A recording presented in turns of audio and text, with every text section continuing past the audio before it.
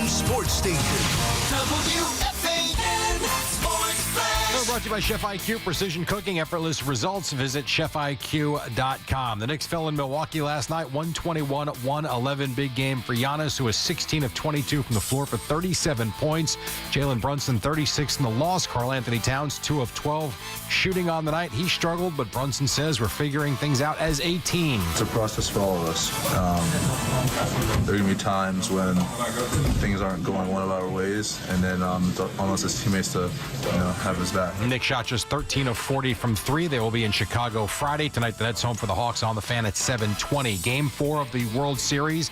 The Blue Jays bounced back in a big way, beat the Dodgers 6-2 to even up the series at 2-2. Vladimir Guerrero Jr., a 2-run homer in the 3rd. Toronto adds 4 more in the 7th. Game 5 tonight. Blake Snell takes on Trey Savage. The Rangers shut out the Canucks 2-0. Jonathan Quick, 23 saves for the shutout win. The Devils had their 8-game winning streak come to an end, losing at Colorado 8-4. The Islanders fell to the Bruins 5-2 in a game they led 2-0 after 1. This report brought to you by the FanDuel Sportsbook at the Meadowlands Racetrack. Get all your parlays, moneyline, and prop wagers made at the Meadowlands Racetrack's FanDuel Sportsbook, the #1 sportsbook in North America. 21 plus to wager in Pleasant, New Jersey. Gambling problem, dial 1-800-GAMBLER. Also brought to you by Flushing Bank. It's 52 in Central Park, and that's what's happening. I'm Jerry Recco on WFAN, now streaming on the Odyssey, iHeart, and TuneIn apps.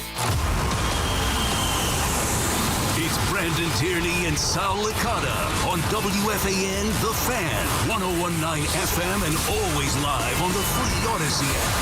What's going on with the Knicks?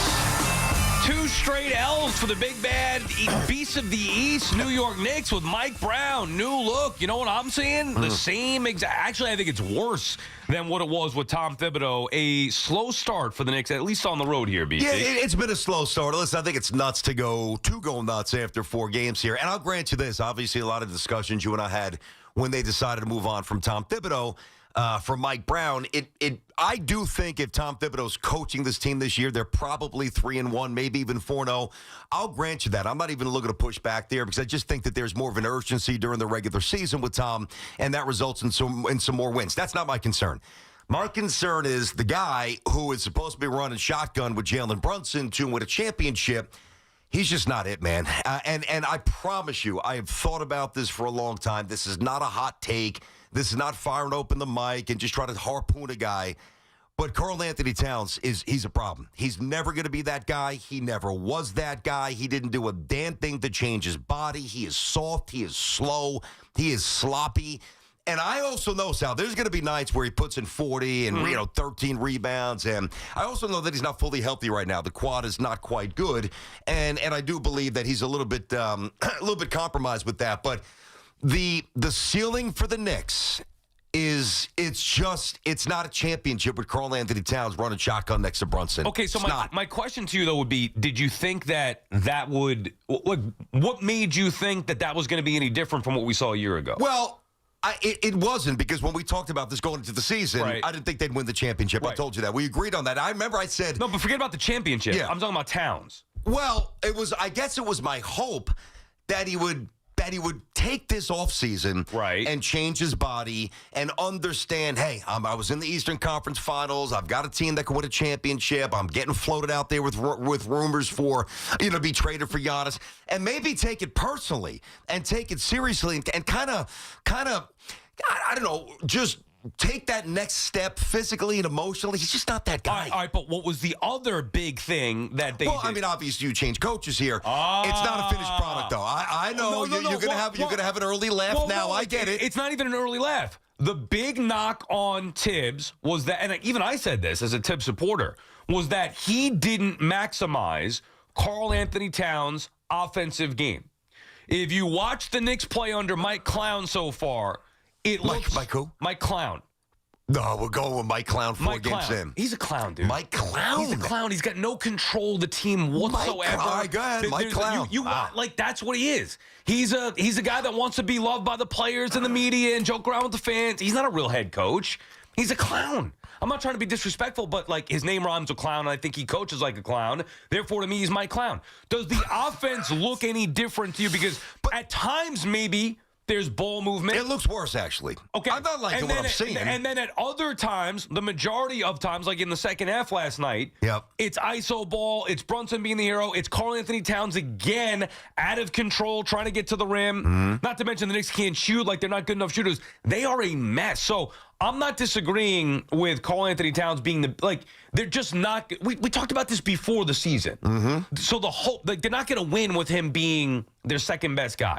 The hope was that at least Mike Clown could maximize what Towns can do offensively in a way that Tibbs couldn't. And it's way early, sure, but BT, this is what happens. Like, it's year one. So when's it going to be too late? Like, we're learning as we go. Well, it's 4 games into the season. Okay, well, you could kiss the idea of 60 wins goodbye. To me, that was never realistic. Are they going to be the best team in the East? I don't see that. And I wasn't sure that was going to be the case before. So I know it's very early. I'm not looking to overreact here. But they've got a long way to go before we look at them as a championship. Yeah, they do. Stamp them as the beast of the East. There's a lot of things with this team that I don't like here. Now, I think Mike Brown's a whole hell of a lot better than you do, but eventually we'll find out. There was a sequence last night, and this is why it's just never going to change for Karl Anthony Towns. Now, he can lock himself at a gym. Mike Brown can funnel the offense through him basically every possession. You can do whatever you want to do, but there's certain things you're either wired to compete hard or you're not. And again, I'm reluctant to get in the weeds on one play against the Bucks in Game 4, but I have to because I think this is the problem with him.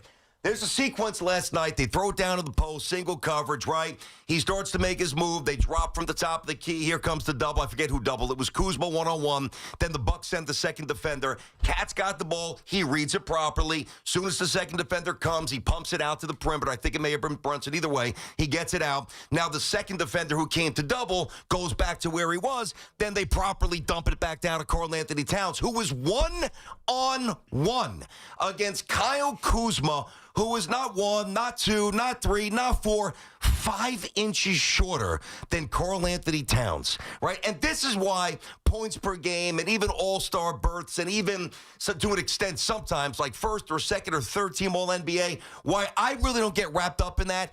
You have a guy who is 5 inches smaller and 50 pounds lighter pinned in the post. You should stick your ass basically in his chest and drop step and dunk in his face. What does he do? He flails, he fumbles, he falls away, he chucks it up, back rim, not even close. So, again, I just had to get, if you watch it, I actually shot like that. That's why I took some ridiculous shot there, because that's what it was. And that's him. Like he's just, God, I gotta say it.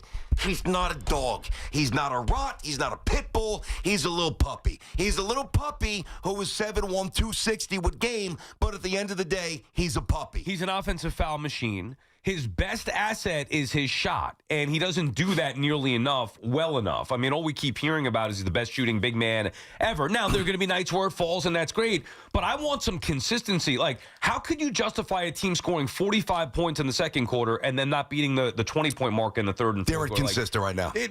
They're not. The only thing that I trusted their effort with Tibbs. With Tibbs, there was a floor. You knew you were going to get max effort, and you knew the consistency was going to be there. Now, were they going to shoot the lights out every time? No, I don't think they're a great shooting team. You know Jalen Brunson's coming to play every single night. I think Brunson's got issues with Towns, too. Now, I'm not trying to make beef up, but, you could see him trying to coach Towns up. Yeah, they're tired of it. He's just, he doesn't get it. He doesn't get after it, man. Dude, he's for a big that plays that out of control.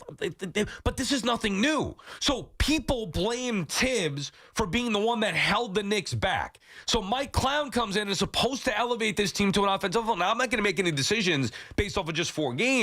However, they are a win-now team. This is not, well, it's year one, let's see what he could do. It's they've got to win now.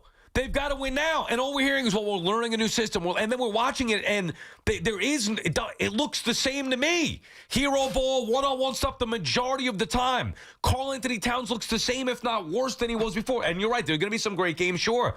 I'm not going to be fooled by that. I don't believe that this team is good enough. I don't believe that the power tandem, the superstar tandem, is good enough. And I think they regressed as far as the head coach goes. They're not going to win a championship with this group. I mean, that's all there is to it. I mean, they're just not. They will not. You can take what's said on this show, at least from my microphone. You can seal it. You can ship it and send it wherever you want. And you can bust it out in May or June whenever they get bumped. if they don't make a trade because they're simply not going to win. Now, again, the Mike Brown, I remember saying to Sal early, maybe a week or two before the season started. Now, I didn't love this part. And I do like Mike Brown, again, a lot better than why you think he's a clown. I think he's good. I do think he's a clown. I got you. I definitely don't think that. We'll see what his upside is here. Point being, Mike Brown said during the preseason, we're not even running plays yet. We're going to free flow. We're going to read, react. Now, I don't like that. That's too schoolyard for me. I need a little more structure. Correct. I'm with you there. I do. But I do think as the season unfolds that they will eventually get there. So I'm not concerned about an early loss here or early loss there. And I will grant you, and I think that you say that well, the Tom Thibodeau floor was very reassuring. Yeah. Very reassuring. I don't know what Mike Brown's floor is, and that's a little worrisome. I believe that in totality, from an offensive point of view, and then you mix it all together with a better bench, whatever, and a weak East, I think that the ceiling could be higher than Tom Thibodeau, but I grant you the floor could drop a level or two lower. Bottom line is this, we very rarely do this with the NBA. Might do it with the Yanks and Mets a little bit, certainly do it in football. It's 4 games in. I don't like what I see. It's less about the coach. It's much more, actually, really, it's all about the guy who some of you still think is a superstar and going to lead the Knicks along with Brunson to a championship. Newsflash, there's no shot it's going to happen. Towns is not that guy.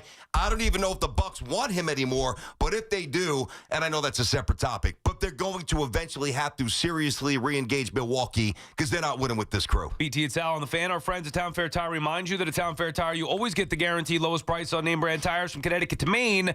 Nobody beats Town Fair Tire. Nobody. Adam is calling from South Jersey, starting us off. What's up, Adam? Oh, what's up? First call of the day, boys. Let's How we go. doing today? Yeah, those Knicks you get up on the line first more than anybody else when we start talking Knicks, Adam. What's on your mind today? Yeah, I'm going to tell you what. I didn't like this hire from Jump Street. Towns is going to regress because Mike Brown's not a taskmaster. He's not Tom Thibodeau, and the only way they could have moved on from Tom Thibodeau is if they were going to upgrade. They did not upgrade. They lateral moved to a coach who does not push his players, who wants to be everyone's friend, and you got a couple of dogs on his team who are going to work on their own and don't need the motivation, but then you got guys like Towns that need to be pushed, and he's not going to be pushed by this guy. And I agree, BT. This team ain't going to win nothing, and it's not just Towns, though. You need to pull your head out of sand, brother. It's Towns and now Clown. Clown's not going to push Towns. He's not going to push him. He's not going to push him. That's what it comes down to. But Adam, even with, and thanks for the call, even with Tibbs last year, BT, and this is why we came to the conclusion a year ago. Like, I was not blaming Tibbs. There were others who were, yourself included. Like, you just wanted to move on, whatever. And we can't. But to be fair, and I'll certainly let you finish. It was less about blaming Thibodeau, more about being open to what they could be without him. All right, fair enough. Whatever the case may be, the Knicks themselves felt that they needed a different coach to get them to another level, and I understand that thought process. For me, the issue was always their stars, specifically Towns, wasn't good enough. So the hope would have been that Mike Brown would have come in and maximized what Towns could do offensively. Now, it's like I'm not making any definitive decisions in 4 games. I had a belief about Mike Clown before. I have a belief after watching it for 4 games. There's a long way to go. But to me, it looks a lot of the same outside of people getting excited about the amount of players that he used last night. And really, last night was a rotation of 9. So, like, we're already starting to see that flower start to lose its bloom, or whatever the hell the saying goes there. The idea that they were going to be better off with Mike Clown instead of Thibodeau, to me, was faulty. But Karl Anthony Towns is what he is, and you see why now they had issues with the T-Wolves all those years in the postseason. Okay, so one thing that Adam just said here, good call to get it going here, right? So he used the term taskmaster. I'm going to, with the exception of maybe Shaq during the Kobe period with Phil Jackson, when Shaq was, Hollywooding things up and got a little heavy, whatever.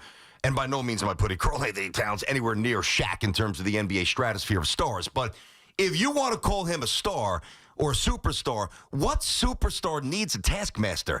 Think about that. That's a contradiction because superstars are motivated from within. Kevin Garnett, Ewing, even though Patrick fell short, Patrick gave his soul, man. It was never a lack of effort or a lack of want. Maybe it was a lack of roster around him. I mean, whether you love LeBron or don't, and I'm whatever at this point, but, self-motivated guy. Kobe Bryant, the ultimate self-motivated guy. Alvin Iverson never won self-motivated during during the games, not necessarily practice. You get the point. If you've got to always kick a guy in the ass to get the effort to a level that is commensurate with what a champion needs to put out, got news for you. You're not a superstar. And all the things that he doesn't do well, all right? And that's why I really don't think that this is an overreaction today. I don't. Because think about what Cat doesn't do well. He doesn't make quick decisions. He's not in great shape. Him and his stupid fouls still going back to the postseason. He hasn't learned from that. Are those things going to go away in May or June? Are they going to go away suddenly because he gets 79 or 78 games under his belt? No, they're not. They're inherently within him as a player, and that's why he will never win a championship here. Which is why I just want him to play on the perimeter. It would eliminate half the problem here. Stop. He is an offensive foul machine.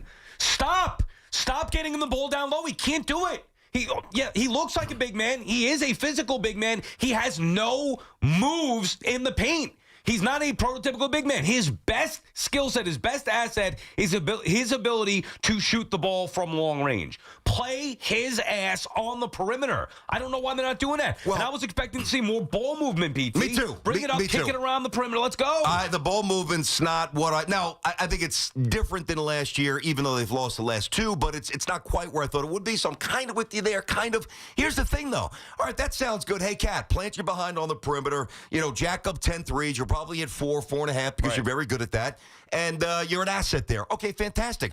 Who's rebounding and who's guarding the middle without Mitchell Robinson, who's made out of tissue paper? Right. It's another problem with this team. Yeah, I mean, no, but let's blame Tom Thibodeau. Ari is calling from Manhattan. What's up, Ari? Hey, guys. Thanks for taking the call. I can't get my head around this. People say the Knicks have dudes, Knicks have dogs, Knicks going to do damage. No, people don't say that. A person says that. A cat is a pussy cat. I go meow. Every single time he touches the ball, I go meow because he's just so soft. It's just unbelievable how a guy could be 7 foot tall. Yep. He couldn't post me up. It's unbelievable. It's really incredible. And I would hold off judgment on Brown or Clown or whatever you want to call him because it's 4 games. And I don't want to get creative about 4 games, but this for Towns is just a continuation of last year in the playoffs. Same stuff. It's mind-numbing. Yeah. I was texting my buddies during the game. He's unwatchable. It's painful. He bothers me. Yeah, like unwatchable. I mean, that's pushing it a step far because we're going to watch him anyway. But, God, I can't remember. Well, probably Carmelo for different reasons. I was going to say, I can't remember the last Nick that frustrated me to this extent. It's the level of frustration that Karl Anthony Towns brings to me watching him play. It is through the roof. Now, listen, whether it's your child or cat, if you ask somebody to do something that they're not capable of doing, well, that's on you. You're an idiot. I mean, like, you want to ask me to dunk? I can't, because I can't jump, and then I'm 6'2", all right? So I'm never going to dunk. But asking Karl Anthony Towns to play a little stronger when he's 7 feet, 260 something, that is not out of the, like, that is not crazy.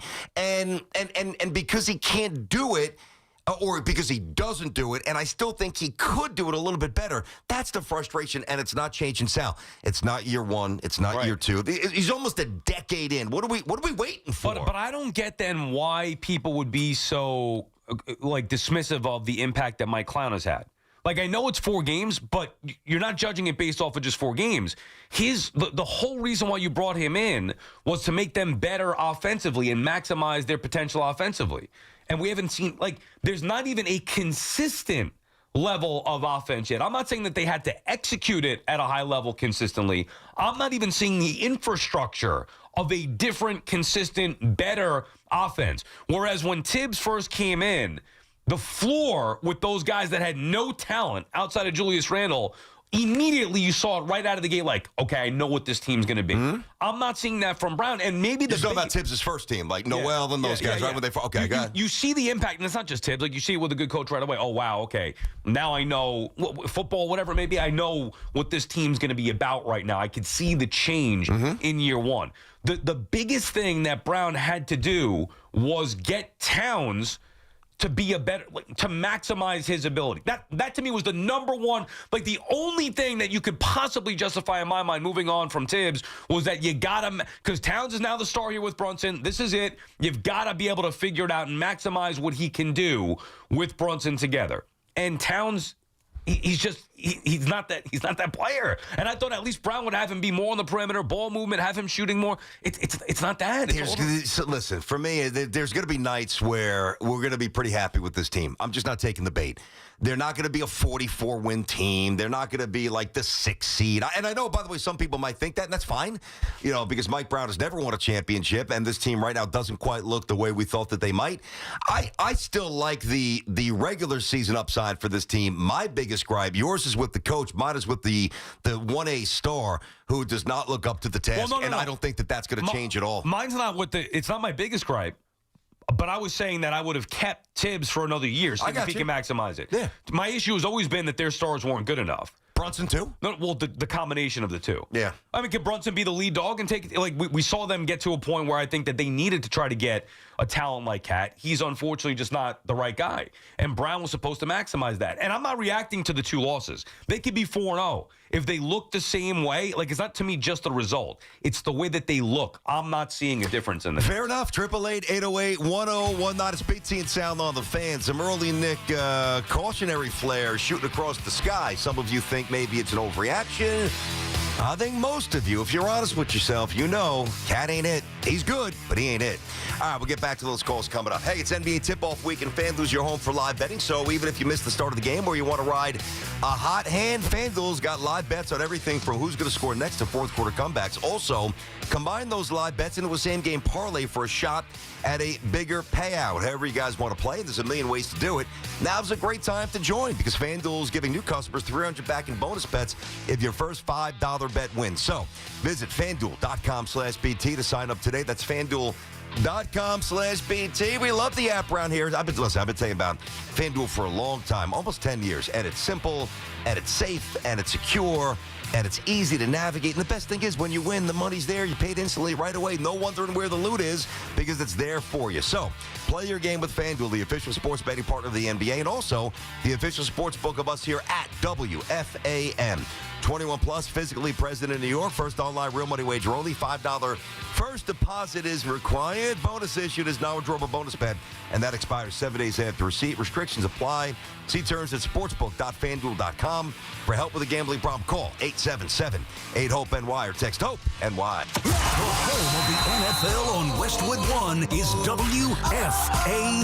Cuts it up along the numbers and waltzes into the end zone. The Ravens take on the Dolphins. 8:15 tomorrow night. It is right down the middle and good. Thursday night football is on the Fan. 1019 FM and always streaming on the iHeartRadio, TuneIn, and Odyssey app. Sitting in the driver's seat of the Nissan Kicks is like the best seat in the house. You're in the action. And with the Nissan Kicks all-wheel drive, you can go find the best views. And with the 10-speaker Bose Personal Plus audio system, you can hear everything. Your new wheels await. Reimagine your ride with the reimagined Nissan Kicks. Now get the 2025 Nissan Kicks starting at just $21,830. Shop your local Nissan store or nissanusa.com.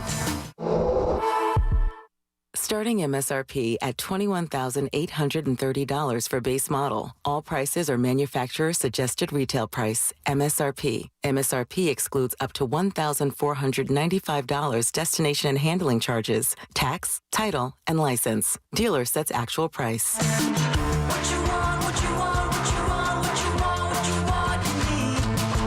Life's rewarding, especially with Flushing Bank's Complete Cash Rewards program. Just open a personal or business complete checking account to get started. With 29 New York Metro locations, there's nothing easier or more rewarding. Visit FlushingBank.com today. Member FDIC. Nationwide is so much more than a great insurance company. They're one of America's largest financial services companies. Like how I'm more than Saquon Barkley, the NFL's reigning leading rusher. I'm also the NFL's leading husher. Shh, hush up back there. Wow, I might have just set the hushing record.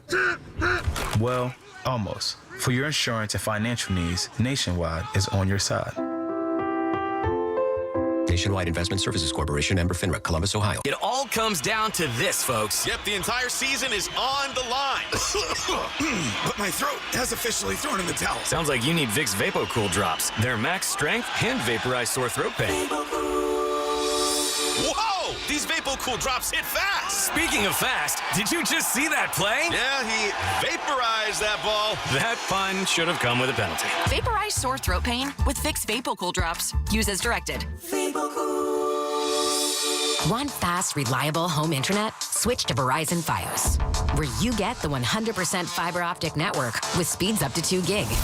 And if you're looking for live TV with up to 400 plus channels and live sports, Fios TV is where it's at. Get the internet speed you want and the TV you love when you bundle Fios home internet and TV with Verizon. Plus, get the latest deals when you call 1-883-VERIZON and switch to Verizon Fios today. Availability varies. Talk New York sports on The Fan. Actual price will depend on product and subscription plan. Featured products are compounded drug products, which the FDA does not approve or verify for safety, effectiveness, or quality. Prescription products require an online consultation with a healthcare provider who will determine if appropriate. See website for details, restrictions, and important safety information. Want a boost in and out of the bedroom? Hims has you covered. Introducing a new 2-in-1 approach to level up your game. Tadalafil for better bedroom performance and zinc for testosterone support. Put it all together and you've got what you need to turn things all the way up. Getting started is simple. Just go to hims.com/joy to start your free online visit. Through Hims, you can access ED treatments including pills, chews, and more. 100% online. No office visits, no pharmacy lines. Just fill out a simple intake form and a licensed medical provider will determine if treatment's right for you. If prescribed, it ships free and discreetly to your door. Find affordable treatment options at up to 95% less than brand names at hims.com/joy. That's hims.com/joy, HIMS.com/JOY. Are you fans? It's football season, so make sure you catch all of the Scarlet Knights gridiron action this season on WFAN. Scarlet Knights football is presented by RWJ Barnabas Health, the official healthcare provider of Rutgers Athletics. Let's be healthy together. For over 100 years, Sloman's has been your trusted partner in comfort. When it comes to home heating oil, they deliver more than just quality fuel. They deliver peace of mind. With price protection, automatic deliveries, and 24/7 service, their dedicated team is just a call away, ensuring you stay warm and comfortable all winter long. Sloman's, the Tri-State's largest heating oil provider, proudly serving their community for generations. Give them a call today at 866-GET-HEAT or visit oil.slomans.com. Stepping into the Kia K4 or K5 isn't just getting behind the wheel of any average sedan. It's stepping into what's next. With a K4, it's stepping into a world that's exciting. With a K5, it's one that's bold. The Kia K4 and K5, the next movement for sedans. See your local Kia dealer or visit kia.com to learn more. Kia, movement that inspires. Call 800-333-4KIA for details. Always drive safely. Long Island is brewing some spooky fun at Jake's 58 Casino Hotel. We're celebrating this October for our $50,000 Witchy Wednesdays drawing. Be here on Wednesday, October 1st, 15th, and 29th from 3 to 7 p.m. when 2 winners will be drawn every hour to pick a witch's hat and win up to $5,000 cash. Club members can conjure up to 5 times entry multipliers. Fly over to where Long Island wins at Jake's 58 Casino Hotel. If gambling is a problem, with someone you care about, please call the 24-hour toll-free helpline at 1-877-8-HOPE-NY or text HOPE-NY. Talk New York sports here. The Fan.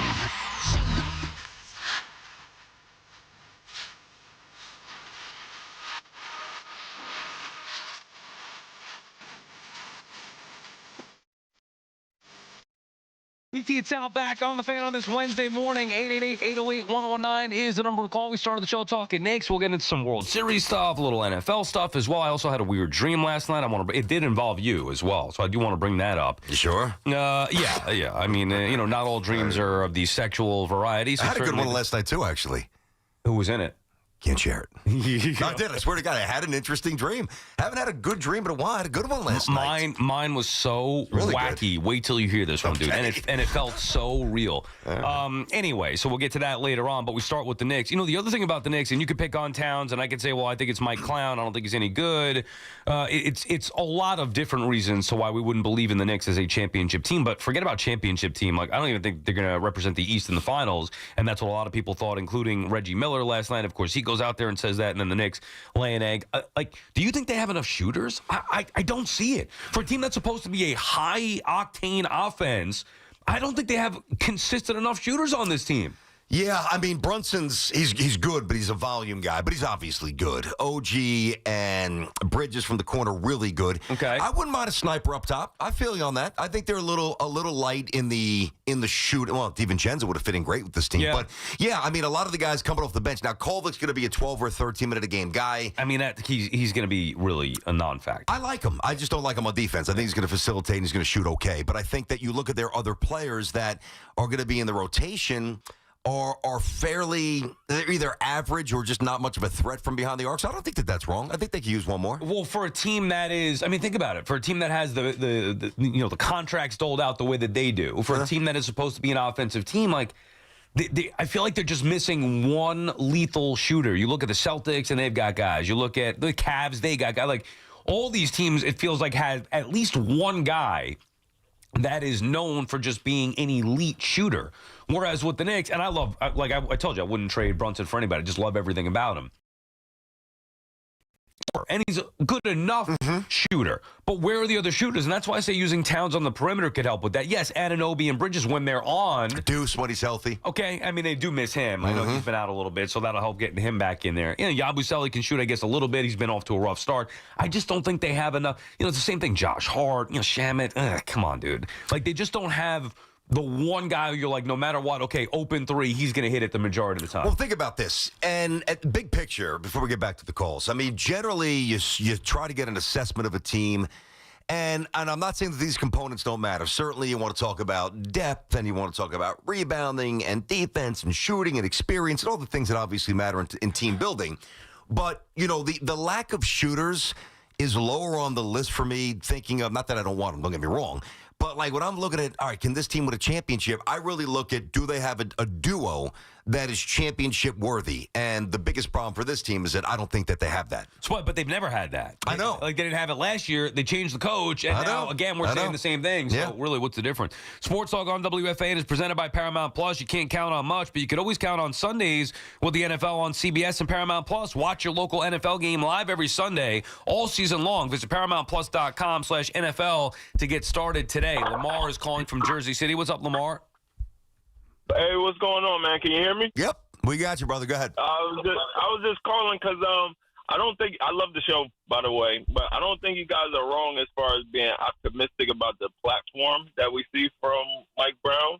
But do you guys think it would be good for us to start the game off kind of like spoon feeding Karl Anthony Towns, like easy shots by the rim, because it feels like 18 possessions will go by and he doesn't touch it. It feels like he's a sleepwalker when the game starts. Like, he's not like a heavily motivated like Giannis when he starts the game. And I feel like we need to be like, kind of make him like the hub to start, because he's kind of like not even involved until like the second quarter or like the end of the first. I mean, it's like, Giannis's motor is just very different, and you're interesting. Very high, right? It's very high. Right. It's the exact opposite of Cat, who's basically, he's a Ferrari and Cat's training wheels. Basically, it's a different level of intensity and edge. I think that I can answer that both ways. I can really see both sides. So let's take Cat and what he just brought up.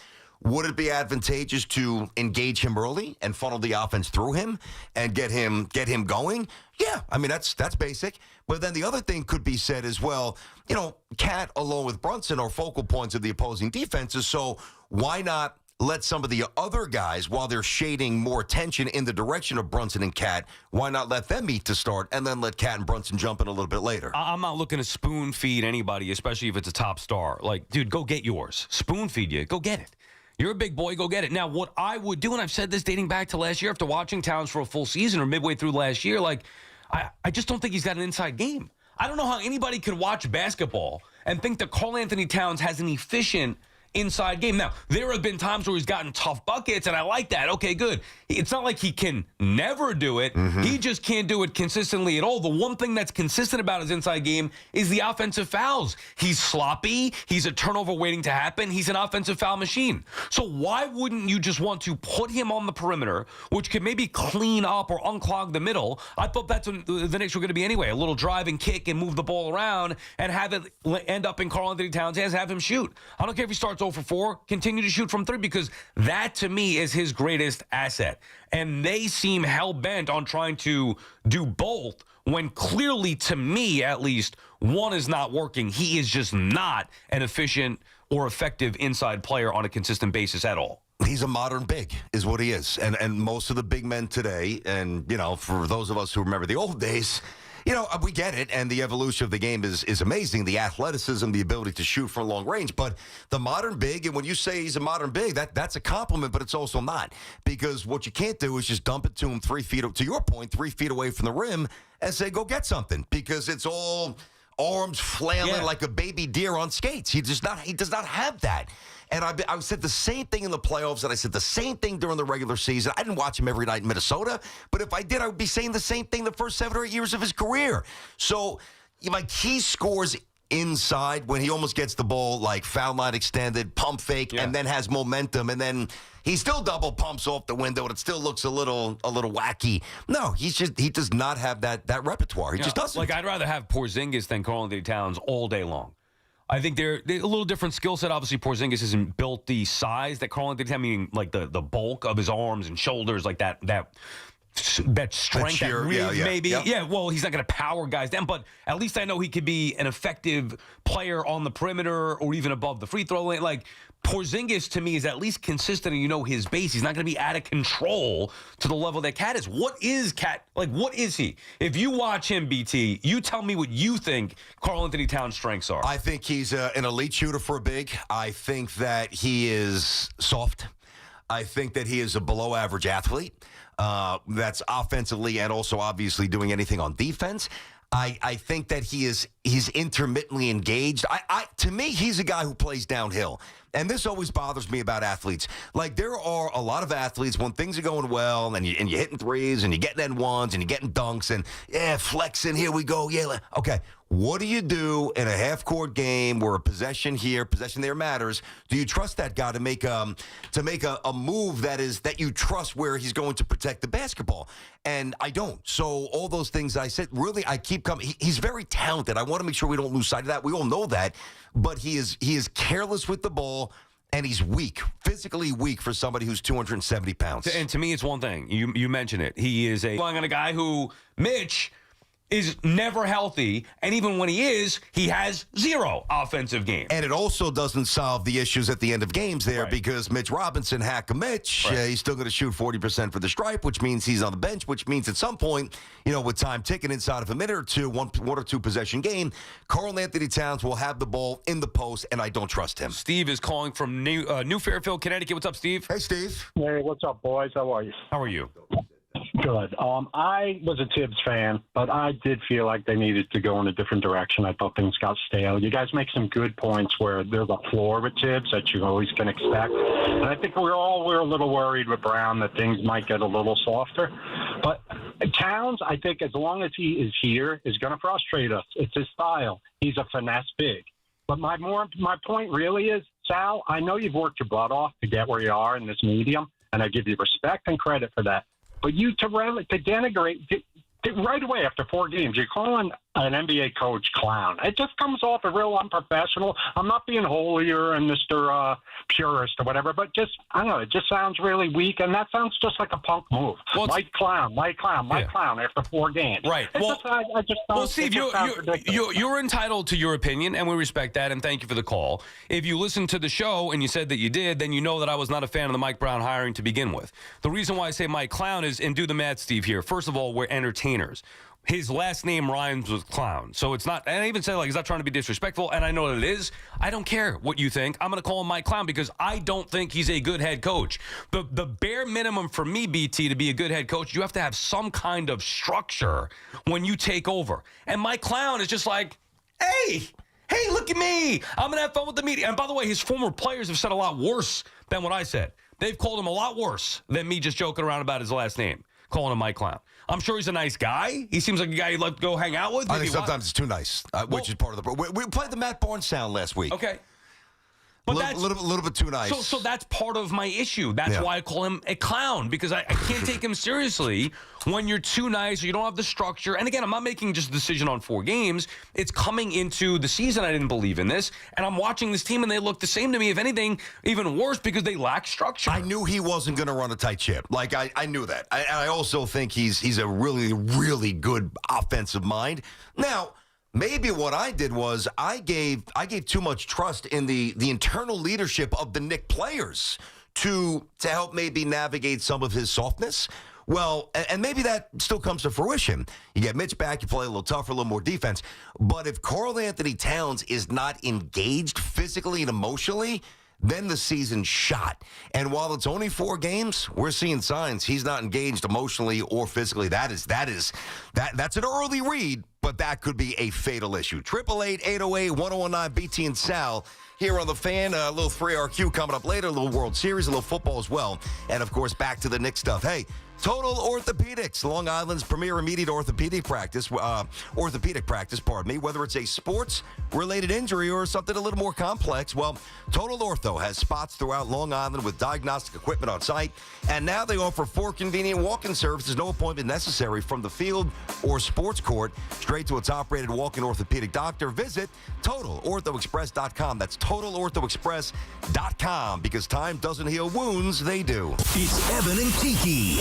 Afternoons on The Fan, 101.9 FM. He gets the start anyway, probably because of Tyrod's injury, but maybe we'll never know. And by the way, you're not even saying who's going to start after the bye week. I know. More on that later. Right. And that's the game where Justin Fields figures it out. Listen to Evan and Kiki on demand on Apple Podcasts, Spotify, or wherever you get your podcasts. This is Boomer Esiason with an Odyssey Sportsman Ed. Today's birthday shout-out goes to Michael Carter. The 65-year-old won a silver medal in the shot put at the 1984 Los Angeles Olympics. He also captured 3 Super Bowl rings as an All-Pro nose tackle with the 49ers. He is the only high school shot putter to ever break 80 feet. Carter's daughter, Michelle, took Olympic gold in the shot at the 2016 Rio Games. I'm Boomer Esiason. Lowe's knows that free makes everything better. That's why our rewards members get free standard shipping on the things they want and need to get the job done every day. Savings for rewards members add up fast, so why wait? Join for free today. Lowe's, we help, you save. Not available in Alaska and Hawaii. Exclusions and more terms apply. Loyalty program subject to terms and conditions. Details at lowes.com/shipping terms. Subject to change. Are you having trouble hearing? Hearing loss can devastate the quality of your life. Now, there's an affordable fix for you or your loved one. Rated the best hearing aids of 2025 by Forbes Health, Audion Hearing has the highest quality hearing aids at the lowest prices, starting at just $98 a pair. I actually like them better than my old $5,000 hearing aids. I could not believe how my hearing and life changed. Join over 1 million happy customers by going to audionhearing.com. That's AUDIEN hearing.com. Tune in to the BT and Sal Show weekdays from 10 to 2 on The Fan, presented by your Tri-State Cadillac dealers. Cadillac is the official luxury vehicle of the New York Mets. Morning, Zoe. Got donuts. Jeff Bridges, why are you still living above our garage? Well, I dig the mattress, and I want to be in a T-Mobile commercial like you. Teach me, Saldana. Oh, no, I'm not really prepared. I couldn't possibly. At T-Mobile, get the new iPhone 17 Pro on them. It's designed to be the most powerful iPhone yet and has the ultimate Pro camera system. Wow, impressive. Let me try. T-Mobile is the best place to get iPhone 17 Pro because they've got the best network. Nice, Jeffrey. You heard them. T-Mobile is the best place to get the new iPhone 17 Pro on us, with eligible trade-in in any condition.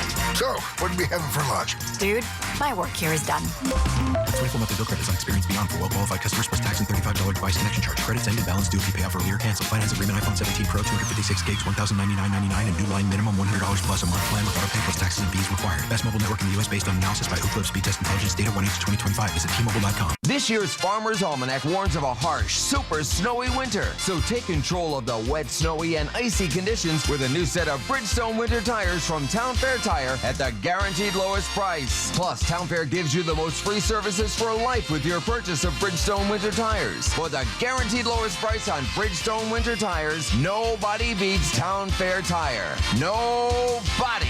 Name brands at discount prices. Town Fair Tire.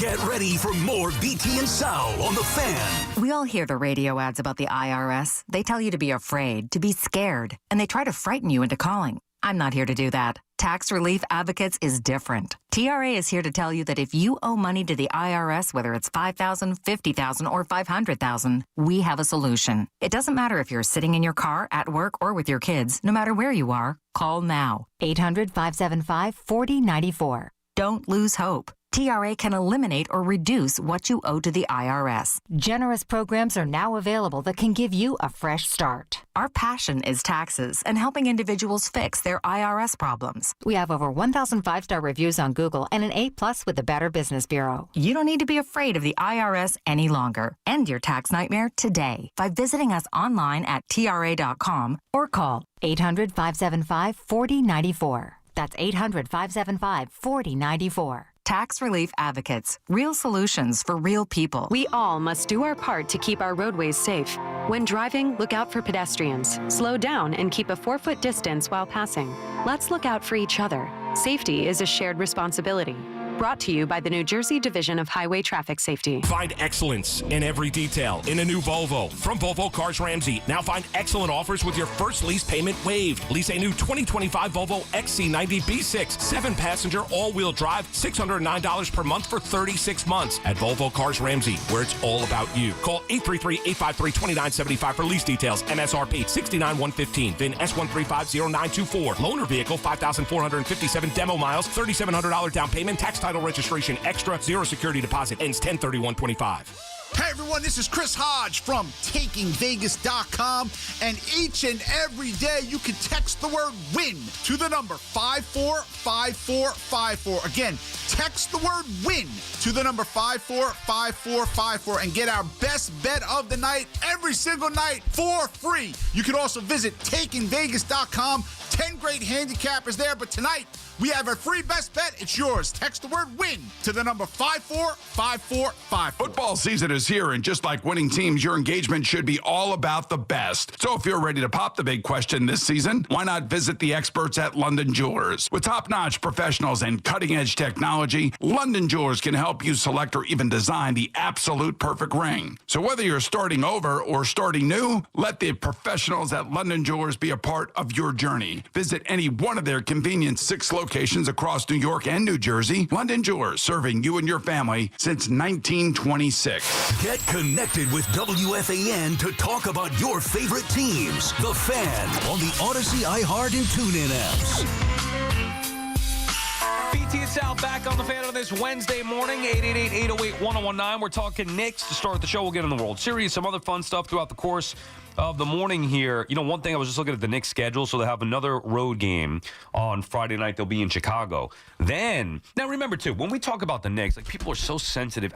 I hate the fact that we actually have to preface almost everything we say with, like, we understand they're going to be okay. They're still going to be a playoff team, and they're going to win a bunch of games, and it's much better than anything that it's been for the last 20 years or whatever it may be. Like, we get it. I mean, good God, stop being so sensitive. Even with the Mike Clown thing, like, it's entertainment. I'm joking around. Don't take it personally. Or if Brown has a problem personally, he can call me up, and then we'll discuss it, and I'll tell him why I think he's a clown. Just like Boone with the data applicator. That's exactly right. Like, come on, They'll dude. find you. Good God. Yeah, exactly right. We're just having fun. But anyway, the Knicks should, like, whatever happens Friday against the Bulls, okay, on the road. Where's that game? Is that here or there? No, that's what I'm saying. So that one's there. They have one more game on the road in Chicago. And they're playing a little bit better than I thought they would be. It's early. All right. And What else? by the way, the Sixers are good. Don't look now, but all of a sudden the Sixers have been playing I don't like them, but I know they're playing well. VJ Edgecombe legit. Yes. I mean, they got some weapons there. Maxey's a beast. Yeah. Anyway, so then the Knicks after that, dude, they have 7 home games in a row. Wow.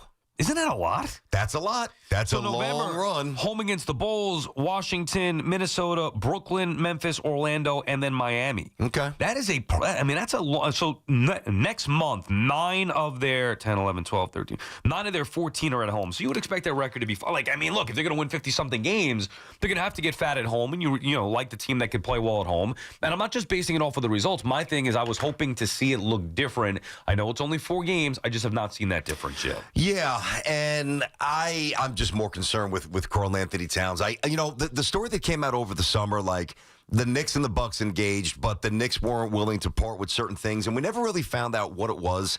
I'd love to know. And I'm not saying you call them today and say, hey, listen, whatever we had on the table or potentially on the table over the summer, let me add this and that to sweeten the pot. But, the fact that the Knicks were willing to, and you'd have to think that Towns to match the money was involved in that conversation, that they were thinking that back then. Like everything that I've said today, and it's definitely not personal, but I'll stand by every word. They're just not going to win with him, man. And he is soft. He's too soft for me. So they know that. If I know that, they know that. And they are going to, at some point this year, be met with a very critical pivot point where I think the Bucks cool down. I know the Bucks are playing well now, maybe a little bit over their heads.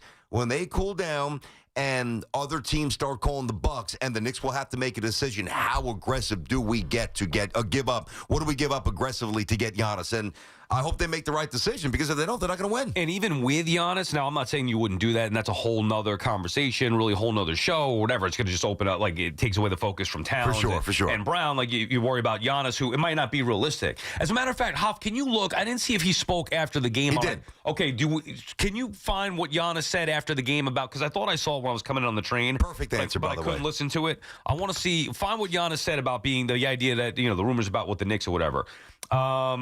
What I was going to say is, even if you add Giannis, now obviously you do it. I would do that. We said this before the season started. I don't think the Knicks have enough shooters, and we don't even know what's going the other way. Like, Cat, forget about. You're probably going to have to give up Deuce. You're probably going to have to give up one of Anunoby and Bridges. Yeah, you are. So does that leave you with enough shooters to maximize the pieces around now Giannis and Brunson? Yes, scoring-wise, sure, but Brunson's game is also majority inside, the footwork and all that stuff. Getting the to the mid-ranges, rim. yeah, okay, sure. right. A little bit of everything. Giannis is obviously attacking the rim, which he's a freak at. Coast to coast. They would need at least one lethal shooter to complement those two, plus whichever one stays out of Bridges and Anunoby. I think that's the easiest thing to get. Now, not tonight. You're not going to have it tonight. You're not going to have it tomorrow. But you start getting to the point in the season where, teams really know they're out of it. There's guys, there's buyouts, there's veterans who have been on good teams who all they could do is shoot and have very specific, maybe even a big, if you have to part with Mitch, whatever. I'm just throwing stuff out there. Like filling out the back of the roster with good role players, I wouldn't worry about that at all. I think it's actually pretty easy. All right, let's listen to what Giannis said after the game about the Knicks rumors. Go ahead, Off. Yeah, there was going back to the ESPN report from earlier this month, part of it was that if you were traded, you'd prefer to go to the Knicks. Who said that? ESPN reported that. We said that. I was wondering if that is true, and if it is or it's not. Okay. I don't remember that. Right now, I'm here representing my team, and that's it. We beat the Knicks. So doesn't matter. What matters right now, we have a game in 2 days against Golden State. Try to stay locked in and get 2 in a row. But I didn't read that article. Try to stay away from all that rumors and I don't know, you call it speculations and trade and all this. Doesn't concern me one bit. I try to involve myself and try to help my team win games. It was not a denial. No, listen, it was a perfect answer. You kind of disarm people. If you lean into it, it's over. You complicate your world. If you completely denounce it, well, now somebody's going to go back and pull something up. There was a report, I believe 100%, that he was more than ready to leave Milwaukee. No doubt in my mind. Right, but the key part was that he wanted to go to the Knicks. Yes, I believe that too. So me too, but that's a huge, huge thing here. So he could say, well, I don't pay attention to the rumors, and I'm here right now. We're beating the Knicks. But he did not deny those reports. And one would believe that if things, to your point, do start to go sideways a little bit in Milwaukee, and he does start to drop the hammer and force his way, I could clearly see a path that the Knicks would end up with Giannis. So do I, and so can I. And, talk about what you'd have to give up to get him, which would be a king's ransom. And they don't have a lot of first-round picks because of the Bridges trade. There's something to be said that we can't omit here. If he is hell-bent on getting to New York at some point during the season, and I think that unless they just have a very, very surprisingly good season, like good season, then he'll probably be happy and stay there and not really, rattle the cage. But he's always talked about the demographics of the city, the diversity, very high population of Greeks. So I think that will be very appealing to him. But if he plays his cards right privately, because he's not going to rattle it publicly, as I said, And he tells the Bucks, I'm not going anywhere but the Knicks. Right. Well, then the Knicks don't have to give up 100 cents on the dollar or 120 overpay. You know, if you have a deal that is slightly better with just the Hawks, and he's like, I'm not going there. There's no way I'm going there. Well, and I'm going to make life, but it's not happening. Like, he really does control it when you think about the destination. That's one thing that's changed a lot in the NBA the last 10, 12, 15 years. Well, Carmelo controlled it too. Knicks still had to give up more than they would have liked. Remember, Dolan stepped in. They ended up giving up a little bit more. But that was idiocy. Yeah. That was Dolan being a clown. Now I'll use the word clown of an owner and stepping out of his boundaries and not knowing how to do business and getting a little petulant and jumping the gun. They didn't have to do that. They chose to give up all those pieces because Dolan was getting a little frisky. By the way, what's worse, calling Mike Brown Mike Clown or calling Carl Anthony Towns basically a... well, I'm not calling him that. No, I'm not saying you are. You're calling him soft. I'm calling him soft. I'm stopping there. We've all called him soft. Called up before, called him a pussycat. Well, I mean, I'm just saying, what's worse? Yeah, come on, dude. Lighten up a little bit. Let's not take it so seriously. I'm trying to, I hear you. I'm trying to actually think what is worse. I would say, that's a tough one because I think when you start to denigrate somebody's manhood, right, that's worse. Right. So I would have to think it's Towns. Plus, Mike Clown is funnier. Like, it just fits. Hey, Mike Clown's got a couple of Coach of the Year awards, man. Can you see him with the red nose on? Maybe, hey, I got an idea. Halloween. He is happy. He does have a broad smile. Mike Clown, come on, dude, stop. He's had to have dressed like a clown at some point in his life, no? Mike Clown, it's a perfect fit. Oh, who are you today, Coach? I'm Mike Clown. Like, it's a You're perfect an costume idiot, for Halloween. man. BT and Come Sal, the Fan on. Warrior calls when we get back. 888-808-1019. It may be the offseason for the Bombers and Amazons, but there's no offseason for Yankees and Mets talk. Get the latest here. The Fan, 101.9 FM, and always streaming on the Odyssey, TuneIn, and iHeartRadio app. It's NBA tip-off week, and FanDuel is your home for live betting. So even if you miss the start of the game or want to ride the hot hand, FanDuel has live bets on everything from who will score next to fourth quarter comebacks. Plus, you can even combine your live bets into a same-game parlay for a shot at a bigger payout. However you want to play, now is the perfect time to join because FanDuel is giving new customers $300 in bonus bets if your first $5 bet wins. So just visit FanDuel.com/GO, that's GIO, to sign up today. We just love the app around here. It's safe and secure, and when you win, you get paid instantly. Play your game with FanDuel, official sports betting partner of the NBA. FanDuel Sportsbook, the official sportsbook of WFAN. 21 and over and physically present in New York. First online real money wager only. $5 first deposit required. Bonus issued as non-withdrawable bonus bets, which expire 7 days after receipt. Restrictions apply. See terms at sportsbook.fanduel.com. For help with a gambling problem, call 877-8-HOPE-NY or text HOPE-NY 467-369. You can always count on Sundays with the NFL on CBS and Paramount Plus. Stream your local NFL game live every Sunday. And this week, it's the next chapter in the epic rivalry as the Chiefs visit the Bills in an AFC Championship rematch. Visit ParamountPlus.com/NFL and get started today. My name is Maria. Okay, I lied. It's Mary. But I'm feeling more European after my European-style holiday on MSC Cruises. The restaurants, nightlife and shops and La Galleria. And, of course, American touches, like a sports bar and water slides. Bellissimo. Okay, this is a problem. Book now, starting from $229, plus kids sale free.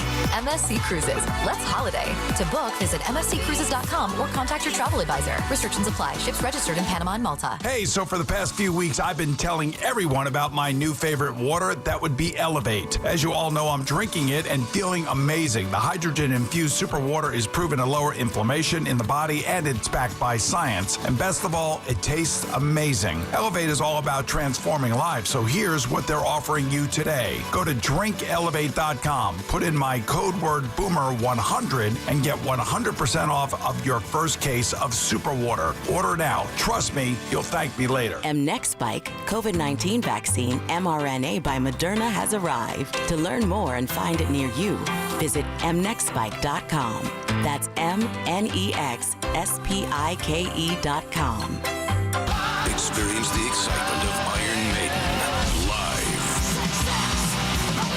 Don't miss Run for Your Lives World Tour 2026. Iron Maiden. Live in Harrison, Sports Illustrated Stadium, Saturday, September 5th. With very special guests, Megadeth and Anthrax. Get tickets Friday, October 31st at 10 a.m. at Ticketmaster.com. For more info, visit IronMaiden.com. Dunkin's $6 meal deal is kind of wild. You get a bacon, egg, and cheese sandwich, 6-piece hash browns, and a medium hot or iced coffee, all for $6. That's the main character meal energy you need this fall. Get it now in Dunkin' stores or order ahead on the Dunkin' app. No substitutions. Participation and times may vary. Offer price varies in California and Hawaii. Limit time offer cannot be combined with other offers. Exclusions and terms apply. Our friends at Town Fair Tire remind you that at Town Fair Tire, you always get the guaranteed lowest price on name brand tires from Connecticut to Maine. Nobody beats Town Fair Tire. Nobody. We're your official station to talk Yankees and Mets. WFAN, WFAN FM, WFAN FM HD1 New York, and Odyssey Sports Station. WFAN Sports Flash. And we're brought to you by Chef IQ, precision cooking, effortless results, chefiq.com. Knicks are off tonight. They'll be in Chicago Friday to play the Bulls. Knicks falling in Milwaukee 121-111 tonight. Giannis had 37 points, and the Knicks struggled to shoot from the outside. The Nets are home for the Hawks tonight. Brooklyn still looking for their first win. Coverage on the Fan at 7:20. It's Game 5 of the World Series this evening, which is all even at 2 games apiece as Toronto wins in L.A. 6-2 last night. Trey Savage gets the Game 5 start for Toronto, and he fully understands the moment as a rookie. It's massive.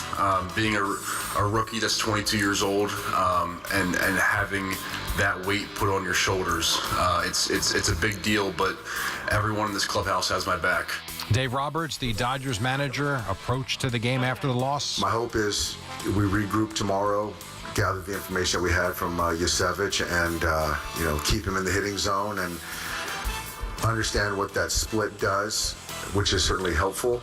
And when we get the fastball, really get on it. Roberts turns to Blake Snell for this Game 5 start. The Rangers shut out the Canucks 2-0 off tonight, as are the Devils, who had their 8-game winning streak snapped at Colorado, losing 8-4, and the Islanders suffer a 5-2 loss up in Boston. This report brought to you by Raketina Lexus of Freehold and Raketina Lexus of Monmouth. One legendary name, 2 exceptional Lexus destinations, Raketina Lexus of Freehold and Raketina Lexus of Monmouth, where they proudly sell more Lexus vehicles than any other Lexus dealership in New Jersey. Experience the best selection and expert service only at Raketina Lexus. Also brought to you by Moderna. It's 52 in Central Park, and that's what's happening. I'm Jerry Recco on WFAN, now streaming our podcasts on Apple Podcasts, Spotify, or wherever you get your podcasts. Get the scuttlebutt on your favorite team, the Fan, on the Odyssey, iHeart, and TuneIn apps.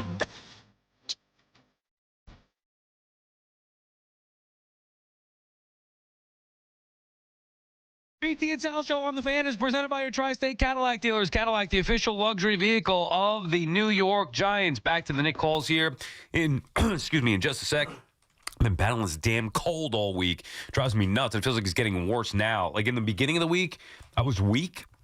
Now I can't talk. I'm losing my voice. Anyway, we'll plow through. 888-808-1019, the number to call. And, you did watch the World Series a little bit last night, BT, as the Blue Jays even things up. What I noticed right out of the get-go, I don't know if you guys saw this. Did you watch the top of the show, the open to the show last night? No. The World Series? No. Is this with Jeter and Betts? No. Okay. Hoff, did you see? No. Both you guys missed this, huh? Our girl was on there. Who's that girl? Sydney Sweeney. No way. Yes. Yeah. Meanwhile, she was at the game, so I have a little bone to pick with Sydney Sweeney now all of a sudden. She comes on our show. It's great. Ha-ha. Everybody's jealous, and they talk about it, and we laugh, and people are texting Hoff trying to get the contact. It's been absurd. But Sydney Sweeney, we asked her flat out who's she rooting for in the World Series. Mm-hmm. She wouldn't give an answer, and she showed up yesterday in a Dodger jersey. But I did not see that. But she was part of the packaged open for the World Series. Well, I mean, maybe she didn't know who was in the World Series until her PR firm was like, hey, listen, we're going to do this. Dodgers are the national brand, and it's going to be good for business. Wear a Dodgers jersey. Was it Ohtani? It might have been. Now that I think about it, 17. And by the way, on Ohtani, it's so incredible what Ohtani does. Oh, on the broadcast last night, they're saying, it's like working 2 jobs. Is it? That's like working 2 jobs? Pitching and hitting in the same game? Once every 5 days, every few years? That's like working 2 jobs? Come on, guys. Smoltz. Who was saying that? Smoltz was saying that? I didn't catch that. Guys, come back to me here. I get it that you're trying to put it in perspective from a baseball player. Yeah. By the way, he went 6 innings and gave up 4 runs. Vladdy tattooed him. And went 0 for 3. So when you sit there and say that he had the greatest performance ever in Game 4 of the championship series, well, what was last night? 6 innings, 4 runs, 0 for 3. I could find a lot of players a lot cheaper than Ohtani to put up that type of production. But it is 2 jobs because I'm not looking at it as, well, he's pitching and hitting in the same game, which is literally what's happening. The preparation to be able to pitch is a second job. I guess that's what Smoltzy's talking about. And I agree. Like, to get ready to pitch, the side session, the running, the preparation, it's a real thing. Well, what about fielding? What about it? That's not a separate job either? Taking fly balls, throwing the ball? No, but you could do that during BP. I mean, okay. it is, I guess. But, pitching is totally different. The investment of your time to get ready to pitch is crazy. Okay, and he doesn't do it all the time. He does it once every 5 days. No, you're missing what I'm saying, though. I know he's pitching once every 5 days. What I'm saying is to get ready to pitch every 5 days is a second job. Yeah, I mean, you call it a job. It's a baseball player. Whatever. But I'm just reacting to what Smoltz said. It's not a second job. Like, there are people in the real world who work 2 different jobs. Obviously. Well, that goes without saying. So let's not make it like, it's 2 jobs. Like, you're playing baseball. It's really not that big of a deal. Like, you're pitching one. He doesn't even pitch when was the last time he started 30 games in a season? Like, he doesn't even do that. Come on, guys play every day in the field. They take grounders. They work hard at it. Then they go in the cage or whatever. Like, the guy never, he plays a fraction of the time in the field with a glove on his hand than everyday players do. Yeah. And I'm supposed to say that that's a big deal? And then watch him in the World Series give up 4 runs in 6 innings and think that that's Babe Ruth. That's a quality start, by the way.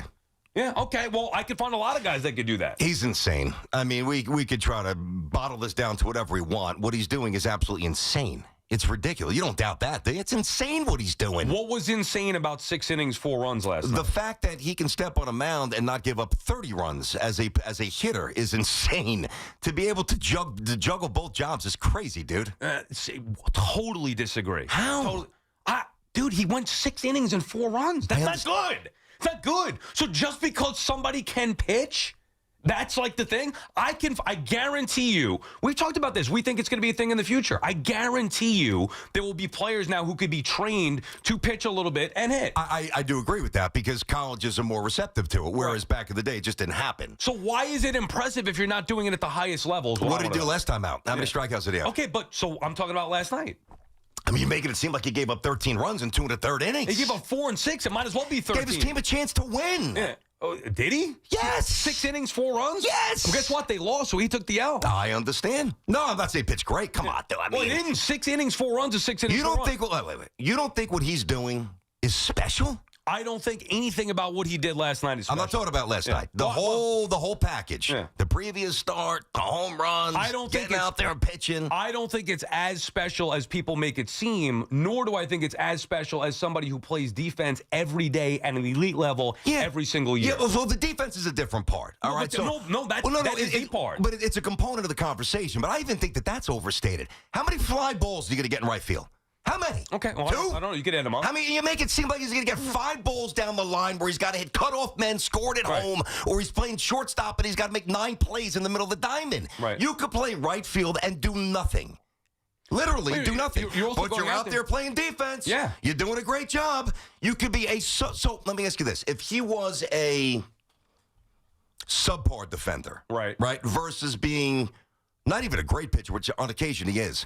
You think being an average or a subpar defender is impressive? Just because he's out there, if you're not adding anything, big damn deal. I think what Cal Raleigh did this year is just as impressive. I think what Francisco Lindor did a year ago, just as impressive. I think Aaron Judge doing what he's done at an elite level, more impressive. Like, I think that the big deal of this is just because it's an anomaly more than anything else. I don't think the actual what he's doing, I don't think that's as impressive as everybody's making it seem. I couldn't see it any differently. It's ridiculous, dude, to go on the mound and do what he's doing. But BT, you're missing. I know he gave up 4 runs last night, so it wasn't. Go ahead. No, in 8 years, how many times has he actually gone on? The guy said, how many surgeries has he had? Whose fault is that?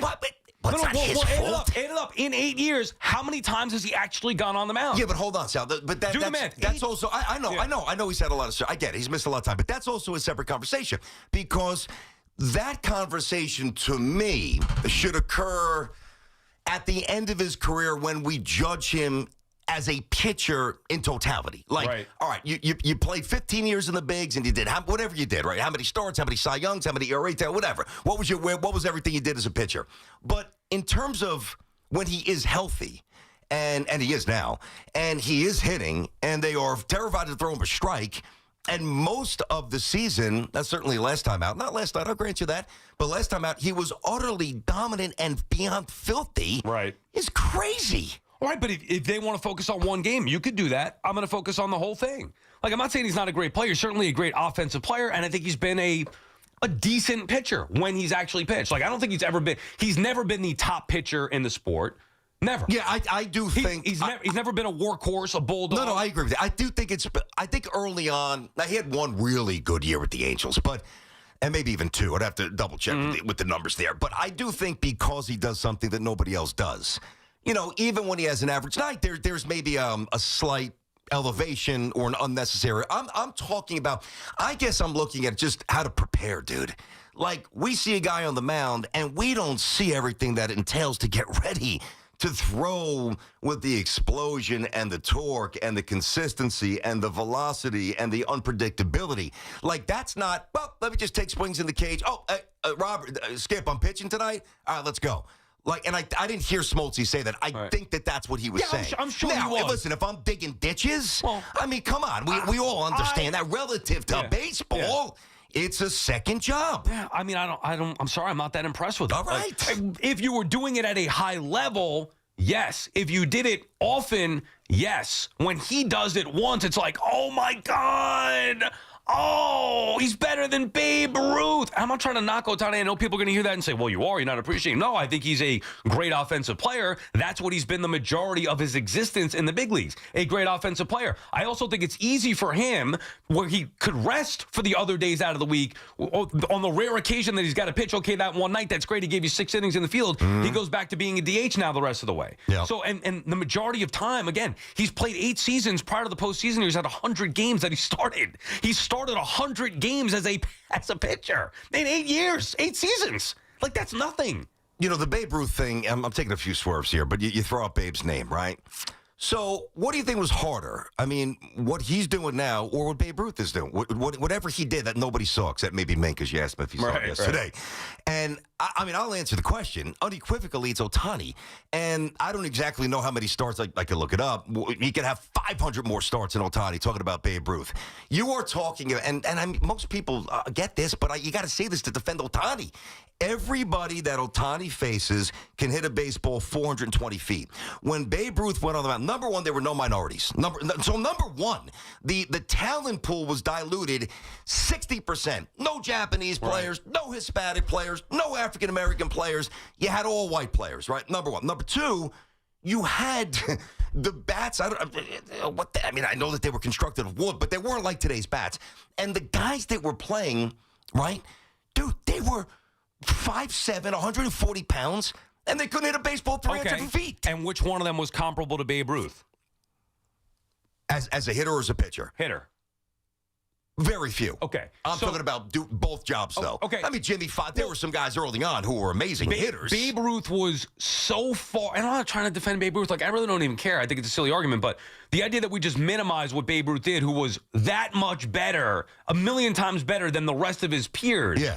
And then say, well, he didn't play against anyone. Yeah, but he was that much better than the rest of his peers, where that's not the case with Ohtani. Where for a lot of the seasons, Ohtani was not even the top. Like, when he was with the Angels the majority of the time, he was not talked about the way that he is with the Dodgers. No, but I also don't know anybody who stole 50 bases and hit 50 bombs in 1 year. I mean, he's 1-1, right?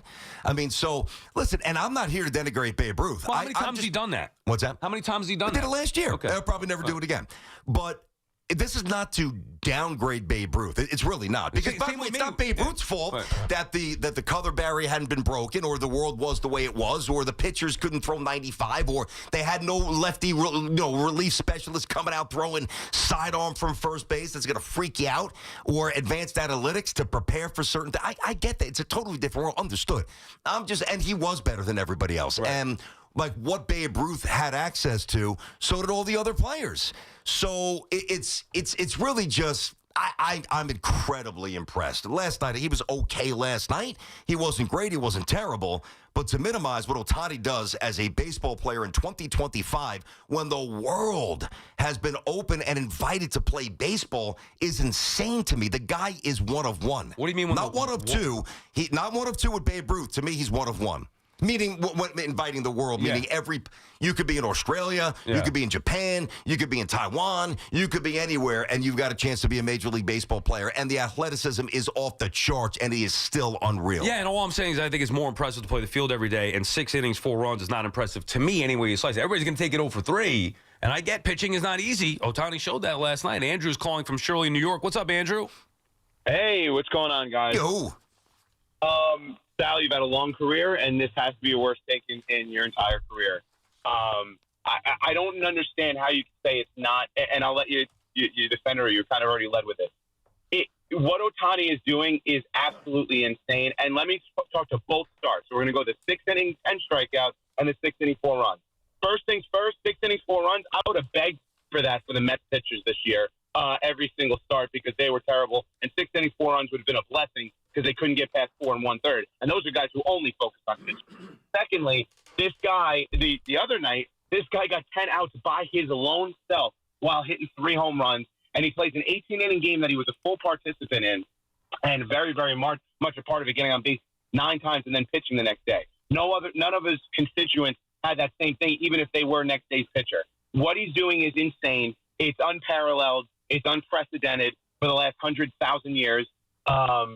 And he's by far the best player in the league. It's a crazy take to even try to minimize it. If you don't like the wording of he works 2 jobs, okay, yeah, that's weird wording, I guess.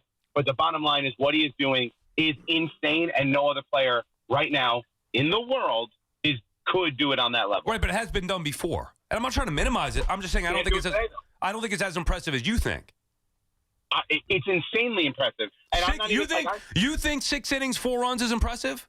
I told you what I felt about 6 innings, 4 runs. I would have begged for that from every single Forget the Mets, because what the Mets did was pathetic. I'm asking you, Andrew, do you think 6 innings, 4 runs is impressive? Absolutely not. I don't think it's overly impressive. So we agree. We agree. There's been more starts like that than not. We agree that you can find other performers to pitch the way that he did last night, correct? But they can't hit. Okay, right. So you're saying that they can't hit. He also went 0 for 3 last night, and thank you for the call.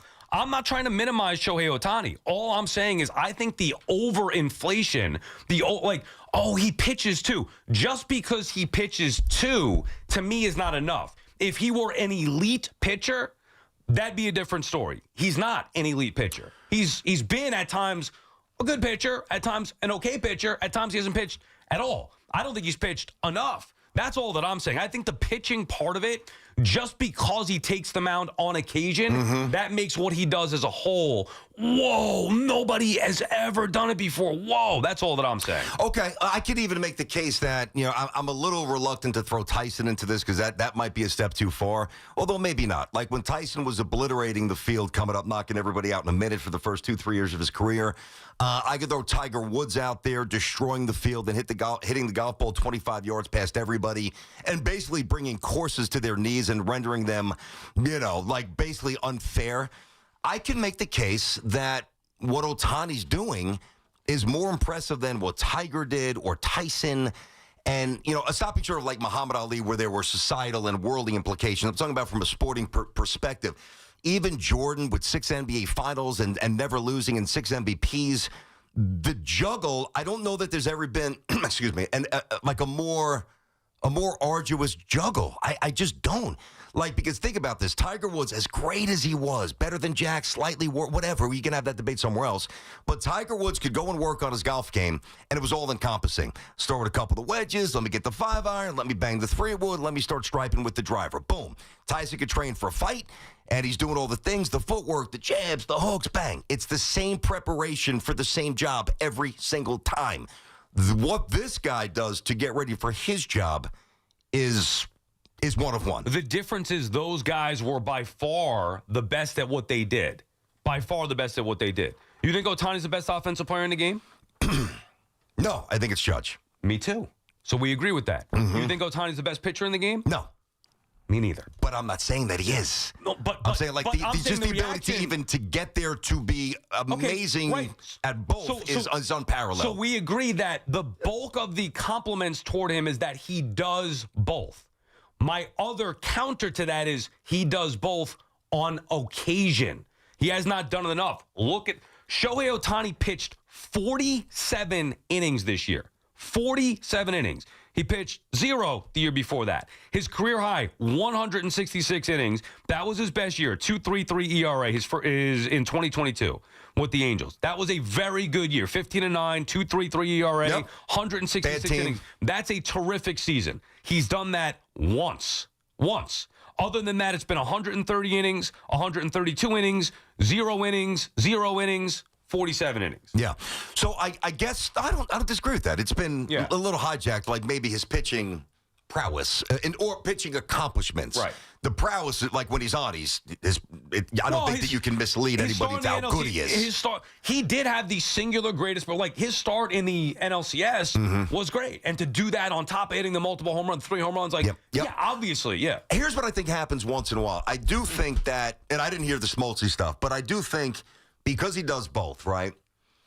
I think because, he's been an amazing power hitter, and he stole 50 last year, and he also pitches. I do think that sometimes, maybe, there's an elevation of one of the two areas because he does both. Correct. No, That's all I'm saying. Okay. If that's what you're saying. Like, obviously, I think he's a great hitter. Obviously. He is. Like, regardless of what you or I say, look at the facts behind it. Yeah, but if he wasn't a pitcher, would people say he's the best player in baseball? The answer would be no. Correct. I still think it's Judge, but not everybody agrees. Correct. So now, because he pitches, people take it to another stratosphere. He's greater than Babe Ruth.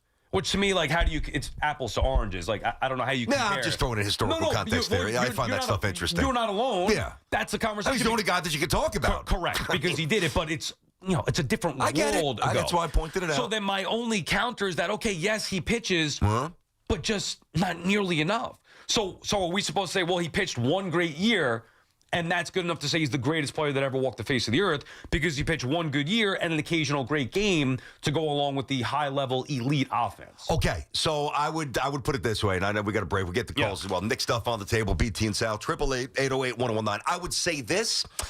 God, I hate to say this because he's my boy and he's amazing. But like if I owned an expansion team, all right, hey, forget about the benefits of the marketing and all that stuff. Forget about that. Yeah, true. The deferred payment, I can make more money. Forget about that. If every player in baseball is available, and I have access to every one of them, because he does both at an incredibly high level, I would take Ohtani first, even though I think Judge is definitely a better night-to-night player. That was good. You guys want to weigh in? Jump in. All right, 888-808-1019. As I said, hey, guys, NBA tip-off week is here. FanDuel is your home for live betting. So even if you guys missed the start of a game, or maybe you wanted to miss the end of the Knicks game last night, or you want to ride the hot hand, FanDuel's got live bets on everything from who's going to score next to fourth-quarter comebacks, plus who's basically going to finish strong at all the different prop stuff that you guys could get on FanDuel, which is phenomenal, which also gives you a bigger payout there, a chance at a bigger payout.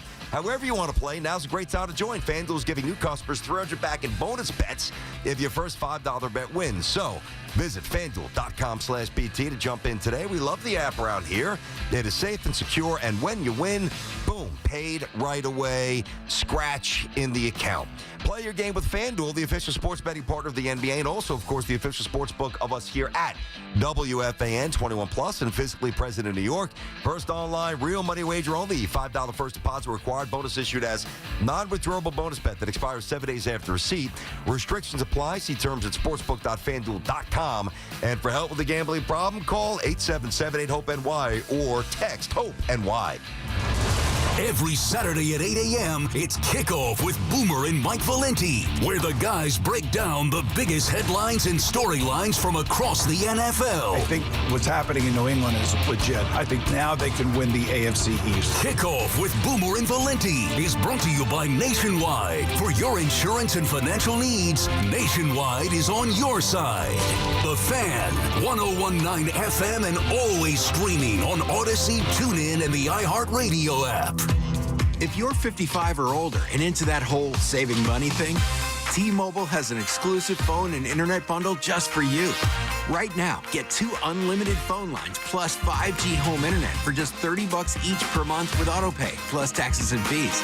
And with 5G home internet, setup is easy with just 1 cord and no technician needed, which is great if you're also into that whole keeping it simple thing. Switch now and experience the best mobile network in the U.S. Visit your local store to start saving. T-Mobile, it's better over here.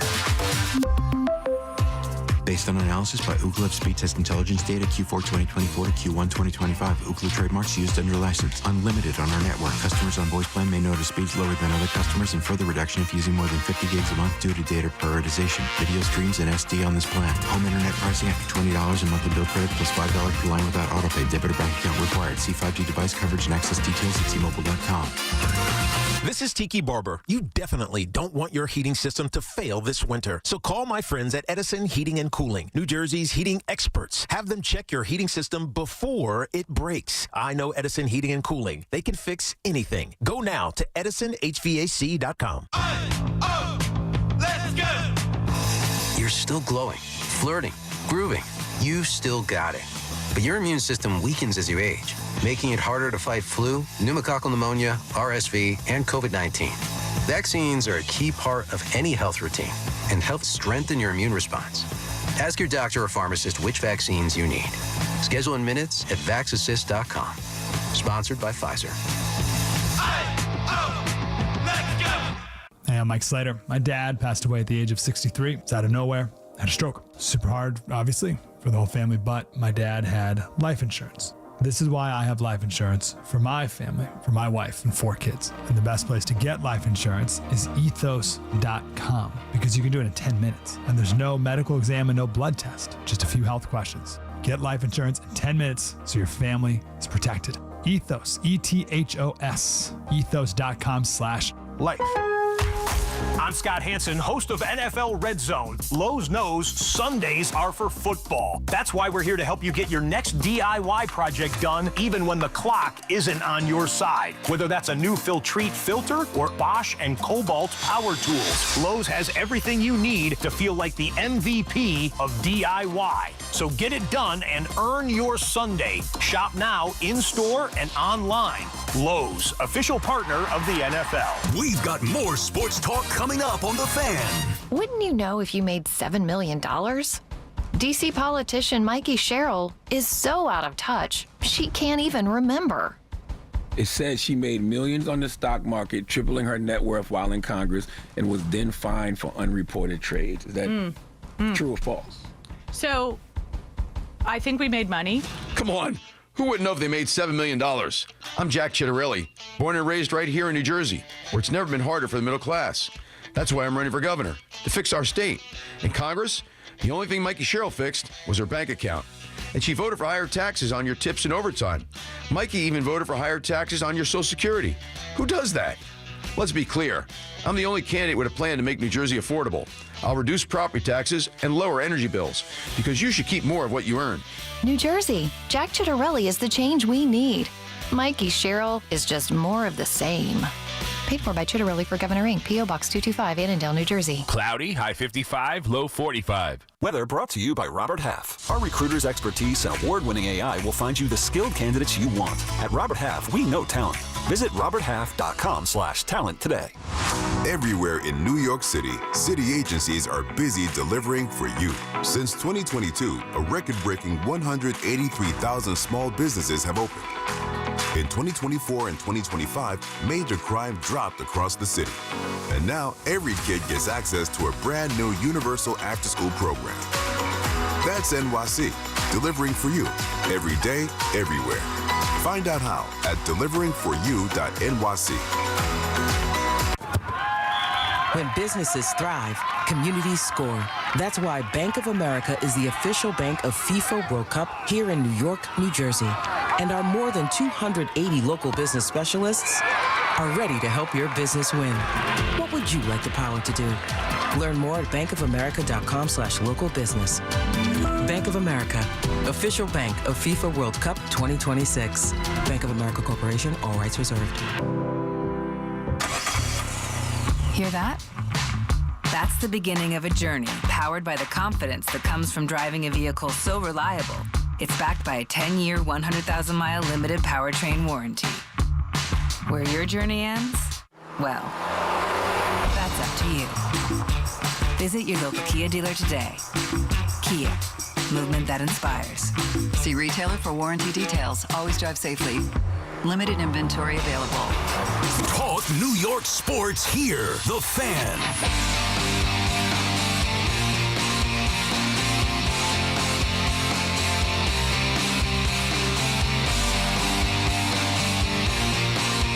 Out back on the Fan. 888-808-1019 is the number to call. Yeah, we're talking Knicks. Started the show talking Knicks. Got into a little Ohtani right there. The World Series last night, of course. And who knows? The more it goes on, I guess the more I find myself rooting. I was into it last night because I wanted to see Ohtani pitch. I wanted to see what he could do. So I was watching it more last night than I was, let's say, the night before in Game 3. The more I think about it, the less I want to see the Dodgers win. I don't think the result really impacts the sport the way that maybe others do. Like, if the Dodgers lose, they're still going to be hated. They're still the Dodgers. They're still going to go out there and get big moves. So I don't think they need to win to really cement their legacy. I mean, if it wins, obviously it doesn't hurt that, and people maybe hate them even more. But I still think they're going to be just as hated. I personally would like to see Toronto probably win this World Series. Forget Mattingly even, whatever. I don't know. I just don't want to see the Dodgers. I don't like the. How can anybody like the Dodgers? I don't. That's why I want Toronto to win. I think that, listen, I don't even know if this would necessarily happen because of the pending work stoppage, but the thing, if the Dodgers were to win again, maybe I'm holding on to a fallacy here from Hal's point of view. Maybe a little less with Cohen. Maybe he might be actually more incentivized to do it. But if the Dodgers win again, don't you think one of these two owners would just stand up and say, enough of this stuff? I hope so, yeah. Yeah, let's go, enough. Well, if that's the case, if you think that that's going to make the difference with the Dodgers winning, then root for the Dodgers. Yeah. But I'm not sure. Yeah. And I can't root against Donnie if I'm not sure. I would also hope that Cohen and Hal have that anyway. Like, the Dodgers already made it to another World Series. Like, what's the difference if they lose 2 of these final 3 games here? Like, really, what's the difference? That could be luck, circumstance, whatever. But it's still perception. All right, fair enough, but they've already made their point. Like, they have. And their owner, their manager said the other day, earlier in the playoffs, maybe after the DS, whatever, maybe even, I don't know, LC, whatever it was, they all blend together. But Dave Roberts was like, let's break baseball. Remember he said that? Yeah, after let's ruin baseball. Yeah. Let's finish the job. Dave Roberts. And who knows? I mean, those might be very prophetic words if they do win, and we hit what I think we're going to hit with a work stoppage here. I just, I haven't been into it as much, man. I watched some of the game 2 nights ago. I fell asleep right around the 12th inning. And, and by the way, I think Evan was saying this, and did Evan watch the whole thing? I don't know. Yes, I think he did. I think he did. I think Loogie did too, right? I think those guys were saying that they did. Evan, I don't know about Loogie. I saw Evan, we talked to him after our show yesterday, before his show. Yeah. And he was saying that he did stay up to watch it. That's right, because his wife said the TV was on. So, okay, so that's right. And then I saw him tweet something like, even if you watch the replay of it or the highlights, it's not the same. Yeah, I got no interest in watching the game for 6 hours, unless the Yanks or Mets playing. I just don't. I don't care who's playing, unless it's my son or my daughter. I'm not watching baseball for 6 hours. Sleep is more important. It's just, if I happen to stumble upon it and it's the middle of the day and I can make it, fantastic, and I catch an old-time game, I am not, especially early in the week on a Monday night, I am not rearranging my entire week because the back end of no sleep after Monday is going to hit you the rest of the week. Fantastic. I missed an all-time, final hour or 2 of the World Series. I'll deal with it. Yeah, well, I can't do it. Evan's got a different schedule. He's got the one job plus the podcast. I actually, like Ohtani, I have 2 jobs, so I can't sit up till 3 in the morning watching a baseball game. And you got to get up early. That's what I'm saying. I got to get up to be here, and then I got to go afterward. Yeah. Evan's preaching to the whole, how do you not watch the game? Well, because not everybody works at 2 o'clock, Kev. Yeah, as a matter of fact, I was watching the game. Last night I had the split screen going. It was perfect. Knicks Bucks on one because they were on NBC, which was nice. How great is the Open, by the way? I love it. It's perfect. And then the World Series. Even my wife, I'm like, they played 18 innings last night. Like, there's drama here because Ohtani, was on base 9 times. He's got a pitch tonight. She goes, after playing 18 innings yesterday, it should be off today. I was like, you know what? Yeah, you're right. They should. Hoff, you have a question?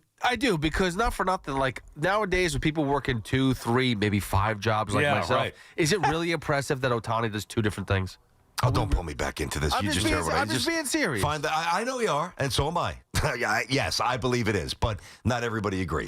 But the world now lives on, they're doing 5 different things, and like you guys said too, like this is probably going to be more like the normal.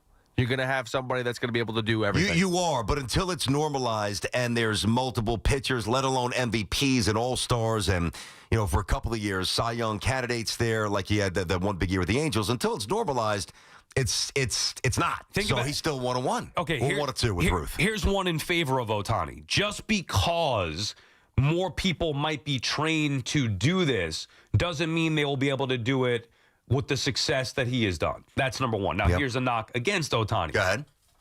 People do this in Little League all the time. Yeah, I know. And they're throwing 51 miles an hour. I mean, and you got an umpire with a wide strike zone. He got hit, depending on how old you are, 6, 7, 8, 9, 10, 11, and 12 in a lineup can't hit a lick. Am I supposed to make a big deal about what Ohtani's doing when I was doing this 30 years ago? Here, yes, it's a difference. Because in Little League, you're not studying the opposition players, their tendencies, what they hit, how to pitch against them. Yeah. As a pitcher, he's looking at the other players. As a hitter, even more so, he's got more information. I mean, come on. I'm not impressed with Ohtani. I did this 30 years ago. Sal Licata, did this 30 years ago. I pitched. And what was the batting average? 1 year I actually won. I had the best batting title. on the team. Yeah. Maybe a little 352, something like that. Did they actually give out a trophy for that? I do have that. You got trophies for that. I do have that. Really? You got a batting title? Yeah, that was the first year I actually hit a home run over the fence. Is that when your dad bought you the jersey? Yes. I told you that story I've heard before. the story. Colt Okay, does this all the time. Colt does this right. He probably watched Ohtani. He's like, Dad. How about after they take him out of the game to pitch, he goes to play short like I do? It's the exact opposite. Hey, how about this, though? Not only does he pitch and throw and hit, then he goes plays football, then he plays basketball. Yeah. Oh, stop, Dude, you he's idiot. 10 years old. He's Bo Jackson. Good point. Plays point guard, too. Don't forget about that. Excellent point. Although he's a chucker, he's definitely more shooter. What's more impressive, Bo Jackson and Deion Sanders, or what Ohtani's doing? Like, now back then... I think it's Bo Jackson and Deion Sanders. Me too. That's different. Well, and back then it was I do. It was a huge deal back then. Yeah. But I feel like this has become, now maybe it's social media playing a part of it, who knows? But maybe it's because Ohtani's from another country. But, like, what Bo Jackson did and what Deion Sanders did, dude, playing an NFL game at the highest of levels at their peak. And then jumping on a plane, going to play a playoff game. No, I answered that quickly, and I'm going to stand by my answer that it's football. I'm going to stand by that what those two guys did, right? Well, the combination of the sports. That's what I mean, obviously. The combination here. The difference, though, Deion, even, take any great corner, Revis, I mean, we wish we could put Gardner in the conversation, but we won't. Surtain, any great corner, right? Like, okay, so they'll play on a Sunday. Monday, they're off. Tuesday, film, lifting, get ready. Wednesday, start practicing. Like, their ramp-up for the next game is not nearly as intense and as difficult as Ohtani getting ready to pitch. Do you think that Travis Hunter, for example, and I know he's had a slow start so far, but I'm just saying, to me, that's the equivalent. I know Deion played a little bit of offense at times, but if you had somebody that would play both offense and defense. Yep. Like, that's the equivalent with Ohtani. Yeah, that's a little different. That's pushing things a little bit. I still think it's Ohtani based on the specialization. I mean, Hoff, you're sleeping on this too? You with him? Oh, so Martin Brodeur was the best goalie to score goals. Do you think he... now you're getting ridiculous. Oh, sorry. Come on. All right, BT and Sal on the Fan, 888-808-1019, the number to call. So we've been talking Ohtani, World Series, also the Knicks. We started the show talking them. Jason is in Brooklyn about the Knicks. What's up, Jace? Hello, Jay. Hey, boys, this is the greatest on hold I've ever had. Tremendous show today. A-plus, boys. Nice. Thank you. Sal, I'm totally with you. Mike Clown, who cares? My God, we have to couch everything. Everything's so sensitive. Have some fun. This is sports. So you guys started talking about Cat, who I don't think is a winning player. He's a wet noodle. But while you guys were talking, I looked up on Basketball Reference. I just want to throw out the names of the similarity scores section. Okay, all right. You know what? We always do that with baseball. I'm very curious to see where. I know they're going to be big names because he's got numbers, but we don't do it with hoops. So go ahead, start firing away. Go.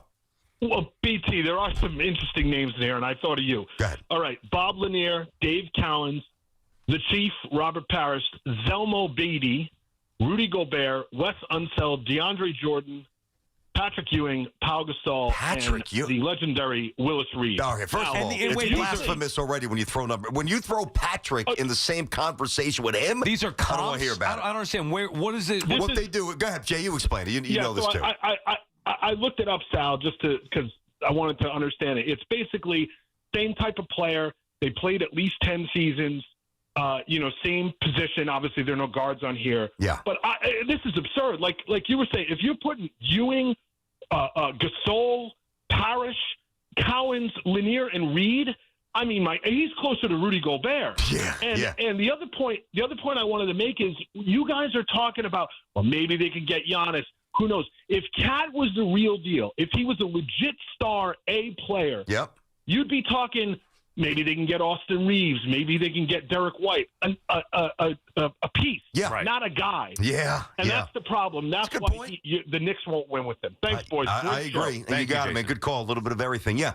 The similarity scores, I've always looked at those in baseball. Like, say, what Soto just turned, 27? Is that what his birthday was? Yeah. By the way, that belly looking a little thick. You see him celebrating out there? I was going to say, dude. Everybody a little punch there. Everybody was tweeting happy 27th birthday, Juan Soto. I was waiting for you to chime in. Happy 26th birthday, maybe. Yeah. He looked a little thick, man. All right, season's over. I know. Season's over, and hey, be you and do you and have fun, and he's a hell of a hitter. But just got to have to shed a few pounds before he gets out of Port St. Lucie. Anyway, we'll take Soto, age 27, or through age 26, because that's what he just finished. You'll have, like, I'm just throwing out Hack Wilson, Jimmy Fox, Lou Gehrig. I'm just throwing out Ted Williams. So they will take what he's accomplished so far through the age of 26. They'll throw it in a statistical blender, for lack of a better description. And they did the same thing with Karl Anthony Towns. I think baseball's usually pretty good, but when you have Rudy Gobert, who's a very good defensive player, when you have Gobert in the same sentence as Ewing and Cowens and Bob Lanier, I don't even want to hear the rest. It's awful. Oh, you mean Gobert or Towns? Meaning Gobert. Well, Towns was on it as well. When you have Gobert with totally Ewing, yeah, exactly right. That's the dumbest list I ever heard. And Towns as well. And like you said, it's a different game, obviously, the one that Ewing played back then versus the one that's being played today. Look, you could watch with your own eyes, forget the numbers, and know that there is great talent with Karl Anthony Towns. It's the reason why a lot of us were excited about the Knicks getting him from Minnesota. I thought they needed to make that trade because I believe he's more talented than the pieces that went the other way. The question was, will the talent fit well with what they have, specifically Brunson, and will it eventually be enough to get them over the top? And you could see right away last year, the way Cat plays, it wasn't. So the hope was that you could find a coach, unlike Tibbs, who can maximize what Towns can do. Mm-hmm. That's it. Like, that's the entire key to the pieces of this particular puzzle. Anything other than maximizing Cat is irrelevant because they're not going to win a championship without that or even have a chance to do that. It's only been 4 games, but the problem is not the coaches. The problem is the player himself. He's soft, and he's just he's very frustrating. He's the kind of guy, and listen, some players are frustrating because they just never get the job done. And that's a different level. That you almost accept that. Like when you get to certain spots, whether it's in the Mets rotation or, the bottom of the Yankee batting order or whatever it might be. Like, all right, what do you really expect? Guy's hitting 220 or the guy's got a 6 ERA. But when a guy is a second or third All-NBA putting up 25 and 12 and he's starting big in the Eastern Conference in the All-Star game, and you still see these things that I know will destroy a run to the championship against buttoned-up, well-principled, tough defensive teams in May or June, that's a different level of frustration. Sports Talk on WFAN is presented by Paramount Plus. Can't count on much, but you can always count on Sundays with the NFL on CBS and Paramount Plus. Watch your local NFL game live every Sunday all season long. Visit ParamountPlus.com/NFL to get started today. It's Chris McMonagle overnights on the Fan, 101.9 FM. They don't know how to officiate the play. It's a major problem. Not only are Philadelphia Eagles really good at this and can get a yard at will, they get the benefit of the umpires not understanding how to officiate the play. Listen to CMAC on demand on Apple Podcasts, Spotify, or wherever you get your podcasts. This is Maggie Gray with an Odyssey Sports Minute. Trayvon Diggs' health saga has turned messy in Dallas. After a concussion and nagging knee issues landed him on IR, former teammate Micah Parsons blasted the Cowboys for rushing him back too soon. Team leaders say they're protecting him, but tension's been building since Diggs rehabbed privately in Florida. Now with trust fading fast, a breakup between Diggs and Dallas feels inevitable. I'm Maggie Gray. Must qualify for enrollment. Results may vary. We all hear the radio ads about the IRS. They tell you to be afraid, to be scared, and they try to frighten you into calling.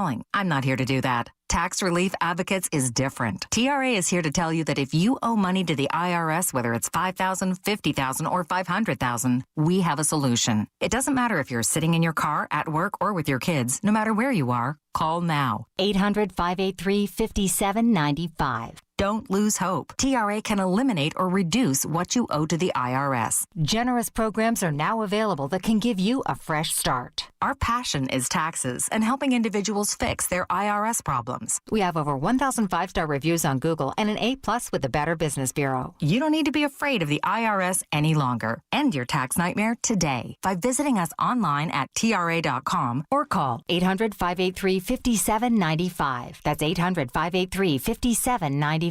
Tax Relief Advocates. Real solutions for real people. Tune in to the BT and Sal Show weekdays from 10 to 2 on The Fan. Presented by your Tri-State Cadillac dealers. Cadillac is the official luxury vehicle of the New York Mets. Hey, so for the past few weeks, I've been telling everyone about my new favorite water. That would be Elevate. As you all know, I'm drinking it and feeling amazing. The hydrogen-infused super water is proven to lower inflammation in the body, and it's backed by science. And best of all, it tastes amazing. Elevate is all about transforming lives, so here's what they're offering you today. Go to drinkelevate.com, put in my code word BOOMER100, and get 100% off of your first case of super water. Order now. Trust me, you'll thank me later. Want to turn up the heat and turn up the savings this winter? Go with Petro. Switch now and get $125 free heating oil with reliable delivery in any weather, flexible pricing plans, an easy budget plan, and live 24/7 service and support. Go with your local HVAC pros at Petro for best-in-class service and comfort you can count on. Use propane? Ask about special offers. Go to Petro.com now to get your $125 free heating oil or call 1-888-PETRO02 today. Propane not available in all areas. Having the right winter tire matters. So take control of the roads this winter with a new set of Bridgestone Blizzak tires from Town Fair Tire. Town Fair has the region's largest inventory of Bridgestone tires, all at the guaranteed lowest prices you'll find anywhere. And with 100 locations, you'll find a Town Fair near you. For the guaranteed lowest price on Bridgestone Blizzak tires and the most free services for life, nobody beats Town Fair Tire. Nobody. Name brands at discount prices. Town Fair Tire. Get ready for more BT and Sal on The Fan. Finding great candidates to hire can be like, well, trying to find a needle in a haystack. Sure, you can post your job to some job board, but then all you can do is hope the right person comes along, which is why you should try ZipRecruiter for free at ZipRecruiter.com/free. ZipRecruiter doesn't depend on candidates finding you. Its powerful technology identifies people with the right experience and actively invites them to apply to your job. You get qualified candidates fast. So while other companies might deliver a lot of hay, ZipRecruiter finds you what you're looking for. The needle in the haystack. 4 out of 5 employers who post a job on ZipRecruiter get a quality candidate through the site within the first day. ZipRecruiter, the smartest way to hire. And right now, you can try ZipRecruiter for free. That's right, free. Just go to this exclusive web address, ZipRecruiter.com/free. That's ZipRecruiter.com/free. ZipRecruiter.com/free. You can always count on Sundays with the NFL on CBS and Paramount Plus. Stream your local NFL game live every Sunday. And this week, it's the next chapter in the epic rivalry as the Chiefs visit the Bills in an AFC Championship rematch. Visit ParamountPlus.com/NFL and get started today. Dunkin's $6 meal deal is kind of wild. You get a bacon, egg, and cheese sandwich, 6-piece hash browns, and a medium hot or iced coffee, all for $6. That's the main character meal energy you need this fall. Get it now in Dunkin' stores or order ahead on the Dunkin' app. No substitutions. Participation and times may vary. Offer price varies in California and Hawaii. Limited time offer cannot be combined with other offers. Exclusions and terms apply. Your gut does more than just digest. It drives your energy, mood, and immunity. At Terra Origin, we blend ancient Ayurvedic wisdom with cutting-edge science to support your gut and whole body wellness. Since 2016, Healthy Gut is crafted with safe, powerful herbs, probiotics, and nutrients, rooted in tradition, proven by science. Feel better from the inside out. Terra Origin, ancient insight, modern wellness. Available at TerraOrigin.com and select retailers. Football season is here, and just like winning teams, your engagement should be all about the best. So if you're ready to pop the big question this season, why not visit the experts at London Jewelers? With top-notch professionals and cutting-edge technology, London Jewelers can help you select or even design the absolute perfect ring. So whether you're starting over or starting new, let the professionals at London Jewelers be a part of your journey. Visit any one of their convenient 6 locations across New York and New Jersey Jersey. London Jewelers, serving you and your family since 1926. Good question. 3 random questions. Let's find out. With Brendan Tierney and Sal Licata. 1, 2, 3. On the Fan. All right, here we go. A little 3 random questions as we do every Wednesday at 11:40. 3 random questions sponsored by the Rothenberg Law Firm. Injured? Visit injurylawyer.com. Number 1, been a little sick, congested, nasally, whatever it may be over the course of the last few days, BT. So I ask you, when you have a cold or is feeling, a little off, do you go with medicine or do you let it ride out naturally? I suck it out. I just really generally try to suck it up. I do. I will, sometimes I'll do like a vitamin C. Or Airborne. You know Airborne, the product Airborne? It kind of dissolves in a little fizzly thing like Alka-Seltzer, only it helps with the immune stuff. I will, if I'm really sick, obviously, Jen, I've got to be really sick for her to do this because she's really worried about the kids more than me at this point. But like soup or orange juice or something. But no, I missed a day or 2 early in the football season, if you recall. Yeah. I couldn't move. That's next level sick. But if I'm... You have to go to the doctor and did they give you medicine? I don't go... I went, but it was a viral thing, and there was no medicine, so it had to run its natural course. And I know that you're hurting the last couple of days. If I'm feeling like you... I'm not taking medicine, and I'm not going to the doctor. I'm kind of old school like that in a bad way. I'm just going to fight through it. Hop, are you a medicine guy at all, or you ride it out as well? I'm taking, cough drops right now. I got No, not cough drops, medicine. Dude. Medicine. No. Because I just ride it out. I'm just trying, because I'm more like that, BT, more old school. I guess my father was the same way. And I also don't know which one's the benefit. Now, I try to get more rest, try to eat well, drink, liquid, all that stuff, like water, do the right things to hopefully have it naturally pass, because you start taking stuff and then your body gets messed up in other ways. Maybe like you constipated. You know what I'm saying? There are other issues that we take medicine. Now, my wife is all about the medicine. She's like, I told you, you're sick. You complain about it. You're like a baby. I got to take care of Sammy. I got to take care of you. I'm like, I don't feel well. She gets on you. And then she says, take medicine. I don't feel bad for you if you're not taking the medicine. I get that.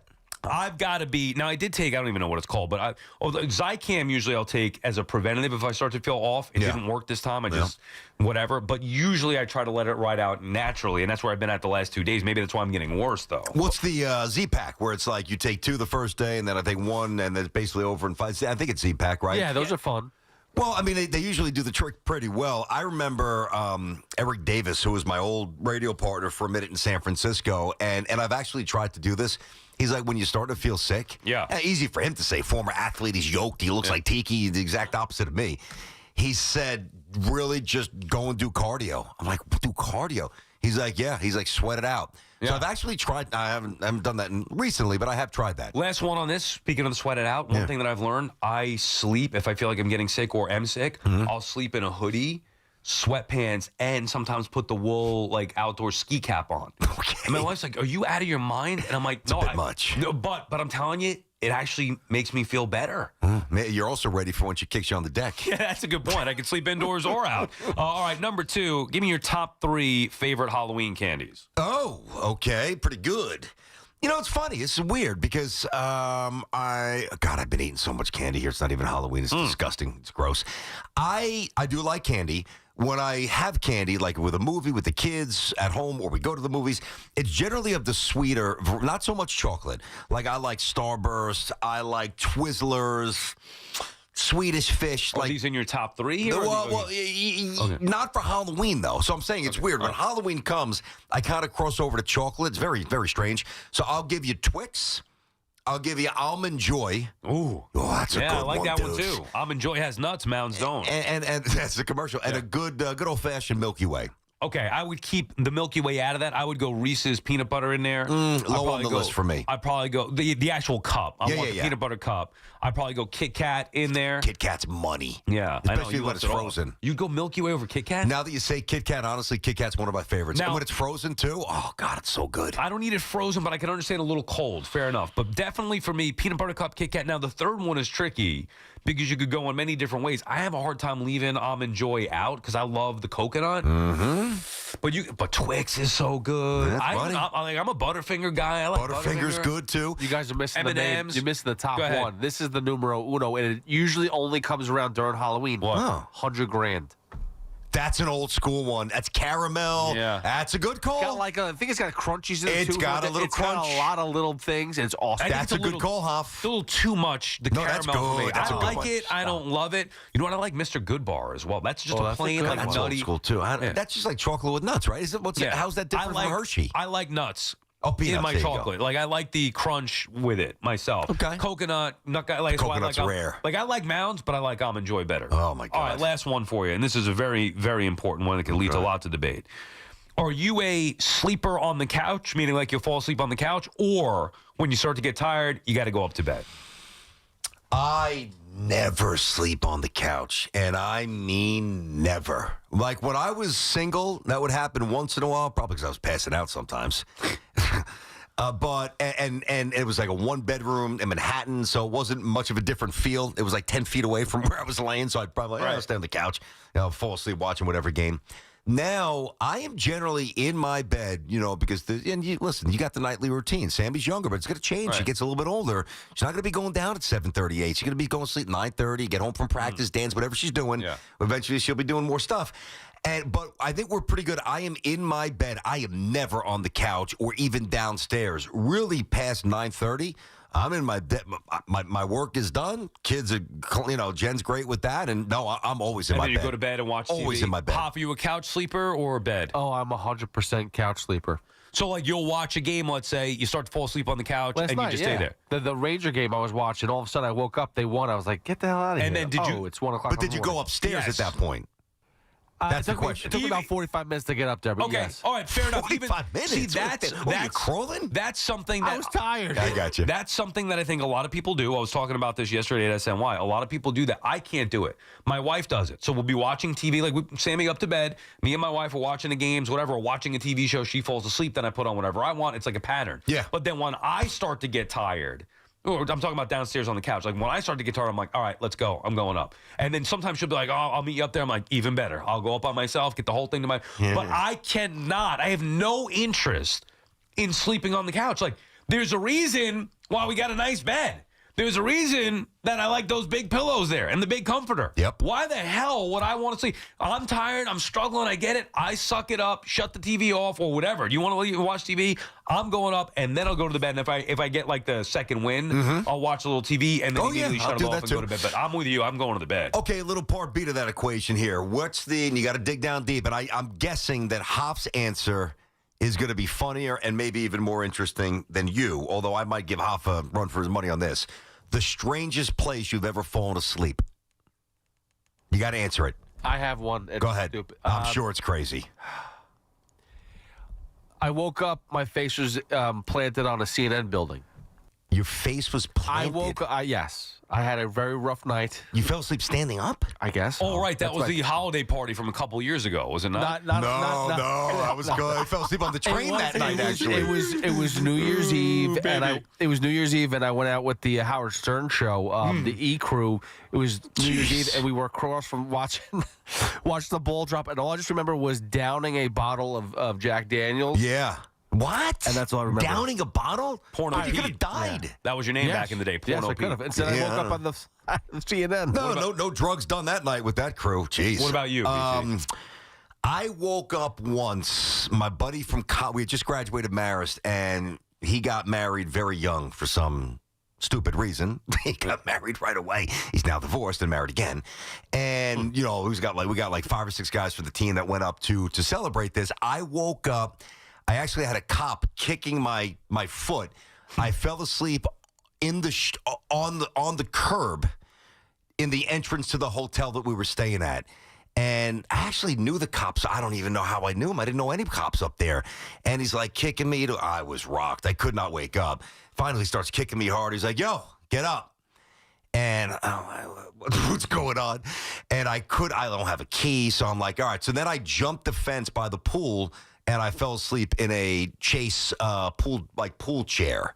So I did not even make it inside the hotel. And I had I don't know where I got the newspaper from. Crumpled up newspaper was my pillow instead of sleeping on the concrete. I'd like to add to this. I have no stories like that. I have fallen asleep either on a couch, on a floor, or in a bed at proper hours, even if it were New Year's Eve. And I would like to add this. You are in the minority of our audience because I think more of us have fallen asleep in strange places than not. Now, I've almost fallen asleep on the air several times, but, doing the overnights, I could be, or driving home, almost, but not quite. Knock on wood, thankfully. Who was the guest that day when you were talking?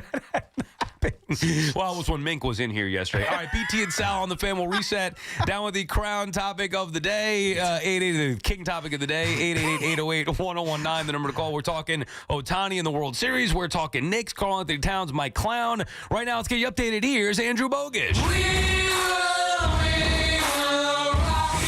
Talk sports with Evan and Tiki. Afternoons from 2 to 7. WFAN, WFAN FM, WFAN FM HD1, New York, and Odyssey Sports Station. WFAN Sports Flash. Good afternoon. At 12 o'clock, I'm Andrew Bogish. Your Sports Flash is sponsored by Chef IQ. Precision cooking, effortless results. ChefIQ.com. And by Flushing Bank. NFL Network has more details on Cam Scadaboo's right ankle injury. On top of the dislocation, there is a fracture to the fibula and a ruptured deltoid ligament. As you know, the rookie running back already has had surgery. The Giants apparently expect him to be part of their offseason program. The World Series now a best of 3, Game 5 in LA at 8 before heading back to Toronto after winning behind veteran Shane Bieber last night. The Jays will put rookie righty Trey Savage back on the mound. Manager John Schneider. Trey, I think, has been someone that's kind of come into our environment and he understands kind of how we go about it. So I don't want him to think, he has to do anything other than what we expect him to do. The Dodgers going with veteran lefty Blake Snell, recreating the pitching matchup from Game 1. And the Nets are back in Brooklyn hosting the Hawks at 7:30 here on The Fan. Fan Weather is sponsored by the FanDuel Sportsbook at the Meadowlands Racetrack. Get all your parlays, money line, and prop wagers made on all the sports action at the Meadowlands Racetrack's FanDuel Sportsbook, the #1 sportsbook in North America. 21 plus to wager and present in New Jersey. Gambling problem? Dial 1-800-GAMBLER. It is 51 degrees and cloudy in Central Park, and that's what's happening. Sports flashes, top of every hour. I'm Andrew Bogish.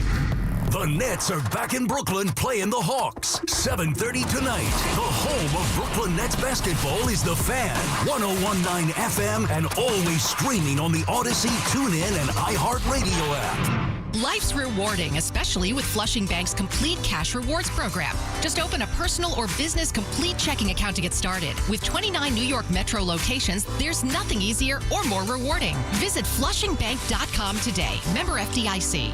It's NBA tip-off week, and FanDuel is your home for live betting. So if you've missed the start of your game and you want to ride the hot hand, FanDuel has live bets on everything from who will score next to fourth quarter comebacks. Plus, you could even combine your live bets into a same-game parlay for a shot at an even bigger payout. However you want to play, now is the perfect time to join because FanDuel is giving new customers $300 in bonus bets if your first $5 bet does win. So just visit FanDuel.com/Boomer to sign up today. We all love the app around here. It is safe, secure, and when you get paid instantly. So play your game with FanDuel, official sports betting partner of the NBA. FanDuel Sportsbook is also the official sportsbook of WFAN. 21 and over and physically present in New York. First online, real money wager only. $5 first deposit required. Bonus issued is non-withdrawable bonus bets, which expires 7 days after receipt. Restrictions apply. See terms at sportsbook.fanduel.com. For help with a gambling problem, call 877-8-HOPE-NY or text HOPE-NY 467-369. Snakes, zombies, public speaking. The list of fears is endless.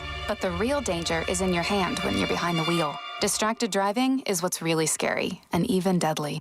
Eyes forward. Don't drive distracted. Brought to you by NHTSA and the Ad Council. Out here in the middle of these acres, it can feel like you're the only person on Earth.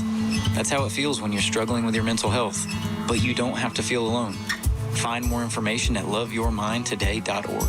Brought to you by the Huntsman Mental Health Institute and the Ad Council. Hey, Tiki here. Imagine a world where all your smart devices work together seamlessly in one simple ecosystem. Introducing the Sloman's Shield Link. With Sloman's Shield Link, transform your home into a truly intelligent smart home experience. Control your lights, heating and cooling, door locks, cameras, TVs, just about anything in your home. Life is busy and daily stresses add up. But with Sloman's Shield Link, Link, your home tech works in harmony, making life more convenient, safe, and enjoyable. Now imagine pulling into your driveway, and with one tap, your home welcomes you. Lights on, doors unlocked, only to hear your favorite music. A true smart home isn't just about gadgets. It's about comfort and security. With Sloman's Shield, enjoy a full integration of home security and automation, all at your fingertips. Make your life easier and your home a safer haven. Learn more at slomanshieldlink.com or call 1-800-ALARM-ME. Embrace the future of home living with Sloman's Shield Link.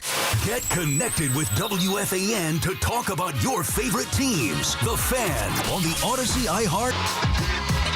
Brandon Tierney, Sal Licata back on the Fan. We are down with the King topic of the day. We actually get dual Kings. They're dueling Kings, BT. We started the show talking about the Knicks, and I have an issue with Mike Clown. And really, it's not just after 4 games. I didn't like the hire. And then you watch this team, and to me, it looks similar, if not flat out worse than it was a year ago. But obviously, Karl Anthony Towns looking similar to what we saw last year, which is frustrating everybody, including you.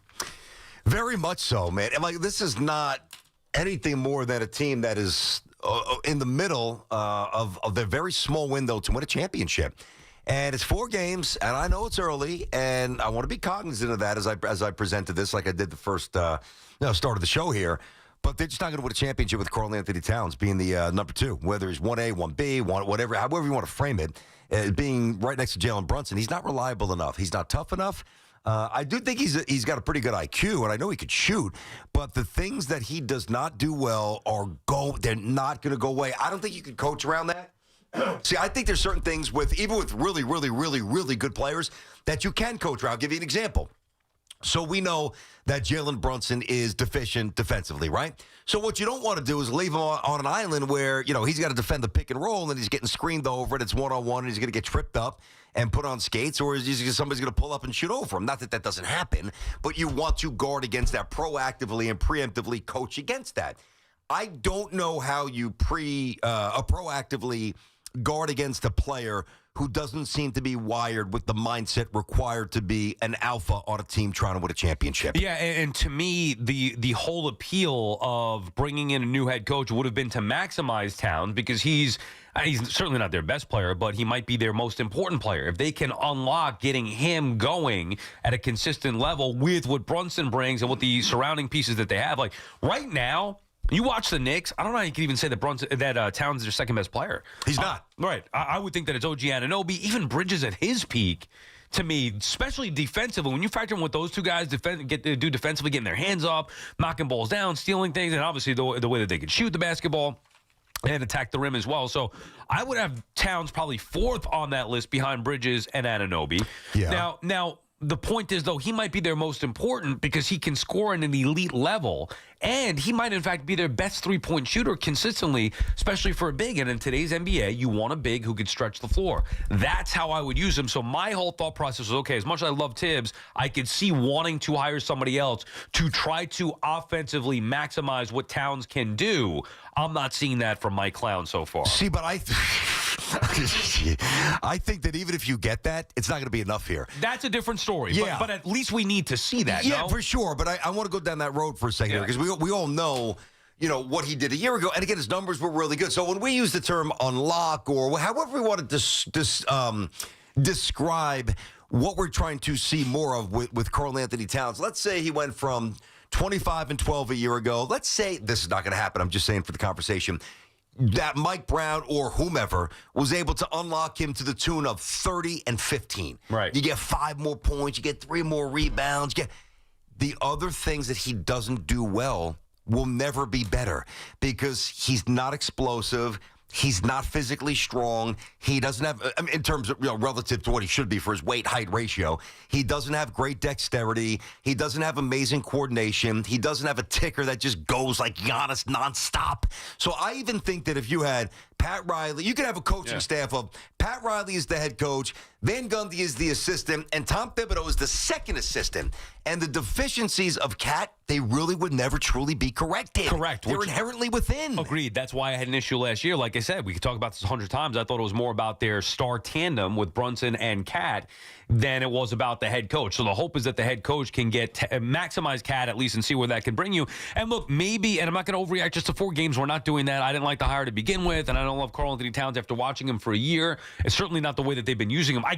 Here's what I can't stand about Towns. I can't stand when he tries to attack the rim. I can't stand it. It's one of the most infuriating things to watch in New York sports, period. He's out of control. He's got no post game. He's an offensive foul machine. He does the same crap every time. What? It was me? I fouled? He's out of control. He's got no post game whatsoever. No. Now, on occasion, he can score. Sure. To me, that's more the aberration. The norm is that he is a mess underneath the bucket. But for me, I will wait to see if when Mitchell Robinson comes back, now it's a big if, how different things look, because I would assume, BT, that when Mitch comes back, now you have your rim protector, your rebounder, you play him in the middle, spread everything out. I want to see how the offense looks then, but right now it's been ugly through 4 games. Yeah, and listen, Mitch's absence is really an issue, and Deuce didn't play last night either, and we both love Deuce. He's tremendous here. So things will change, but I think it's important, as you did, to say if Mitchell Robinson could. I just feel like it's very ominous, and I said that a couple of weeks ago. When you're getting maintenance days or it's presented as maintenance days before the season starts, what the hell are we talking about? What is going on? I really don't think that he's physically right. I basically think they're lying to us. That's what I think is happening. I don't think they're being forthright at all. He's dancing in videos on Instagram and like, whatever, do what you got to do, but it's 4 games in. Where is he? I don't know. But I do think if he ever comes back and it truly is Mitchell Robinson, you'll see Cat outside a little bit more, which is good for him. I also think then you have situations where guys like Bridges and OGs could take more risks in terms of trying to make plays in the passing lanes, and would get the offense going in terms of transition. Like there's subsets of what could get better and probably will get better when Mitchell Robinson comes back here. But even think about some of the baskets that Karl Anthony Towns makes when he's attacking the rim, because I'm with you. I don't know if anything infuriates me more than that, except maybe really low contact hitters for the Yanks and the Mets in big spots. You know what I'm saying? Yeah. Like they just Bandit bats, Bandit bats, right? That drives me nuts. But he's just like, he's running and he's off balance and he's flinging it off the backboard and he's got these elbows here and these gangly legs there. Like he's just not smooth, man. And to me, he still looks like, and this is not going to change because you're the athlete that you are. You can improve nominally. I always said, hey, I jumped rope as much as Rocky. I was still one of the slowest kids on my team. I mean, I jumped rope every day, did nothing. I even had strength shoes, those stupid cinder block shoes that I thought would make me jump. Do you remember the like the Seinfeld, like Jimmy. I don't remember that. Yeah, the Jimmy shoes, had him? Yeah, he had him to better his calf. Yeah. I should have just done Johnny Drama and get a calf implant like you got on Entourage. No, but basically what you do is they get you on the balls of your feet, then it engages the calf, and then theoretically you get quicker and jump higher. Didn't work for me, but I tried. So what I know about physical limitations, that what God gives you and what he doesn't. And what God didn't give Karl Anthony Towns is explosion and bounce and dexterity, and that's not going to change. The other thing we discussed here was Shohei Ohtani and the World Series last night. Blue Jays getting a win, evening up that series. Ohtani, 6 innings, 4 runs, 0 for 3. Not very impressive to me. I'm not trying to knock him as a player. I get it, but I do think it's overdone, the hype around Ohtani and what he's done as far as being a pitcher. To me, that gets overdone because it's just more about, well, the fact that he's a great offensive player and he can pitch on occasion, that takes precedent for everybody else. Not for me. I could find a lot of guys that could give you 6 innings, 4 runs, so sorry, not that impressed. I'm not trying to minimize Ohtani. I like Ohtani. How can you not love his offensive game? Great to watch. I made a point to specifically watch last night because I wanted to see what Ohtani can do. I don't think he's been nearly enough a good enough pitcher or has pitched enough to warrant all the accolades as if he's the greatest player that the sport has ever seen. I'm incredibly impressed. It's insane. Listen, this conversation, it was a pretty good debate. If you guys want to go back and check out the Free Odyssey app, check it out. It was good. They're trying to hit some new, fresh stuff here. But it started with the Smoltz comment, right? That's how you brought it up. Like the Smoltz comment, isn't that how it started? He basically does 2 jobs. Yeah, that was just one thing that he said that bothered me. But overall, the 6 innings, 4 runs was something I wanted to get to. How'd you feel with the 10 strikeouts the prior game? Yeah, I thought it was great. But but that's the thing. So it's one game great. And at that point, it was, oh, my God, it's the greatest thing we've ever seen, which you could argue statistically, it certainly was. I don't even know if you could argue against it being there is probably no argument against that being the greatest statistical game. You had 3 home runs, strike out 10 guys. That's dominant performance. I don't need that to be followed up with 6 innings, 4 runs, which it's like I could find Steve Traxel to do that. The human rain delay, Steve Traxel. You guys could have used him this year. Yeah. Traxel wasn't that bad as I much. like Steve but Traxel, he was okay. All right, so I think it's insane to minimize what this man does. Now, yeah, there's other guys who don't give up 4 runs in 6 innings. There's nobody else that throws basically 100 with a nasty slider, which is wipeout.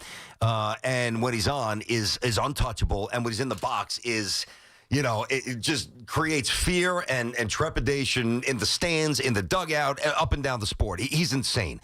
Now, what I think is really special about Ohtani, and I brought up the example of Tiger Woods, and I also used Mike Tyson. Like when those guys who were untouchable, as we know if you actually saw them, like when they were training for their craft, it was a single focus. It was Tiger, think about how you started golf, even when you and I played with Francesa. Get out there, hit a couple wedges, all right, maybe to 5-iron, maybe hit a hybrid 3-wood, maybe you start banging some drivers. So that's how Tiger Woods would prepare to go out there and shoot -20, and you'll render the Masters like a basic muni that played, 5,200 yards. But it was a singular focus. Yes, there were different shots, clearly, but he was a golfer. And we all know what that encompasses. The preparation, and this is where I just place more emphasis and am more impressed. The preparation to get ready to step on the hill, 4 runs over 6 or 10 strikeouts over whatever. I've never seen it. I brought up Babe Ruth. Others have brought up Babe Ruth. Yeah, it's impossible to really equivocate the two because of there was just a different world, no minorities. Baseball was different. Literally, the ball was different. The bats were different. The field dimensions were different. All those things that I said before. But Ohtani, to me, he's not even 1 of 2. To me, he's 1 of 1. BT and Sal on the Fan. Our friends at Town Fair Tire remind you that at Town Fair Tire, you always get the guaranteed lowest price on name brand tires from Connecticut to Maine. Nobody beats Town Fair Tire. Nobody. Carrie is in Sayreville talking about her Knicks. What's up, Carrie? What's going on, guys? Hey, Carrie. Sal, I like my clowns. I'm still sticking with No Balls Brown. I said it last year when we got him, and I'm saying it now. Yes, I'm still Carrie. going No Balls Brown. I like that even better. But I do want to be a little bit clean on the radio. That's a little crass, even for me, Carrie. I apologize.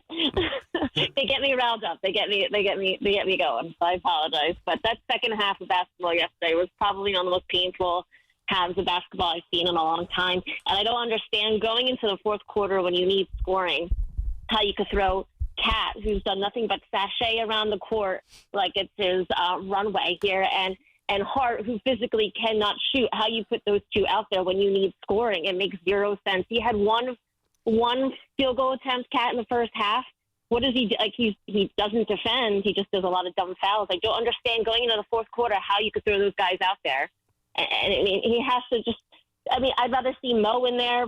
Put somebody else in there who's going to have some sort of effectiveness that can actually physically shoot the ball. I love Hart. He plays with a lot of heart, but he cannot shoot. No. So what is the point of having them both out there at the same time? You're basically taking away any and all possible of shooting. Well, let me answer that for you, Kara. Yeah, you can get away in the modern NBA, and thanks for the call. And you're revved up. Wow, I carry that. No Balls Brown. And then she says he's sashaying around the runway when he's going to the rim. I mean, she is all out right now on these Knicks. I like it. And she's usually all in. You can get away with one non-shooter, and that would obviously be Josh Hart in the modern NBA. Back in the day, you could have more than that because it was a different game. So she asked, why would you have Cat and Hart on the court at the same time? Well, the hope is that Karl Anthony Towns would start shooting the basketball and playing with a level of engagement that is commensurate with his status, or at least perceived status, and contract. And the thing we haven't really touched on this part, just to keep it fresh, the thing that's starting to worry me about him as well, aside from the non-physical things, is that now there's a level of disengagement and confusion. You listen to him post-game, even when he was asked during the preseason, hey, what's your role? He's like, I don't know, man, I'm trying to figure it out. All right, I kind of laughed at that. I'm like, he's just being coy here. He's got to know what his role is. He doesn't know what his role is. Yeah, he didn't have that issue with Tibbs here. He didn't, but he had other issues, like, still being soft. I mean, let's not make it seem like Tom Thibodeau made him play like Anthony Mason or Charles Oakley. No, but he didn't have that issue. There was no confusion with Tibbs. Like, he may have known what Tibbs wanted, he just couldn't do it or didn't want to do it. Now there's some confusion here. My thing is, when you compare, and forget about compare because we're not doing that, it's ridiculous, but Ewing, like you knew, and Ewing was maybe a bad example because he's just an elite player, one of the greatest players of all time. You knew there was going to be consistent scoring in a certain way. What's the way Karl Anthony Towns is going to consistently be the Knicks' second best scorer? We know how Brunson's doing it. Yeah. Brunson is consistently the Knicks' best scorer. He does it multiple ways. Getting to the rim, mid-range, he can knock down some threes, all that stuff. What's the way that Karl Anthony Towns is going to be the consistent second scorer for the Knicks? Well, honestly, I think part of the appeal is that it could be both. It should be both because he could shoot, and based on the matchups, which is obviously going to dictate the way you run the offense against some smaller teams, slower teams, whatever it might be. I mean, I would like to think that when you get to 25 points like you did a year ago, then we know that not all from behind the arc. So to me, the appeal of Karl Anthony Towns was that he was a two-level scorer. See, I would want just some consistency from him on the perimeter because I don't trust. He cannot be consistent in the paint.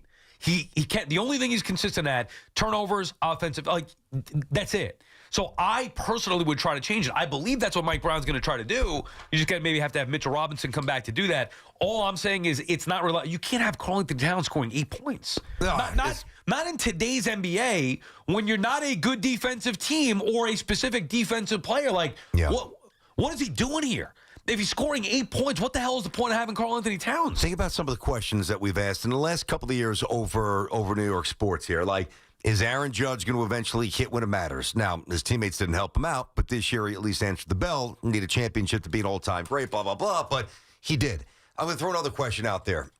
Do we think that when you lift up the hood and you get into the wiring of Karl Anthony Towns, that he's wired in a way that's going to push back and resist and fight his way out of the perception and the noise that is now already growing around him? My answer is no. No, I also think that he's too nice, much like Mike Clown. I think that they both seem like nice guys and obviously have some kind of skill set. Like, you don't have the success that Karl Anthony Towns has had without having an elite level skill set. No. You don't have the success that Mike Clown has had other spots. Like, obviously, he knows what he's doing to a certain extent. I just don't think he's the right guy for this job. And I think it's a bad combination. But again, it's just 4 games. I felt this way before. So far through 4 games, I haven't liked what I've seen. We hope that we would see a different Towns. If anything, it's looking worse. He's going into a shell. And to your point, he's saying things that just don't give you any confidence. That's like, because the results could be bad, but he's like, we're good. I know my role. And that'll change. Like, it's just a shot's off, but that'll change. That's not what's happening. It's the exact opposite. He's projecting confusion. What? Confusion and a degree of disengagement, and that is a bad combo. 888-808-1019. Show's flying. Wow, 21 after 12. It's BT and Sal here. We'll get back to these calls. All right, who's hot in football? Brought to you by Petro Home Services. Brees Hall. Ew, Brees. Hey, Brees, you guess you got traded, by the way. He's hot. He didn't, by the way. I'm kidding. He might, but not yet. Rushed for 133 and a couple of touchdowns, and he threw the winning touchdown. If you want to save on heating costs, well, go with Petro. Switch now and get $125 free heating oil with reliable delivery in any weather and live 24/7 service. Count on your local HVAC pros at Petro to stay warm this winter. Just go to petro.com now and get $125 free heating oil or call 888-PETRO-02 today. If you use propane, well, ask about special offers. Propane not available in all areas. The home of the NFL on Westwood One is WFAN. Cuts it up along the numbers and waltzes into the end zone. The Ravens take on the Dolphins. 8:15 tomorrow night. It is right down the middle and good.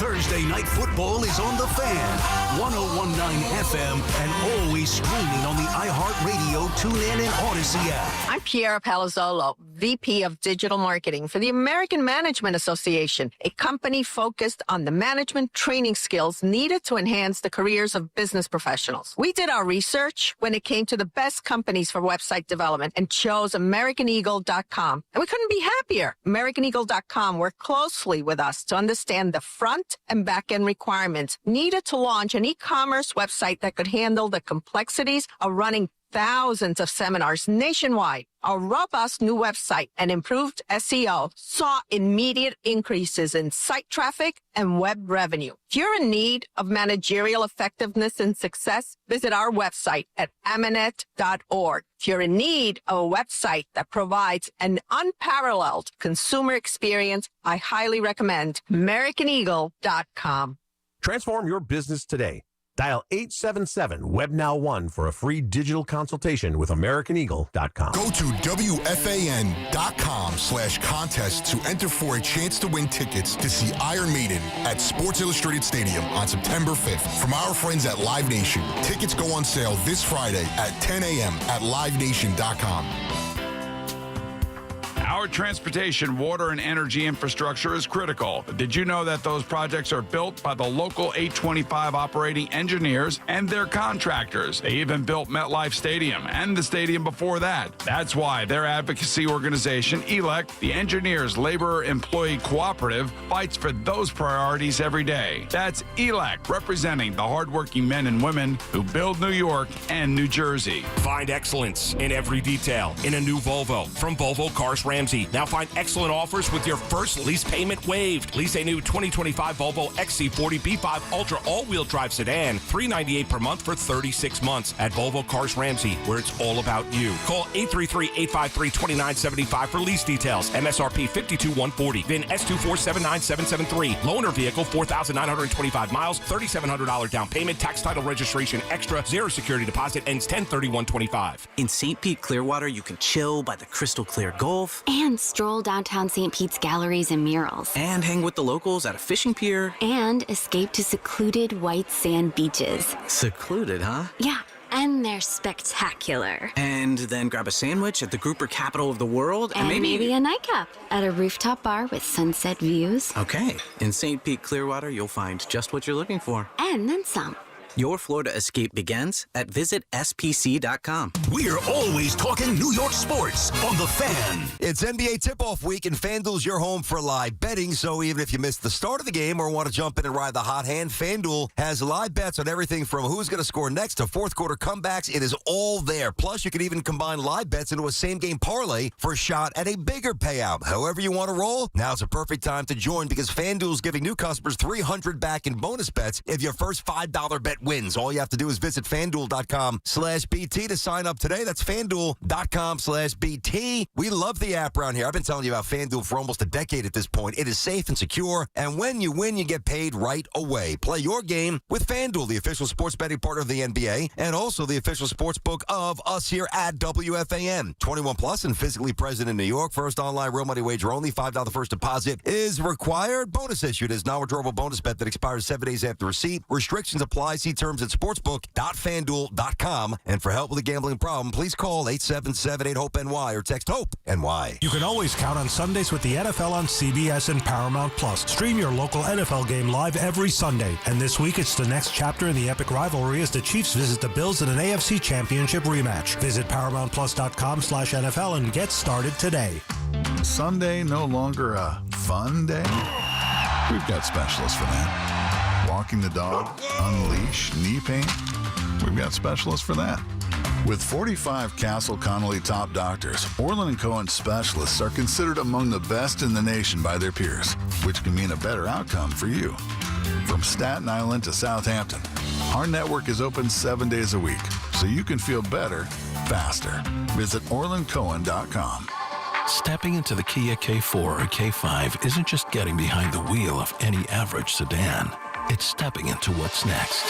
With a K4, it's stepping into a world that's exciting. With a K5, it's one that's bold. The Kia K4 and K5, the next movement for sedans. See your local Kia dealer or visit kia.com to learn more. Kia, movement that inspires.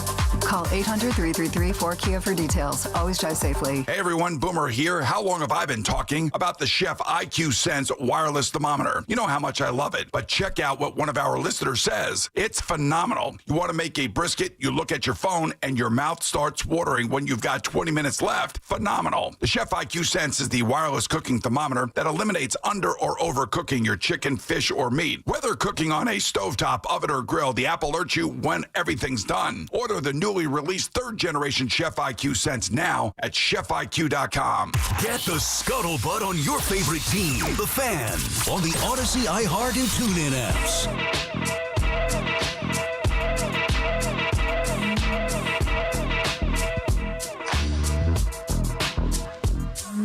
BT and Sal back on The Fan, 888-808-1019, the number to call. I guess that pizza more important than coming up with a new song.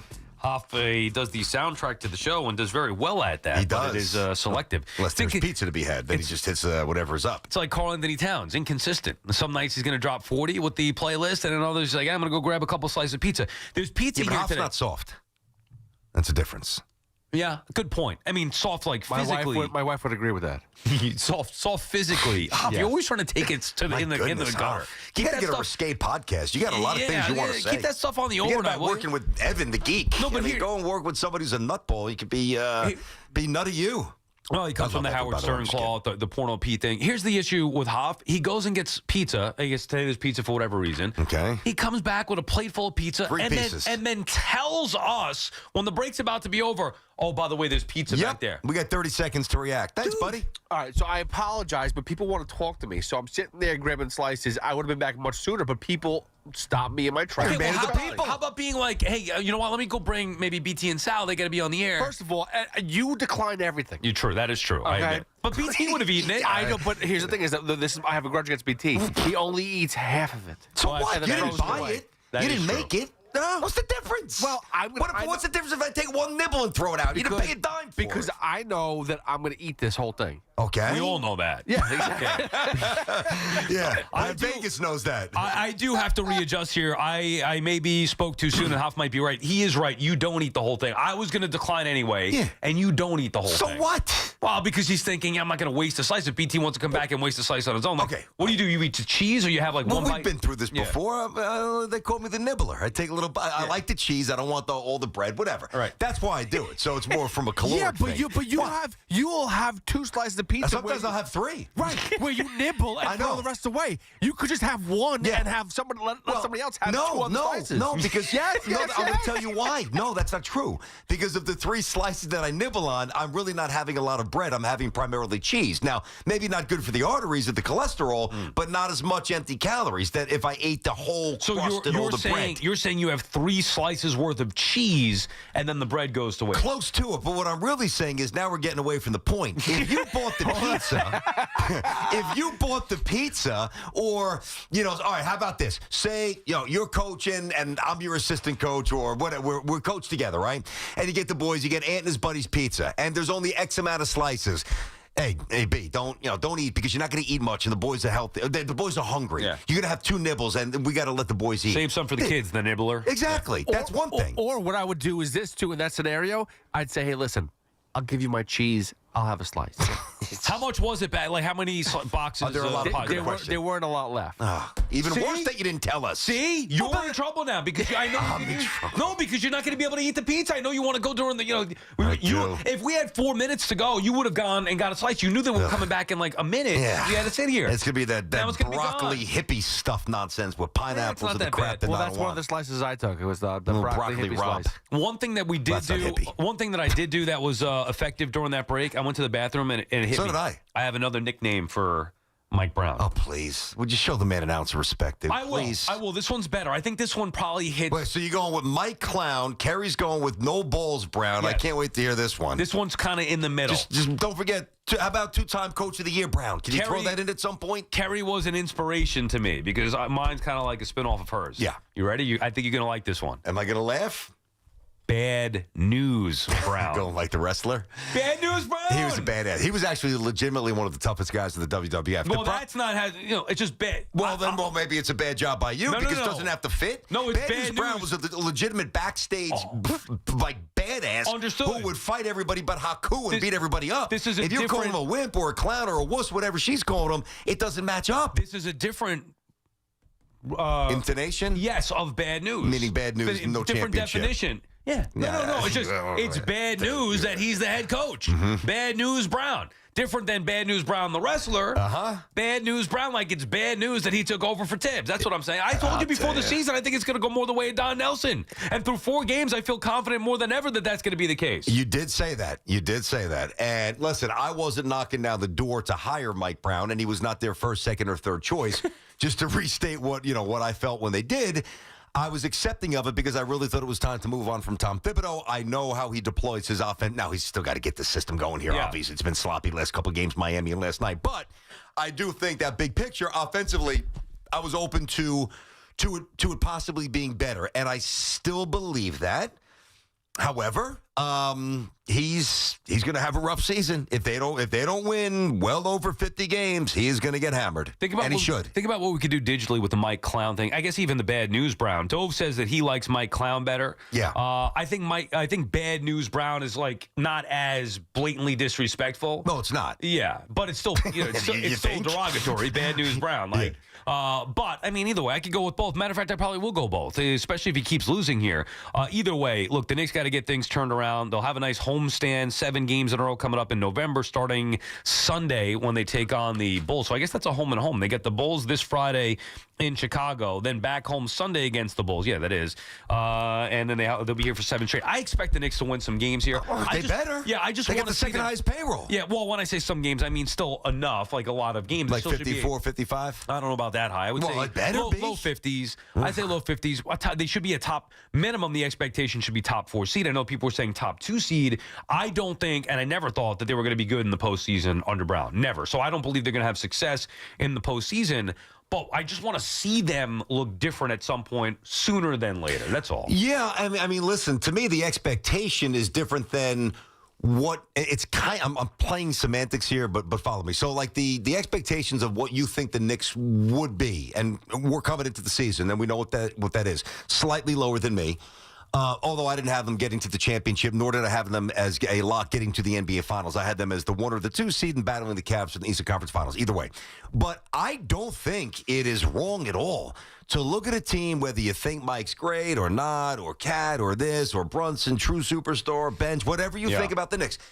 With their payroll and the moves that they have made and all of the draft capital they have moved out to bring certain pieces in, the expectation, whether it's realistic, is a different part of the conference. That's why I'm playing semantics. Yep. The expectation must be conference finals minimal. Must be. Conference finals? Must be. No, dude, I think minimal NBA finals. I thought you were going to push it the other direction. No. I mean, I could get more behind that than the other way, but I don't think they're better than anybody. They're not beating the Thunder. Thunder would wax them. But that's what I'm saying. That's what I'm saying. NBA finals would be the expectation. Getting there. Forget about what you think or what I think. I think the expectation is right in that they got to get to the finals. The NBA finals, not the conference finals. They've already been there, done that. I hear you. I just think the Cavs are good. Yeah, okay. Meaning really good. Where Tom Thibodeau could have lost a 5 or 6 or a 7-game series to the Cavaliers this year. Maybe, but Steve Kerr could. I mean, Popovich when he was here. Like the Cavaliers are good. Right, but regardless of who the head coach is, the expectation was going to be the same. They've got to get past where they've been. They were already in the Eastern Conference Finals. There's no excuse. The East is wide open. Yeah. Oh, but the Cavs are good. Really good, though. Not just good. They're really good. I understand that. They're not healthy right now. I understand that. It's why I was never picking the Knicks to begin with. The expectation, though, is still that the Knicks... Reggie was saying it last night. Mm-hmm. Not that his word is the be-all, end-all, but I'm just saying, overall, the expectation is get to the finals. Nobody realistically expects them to beat the Thunder or really any other team from the West, for that matter, that would end up in the NBA Finals. Okay. But I'm not making excuses for them in the East. I don't want to hear it. And if Tibbs were here, I'd be saying the same thing. So you liked Reggie last night? Let's talk a minute or so about the new broadcast here. You know, last night I forgot again that it was on NBC. I go to MSG first, then I go to I think I went to TNT like an idiot. Then I went to, I'm like, is it on Peacock? Where is this freaking game? And of course, I find it basically by accident right next to the World Series. So do you like the presentation? We all love the Open. That's a given. Yeah. Do you like the Michael Jordan sit-down with Tirico? Do you find that interesting? I didn't watch it live because I'm flipping back between the World Series and that. So when it's at halftime, I'm going to the World Series. But I see the clips the next morning, and I love them. Me too. Can't get enough of Jordan. Me too. Last night was about load management. Really, really good. As a matter of fact, I wish Mike Tirico would shut the hell up. He's annoying. Dude, and I like him. I think he's an excellent broadcaster. Yep. When you're doing an interview, ask the question and shut up. I want to hear Jordan talk. And Tirico keeps interrupting. He did it in the first clip, and it got Jordan off the track of something where he was going. I had the same observation. All right, and he's a pro, Tirico, but I also thought that they were lost last night. Not Reggie, but when they were talking about, I give Reggie credit about Jalen Brunson's number not being retired. I know you were bouncing back and forth more to the World Series. King, Okay.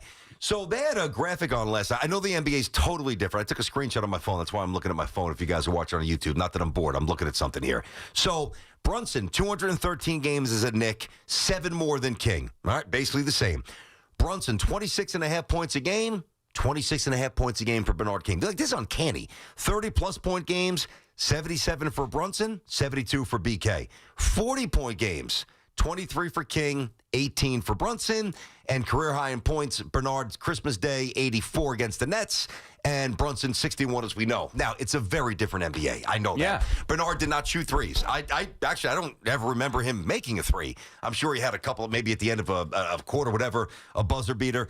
And Bernard King was one of the best offensive forces in the history of basketball. I'm not putting Brunson on that plane, but the fact that people still think, and it came up a little bit in the postgame, like that Melo should be retired and Bernard should not be. Like, it's crazy how some people process history and misremember what actually happened. I don't care if Bernard is or isn't. I do. I admit, I know you love him. I admit I don't know enough about it. If you saw him, because the way you and I feel about Carmelo, if you saw him the way I did, you'd feel the same way. As me. Yeah, which I understand. My only issue would be, did he do it long enough with the Knicks? Yeah. That would be my question. And by the way, they were talking about, I thought the NBA doesn't have, when guys go into the Hall of Fame. They don't. They messed that up. Reggie was wrong. When he said, who's he going in as? Yeah, who'd he go in as? Going in as himself. Yeah, that's who he's going in as. Yeah, come on, guys. It's not like Gary Carter with the Expos or let me put on this hat and get $1 million for the Yankees. You would think Reggie would know that. I know. Like, I knew that, and then I started the question. I was like, oh, maybe I got that wrong. Maybe they do go in with teams.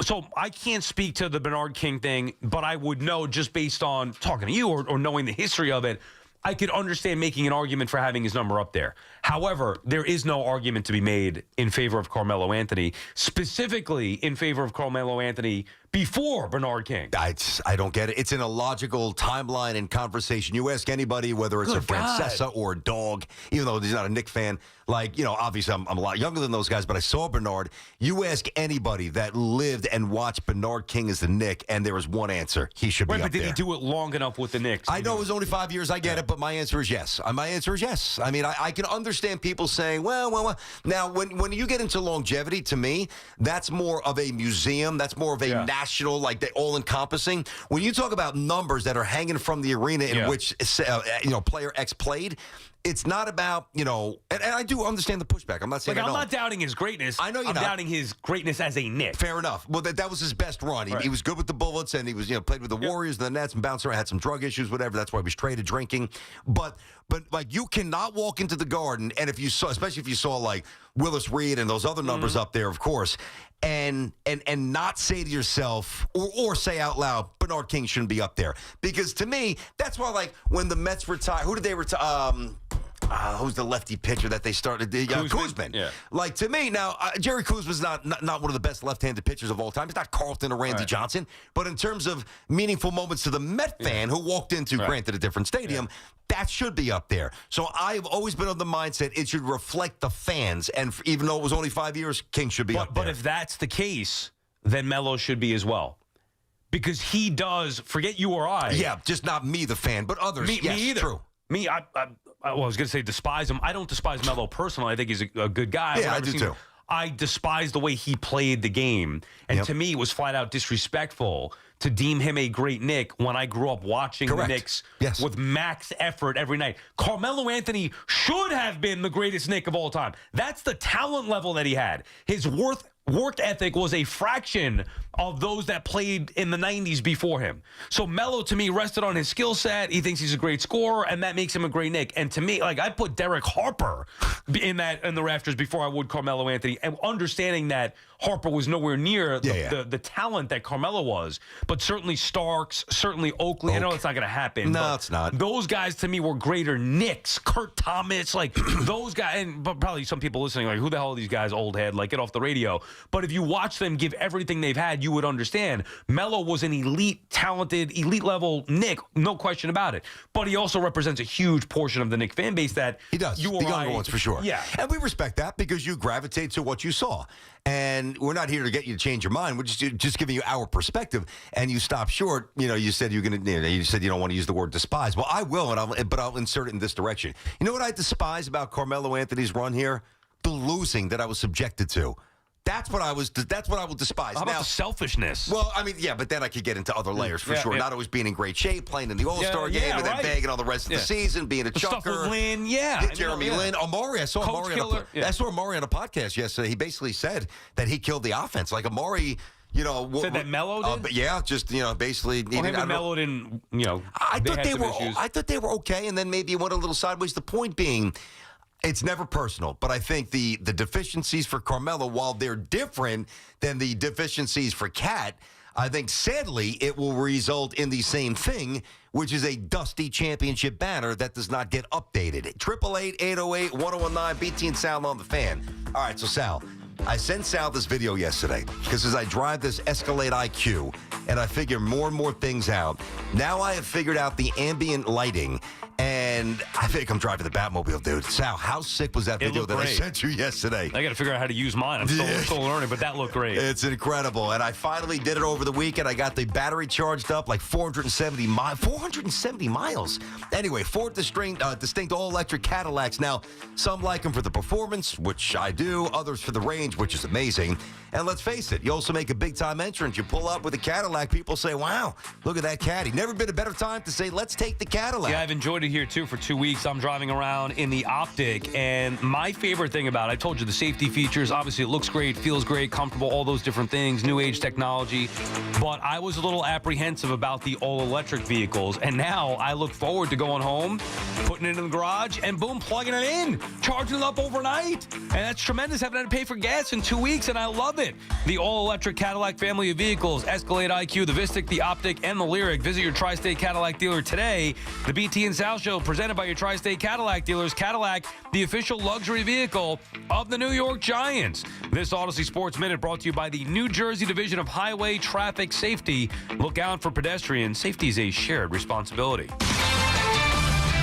This is Maggie Gray with an Odyssey Sports Minute sponsored by Chumba Casino, your online casino for plays, spins, and a chance to score. Must be 21 and over. Terms at ChumbaCasino.com. Tua Tagovailoa shook off the noise to deliver his best game of the year. The 1-6 Dolphins stunned Atlanta as Tua went perfect off play action, hit 3 touchdowns, and barely got touched. Miami's offense finally looked like its old self, and perhaps it was the spark the Dolphins needed heading into a Thursday night matchup with the Ravens. I'm Maggie Gray. Ready to kick off the fun? Chumba Casino is your go-to game plan during halftime or overtime. From spinning slots to instant scratch-style cards, it's like running the perfect play, all from home. New players score a free welcome bonus and daily logins with a shot at some serious prizes every time you play. Get in the game and visit ChumbaCasino.com today. Let's Chumba. Sponsored by VGW Group. No purchase necessary. See terms at ChumbaCasino.com. Must be over 21 and present in a state where it's legal to play. Are you having trouble hearing? Hearing loss can devastate the quality of your life. Now, there's an affordable fix for you or your loved one. Rated the best hearing aids of 2025 by Forbes Health, Audion Hearing has the highest quality hearing aids at the lowest prices, starting at just $98 a pair. I actually like them better than my old $5,000 hearing aids. I could not believe how my hearing and life changed. Join over 1 million happy customers by going to audionhearing.com. That's AUDIEN hearing.com. Looking for the lowest price on name brand tires? Get to Town Fair Tire and get the guaranteed lowest price on any name brand tire. Nobody beats a Town Fair Tire deal.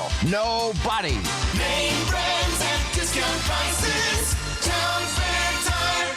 Diabetes, high blood pressure, anxiety meds, everyone's on them. If you're a 50-year-old male, maybe a bit porky, and you may even have type 2 diabetes, $1 million of term insurance may only cost you about $200 a month. Call Term Provider. Speak with Big Lou at 800-555-2085. Big Lou will find a term life policy for you even if you have type 2 diabetes, are overweight, or have high blood pressure. Term Provider has helped thousands of people like you who think they can't afford term life insurance. To buy $1 million of affordable term life for you, all you need to do is call Big Lou at 800-555-2085. Lou will make sure the scales are tipped in your favor. Call 800-555-2085. Big Lou will answer your call and work to fit you into a term life policy that you can afford. Remember, Big Lou's like you. He's on meds too. Call 800-555-2085 or biglou.com. Kick off the new season in a Mercedes-Benz from Mercedes-Benz of Edison. Looking for an SUV with extra space and style? You'll find an impressive lineup of GLC, GLE, and GLS models in stock and ready for immediate delivery. free. Or take advantage of their exclusive loaner-to-owner program. Buy or lease a 2025 X loaner and enjoy the experience of a like-new Mercedes-Benz. Don't wait. Upgrade your drive this fall at Mercedes-Benz of Edison, the Tri-State's premier destination for luxury driving. Get ready for more BT and Sal on The Fan. Calling all Hoops fans, get off the bench and onto the court for another exciting basketball season with BetMGM, an authorized gaming partner of the NBA. From same-game parlays to live bets, you can call your shot during any play. Rooting for your favorite players? You'll find all sorts of markets for betting on any star's performance on any given night. Don't miss a single highlight or buzzer-beating shot by getting all your picks in with BetMGM. Ready to shoot your shot? Download the app today and make your bets. BetMGM, make it legendary.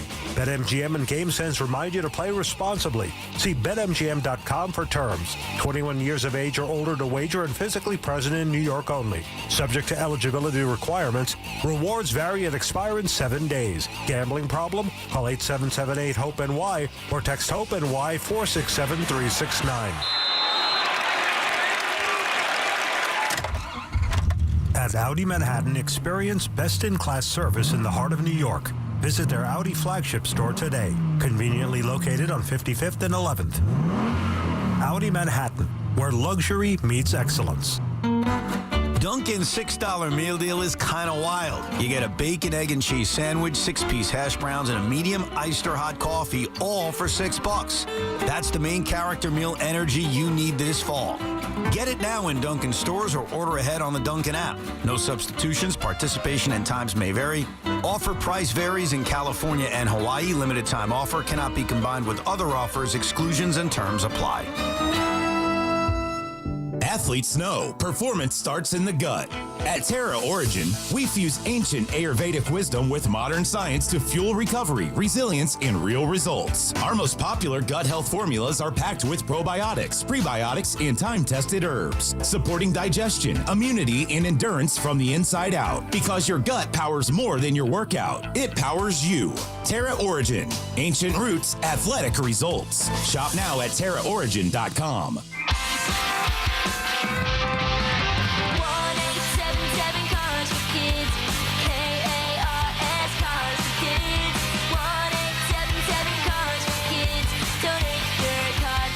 Call 1-877-CARS-FOR-KIDS to reach a friendly live agent. Donation's super easy, and your car can be picked up as soon as tomorrow. Call us now, 1-877-CARS-FOR-KIDS.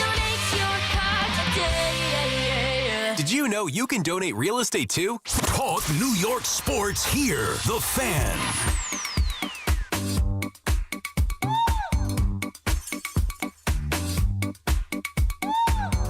BT and Sal back on the Fan. 888-808-1019 is the number to call. I just want to get something off my chest here. Some people are really just, and I don't use this word very often at all. What a douche move by this guy.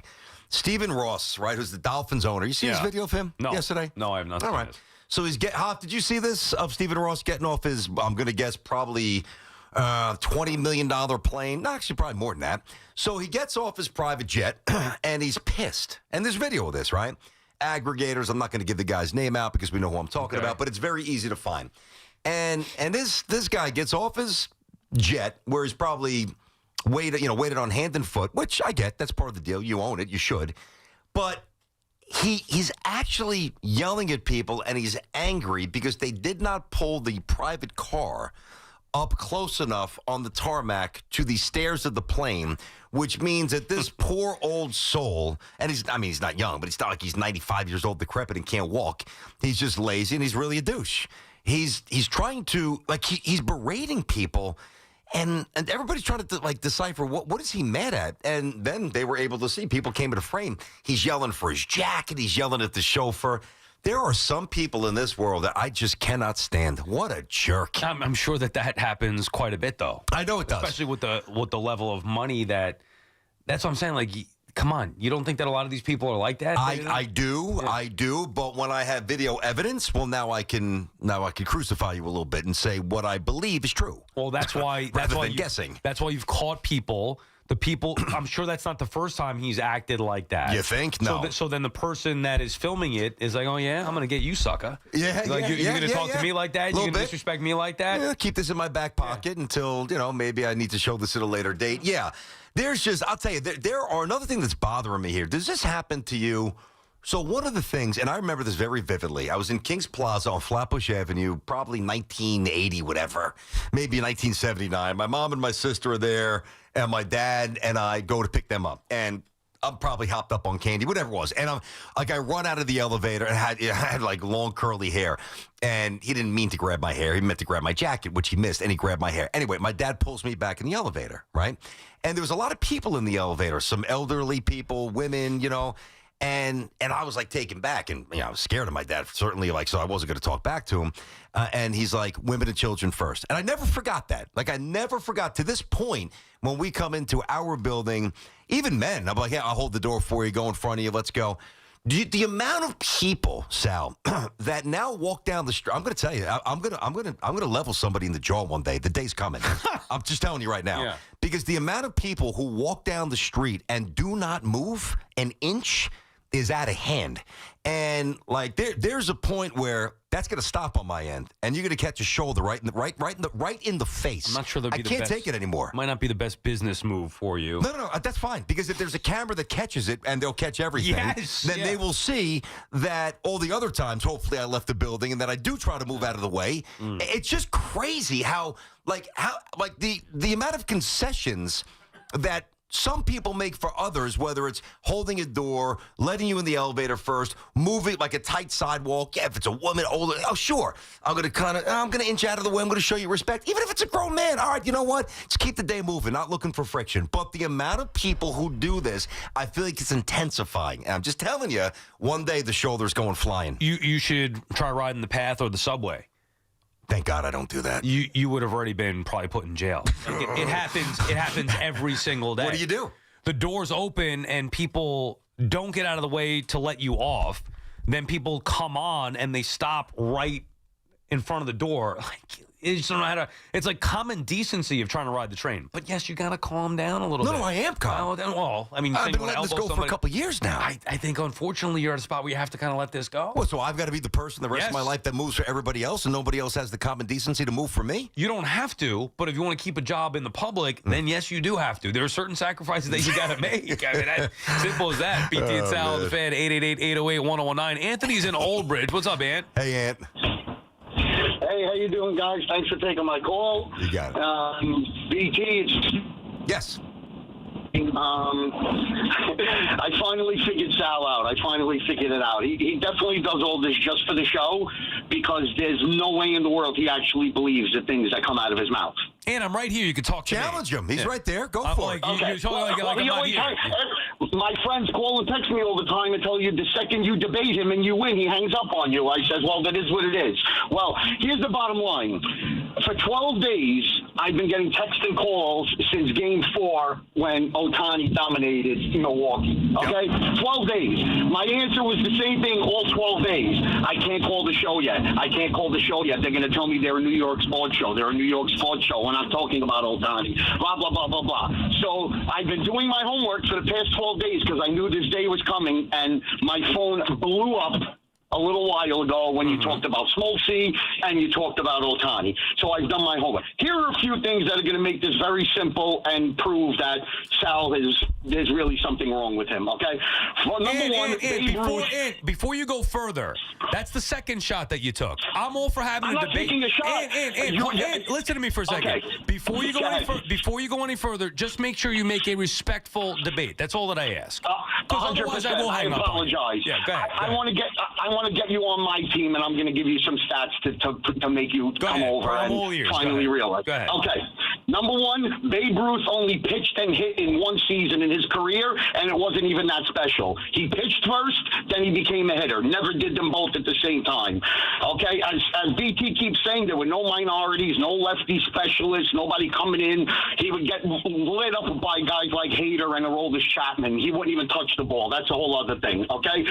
He pitched this year He has the highest K per 9 innings in the games he's pitched, okay?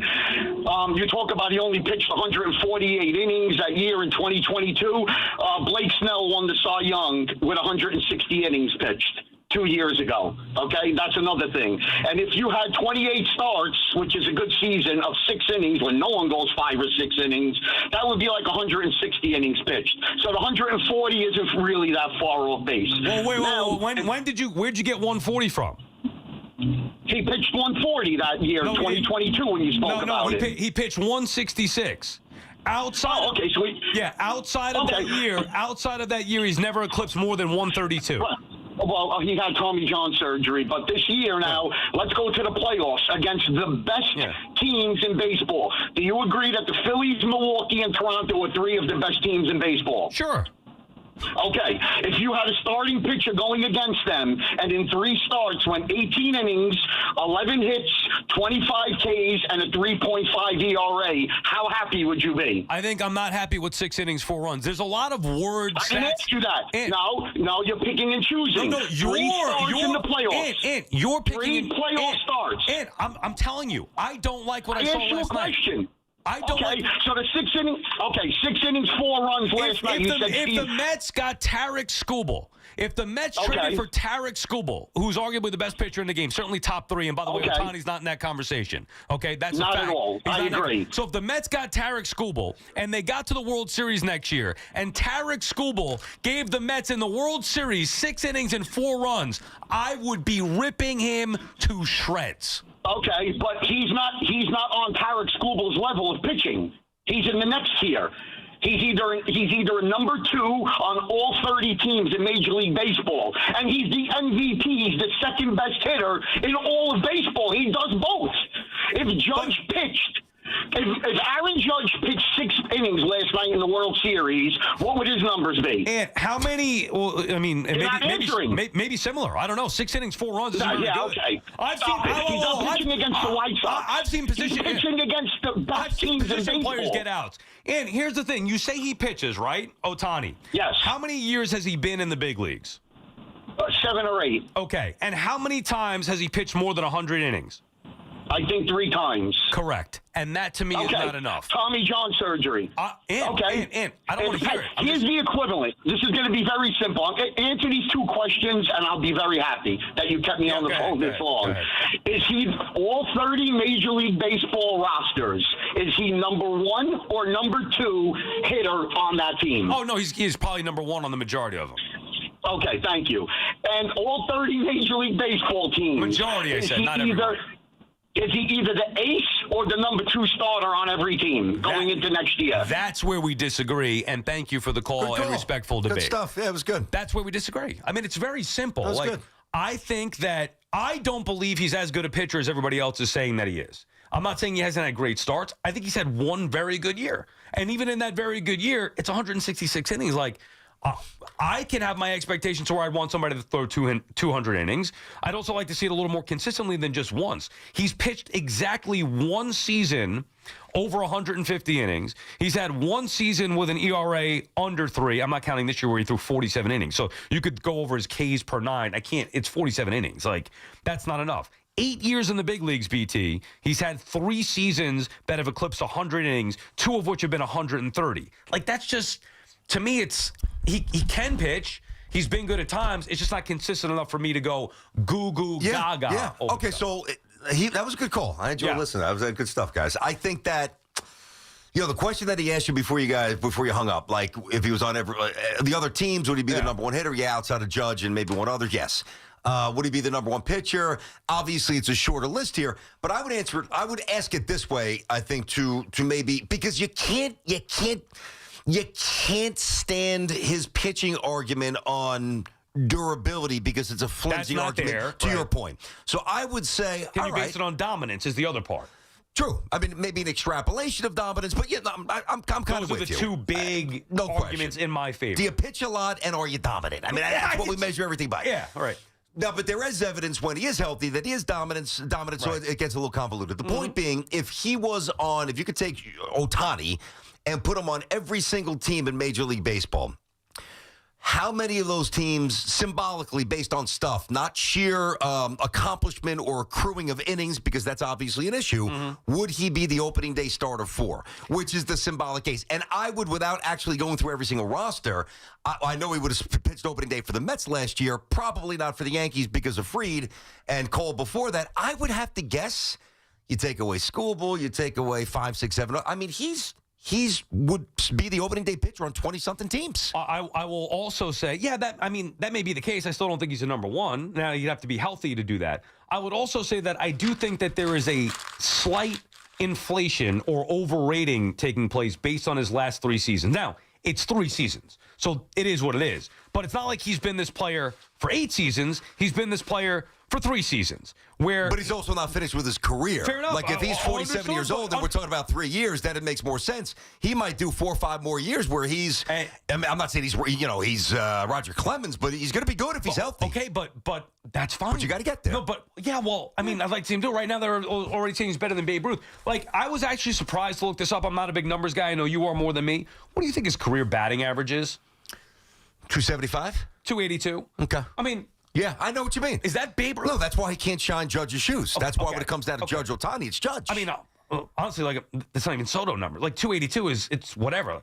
His career OPS, that was very good. Let me guess. A career OPS, it's in the 9s. I'm going to say 920? 957. Actually, that's unbelievable. 960 is insane, dude. But think about it. His first year, 925, 848, 657, 965, 875. Last 3 years, it's been over 1,000. There's a little up and down there. It's not like Judge across the board, 1,100, 1,100, 1,100, 11. I know, there's some up and down. The 600, was he hurt that year? Probably. No way, that was a full season. 657, no, he only played 44 games. All right, there you go. Yeah, I'm just saying, like, I got you. let's not, like, the last 3 years have been as dominant as possible. And even the 2 years before that, very good numbers. Just not, like, 965 OPS with 46 and 100. It's a big year.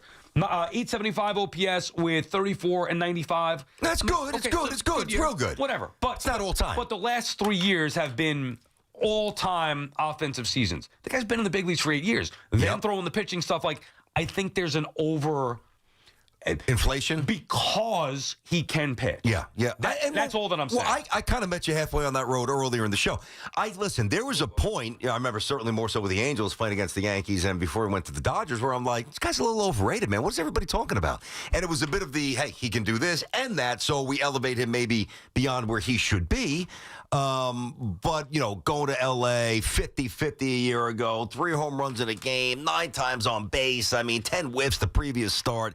The last 2 years have changed my perspective on Ohtani. More of your calls when we come back right now. Let's get you updated. Here's Andrew Bogish. Get breaking sports news here. WFAN, WFAN FM, WFAN FM HD1 New York, an Odyssey sports station. WFAN Sports Flash. Good afternoon at 1:05. I'm Andrew Bogish. Your Sports Flash is sponsored by Chef IQ. Precision cooking, effortless results, chefiq.com. And by Dr. Jay Shaw at Samwell Pain Management. Visit samwellpain.com. Fresh reporting today says Heat guard Terry Rozier and Blazers head coach Chauncey Billups will not be paid while on leave for their arrest last week in the federal gambling probe. Rozier's first check for this season was coming Friday. The money will be held in escrow until the legal situation is resolved. On the court tonight, the Nets host the Hawks, 7:30 here on The Fan. Cam Scatterbo is back at Giants headquarters on a scooter attending meetings. Nice. Brian Dable saying Scatterbo does not need any additional operations on his right leg. Get healthy there, big boy. More NFL contract history today. The Lions signing pass rusher Aiden Hutchinson to a 4-year extension guarantees him $141 million, the most ever for a non-quarterback. And the World Series has its L.A. finale tonight. The Dodgers and Blue Jays breaking their 2-2 tie before returning to Toronto. It's Blake Snell and Trey Savage on the mound. First pitch is just after 8. Fan weather sponsored by Moderna. It's 54 and cloudy in Central Park, and that's what's happening. Sports flashes, top of every hour. I'm Andrew Bogish. It may be the offseason for the Bombers and Amazons, but there's no offseason for Yankees and Mets talk. Get the latest here. The Fan, 101.9 FM, and always streaming on the Odyssey TuneIn TuneIn and iHeartRadio app. Mnexspike COVID-19 vaccine mRNA by Moderna is now available and easy to find near you. To learn more, visit mnexspike.com. That's MNEXSPIKE.com. It's finally NBA tip-off week, and FanDuel's your home for live betting. So even if you missed the start of the game or want to ride the hot hand, FanDuel has live bets on everything from who will score next to fourth-quarter comebacks. Plus, you can even combine your live bets into a same-game parlay for a shot at a bigger payout. However you want to play, now is the perfect time to join. FanDuel's giving new customers $300 in bonus bets if your first $5 bet wins. Visit FanDuel.com/Evan to sign up today. I love the app. We all do around here. It's safe and secure, and when you win, you get paid instantly. Play your game with FanDuel, official sports betting partner of the NBA. FanDuel Sportsbook is the official sportsbook of WFAN. 21 and over, physically present in New York. First online real money wager only. $5 first deposit required. Bonus issued as non-withdrawable bonus bets expire 7 days after receipt. Restrictions apply. See terms at sportsbook.fanduel.com.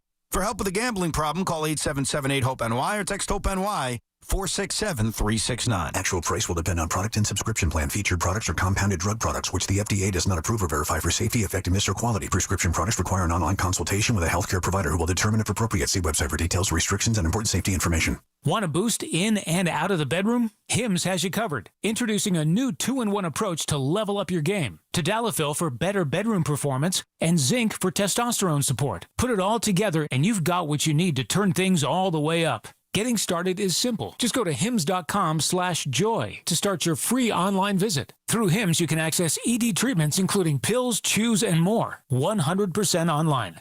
No office visits, no pharmacy lines. Just fill out a simple intake form and a licensed medical provider will determine if treatment's right for you. If prescribed, it ships free and discreetly to your door. Find affordable treatment options at up to 95% less than brand names at hims.com/joy. That's hims.com/joy, HIMS.com/JOY. My man, Dr. Jay Shah, specializing in minimally invasive and non-surgical treatments for neck, back, and sciatica, migraines, and so much more, offers pain-relieving solutions. There are thousands of 5-star reviews who trust Samwell Pain for all their aches and pains. Visit SamwellPain.com. For over 100 years, Sloman's has been your trusted partner in comfort. When it comes to home heating oil, they deliver more than just quality fuel. They deliver peace of mind. With price protection, automatic deliveries, and 24/7 service, their dedicated team is just a call away, ensuring you stay warm and comfortable all winter long. Sloman's, the Tri-State's largest heating oil provider, proudly serving their community for generations. Give them a call today at 866-GET-HEAT or visit oil.slomans.com. Want the best deal on Bridgestone winter tires? Get to Town Fair Tire and get Bridgestone tires at the guaranteed lowest price. Plus, you get more free services than anywhere else. When you combine Town Fair's guaranteed lowest price with the most free services, you get the guaranteed best deals anywhere on your Bridgestone winter tires. Because nobody beats a Town Fair Tire deal. And you know we mean nobody.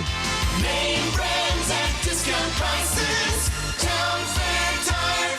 Get connected with WFAN to talk about your favorite teams. The Fan on the Odyssey, iHeart, and TuneIn apps. Peanut butter jelly time. Peanut butter jelly time. Peanut butter jelly time. No peanut butter and jelly for BT today. He's getting that slice of pizza. I devoured the PBJ. Yeah. Peanut butter jelly time. We have this kid that I coach. His name is PJ. So when he gets up, peanut butter jelly time. Kids in the dugout. You know this song? Of course I know this song. I've never heard this song in my life before. Who sings that? I would have known it if I didn't have PJ on my team now. Do either of you have any idea who sings that song? No. I don't know. Little John. Oh, okay. Yeah, it sounded familiar. Well, he knows because... What? That's the guy, right? What?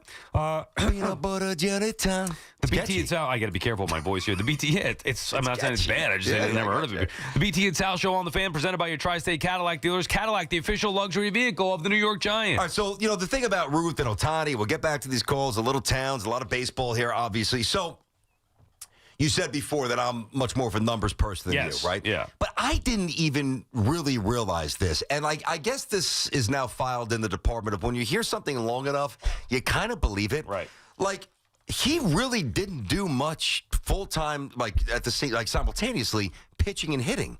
If you look at when Babe Ruth came up, he came up in 1914, and he was primarily a pitcher. And he had about a 5-year run now he had like a few appearances. If you want to pull stats up, it'll be easier for you. So in 15, 16, 17, 18, and 19, he made a lot of starts, okay? But he wasn't a full-time hitter and really until 1919. So that was the main season where he really pitched big time and hit big in terms of frequency. And then later on... In which year? 1919? Okay, how many years did he do that? Well, then it pretty much stopped because then he did not pitch again very much in 1920 or 21. And then there was a 9-year gap when he was 35 years of age with the Yankees where he didn't pitch at all. So at the age of 26, he pitched very little.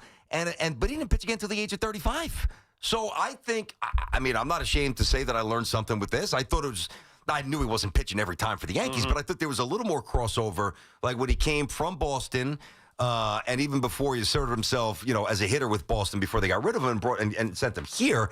I would not have expected those numbers. It's interesting to me. So this, to me, plays even more to my point. Now, by the way, I'm not the one who brought Babe Ruth into the conversation. Everybody in the world compares Ohtani to Babe Ruth. Why? Because Babe Ruth was a pitcher and was a hitter.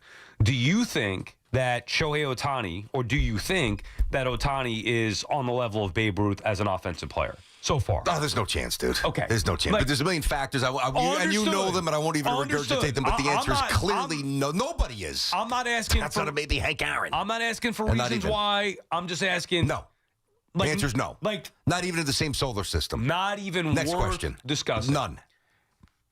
Do you think Shohei Ohtani so far, when he has pitched, has even come close to doing what Babe Ruth did as a pitcher? I don't, and I did study some of Babe's numbers here, so the answer is definitively no. I mean, he also, back then it was like 2-3-man rotation. You get a lot more starts, you accrue more numbers, blah, blah, blah, but the answer is no. Okay, not even close. Now, again, there obviously are circumstances behind some of the numbers. Some favor modern-day players, some favor Babe Ruth-era player. But when you dominate, I mean, forget about the 326 innings that he threw or the 1,200 innings in his career. When you dominate to the level that he did, his career ERA 2.28. He had a season where he had a 1.75, started 44 games. I mean, or pitched in 44 games, started 40 games. 28, 40, 38, 19, 15. Yep, Okay, that was the 5-year run where he was really pitching a lot. That's where I have a hard time. And I'm not saying Ohtani isn't Babe Ruth. It's hard for me to say because I didn't watch Babe Ruth, but I see those numbers. Mm-hmm. Those are dominant numbers. Yeah. Nothing about Ohtani's pitching numbers are dominant, period, and haven't been. And his offensive numbers the last 3 years have been dominant, but nowhere near the level to Babe Ruth's dominance. Like, he's got to do this for another 10, and then maybe we could have the conversation. Okay, I could look at it this way, though, and I could flip it back and say, well, if you put now, and I will preemptively take this out of your repertoire because it's a fair answer. Like, if Babe Ruth had access to nutrition and weights, okay, he wouldn't look like that. Smaller parks, juice balls, like better bats. Come on. Yeah. He'd be different, and we know that. But suspending the reality of that for a moment, if you put Babe Ruth in the World Series tonight, the way he was, would he do well? I don't know. I think it's a great question. I think the answer is clearly no. That's just my opinion. You don't think he'd be a hitter at all? I mean, you hit that. Nobody threw 95 back then. I'm just saying, though, when you dominate that, like in accordance. Guys were throwing 80. They were throwing pus. Isn't it fair to say all you can do is judge somebody based on his performance against his peers? Of course. Or their peers. But well, the answer is yes. And that's why I say what I say about nutrition and so when working out and stuff. When he's that dominant versus his peers, that's what made Babe Ruth, not just the gaudy numbers, not about the lack of competition, was that he was that much better and that dominant against his peers. Whereas now you could say, well, it's tougher because there's a lot more balance, there's better athletes. Yeah, I understand that. Yep. But where's the dominance? Like, that's why I think you could compare. Now, I may take MJ, you take MJ, but I think it is somewhat comparable to say LeBron versus his peers and MJ, what he did versus his peers. What Babe Ruth did is just a different world versus what Ohtani's doing versus his peers. I understand that. That's why it's a complex road to travel. There's no right or wrong answer. Really, it's an impossible one. Right? It's opinion-driven. It's speculatory. It's interesting. Some of it's probably dumb. I mean, I get it all, right? But I would say, and I don't mean to be disrespectful, I would think that if you dumped Babe Ruth in Game 5 tonight, whether he's batting 7th and playing right, whatever, because he wouldn't be batting 3rd, he'd kind of feel like, to me, like a Daniel Vogelback. No, hear me out. Now, if you look at Alejandro Kirk, dude. He's hitting 300 homers in the World Series. Babe Ruth is in better shape than he was. He's a beast, Kirk. I don't know how he does it, that frame. Yeah, I hear you. But to me, he would be like, a little bit out of shape, and I think he would be a Vogelback type. If you take Ohtani and transport him back in time and dump him into the 1919 World Series, his peers would think he was an alien because he would be so much different than everybody else. Now, if you want to volley back and say, well, Babe Ruth looked that much different to his peers back then, and the numbers kind of back that up, I guess I could engage in that conversation. But I know Babe wasn't throwing 95. I don't even know if Babe Ruth was throwing 100. I mean, you look at some of these windups, dude. They don't even use their legs. It's like just basically, it's almost like a set shot or a push shot back in the day, where now you see guys elevate and really, that's why they could shoot it from 35, 40 feet, and it's a flick. It's not that their arms are stronger, their legs are more engaged, and that's how you establish range and how you throw a baseball harder. Obviously, you've got to, again, there's drills for this, get your arm explosive, but you've got to engage the legs. Babe Ruth, which is like a half a windup. What was he throwing, 81 miles an hour? Yeah, I mean, it honestly is an absurd comparison because most of us never saw Babe Ruth. So it's easy to look at the numbers and make an argument whichever way you want to make it. And there are arguments you could favor Ohtani, arguments you could favor Ruth. To me, the one thing, and I don't care if I'm an island saying this by myself, and obviously it's the minority, I don't care, it's what I believe. I don't believe that what Ohtani is doing is as impressive as people make it out to be. I'm not saying it's not impressive. I'm just saying that take a step back and look at it outside of the, wow, he can pitch, and wow, he's a great hitter. Outside of that, if you actually look at how he pitches, how often, how dominant, those to me don't add up to all the hype. Where offensively for 3 years he's been as dominant a player, and maybe even more than that. Like he's had some big offensive seasons prior to the last 3 years, but really the last 3 years have been otherworldly of dominance. Nobody's going to minimize what he's done offensively, but the combination to me has been overblown a little bit. In my mind, just because you can pitch doesn't mean that it's a unicorn or an alien or whatever acronym, whatever the analogy, whatever thing you want to use or adjective to describe him. Yep. To me, that doesn't necessarily fit. Well, the other thing, too, is, I mean, you think about some of the things about Babe Ruth, and I guess that would have been the Cubs World Series. Oh, God, what year was that? I don't know, 1920-something, whatever it was. And there is a thought, and there's, like, grainy footage that's been supported but also refuted that Babe Ruth called the shot in the World Series against the Cubs. Oh, look, there's Babe pointing. All right, I'm going to put this one over the fence. And, of course, the way historical lore goes, the next pitch right over the fence. Yeah. Okay, I'm sure that happened. Ohtani didn't do that. No, but what he did do was he got walked 5 times, hit 2 doubles, hit 2 home runs. I know for a fact that I saw that. Right. And then I saw him last night, even though 4 runs and 6 is not amazing, I saw him throw 99. Like that I saw. So, like the other things, again, this is not to denigrate Babe because it's just not provable because I wasn't there.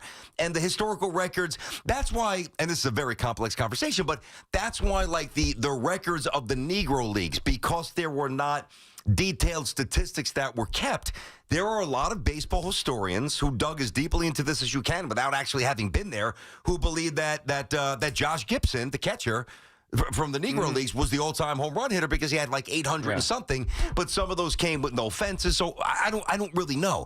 And I'm not here to dismiss those accounts.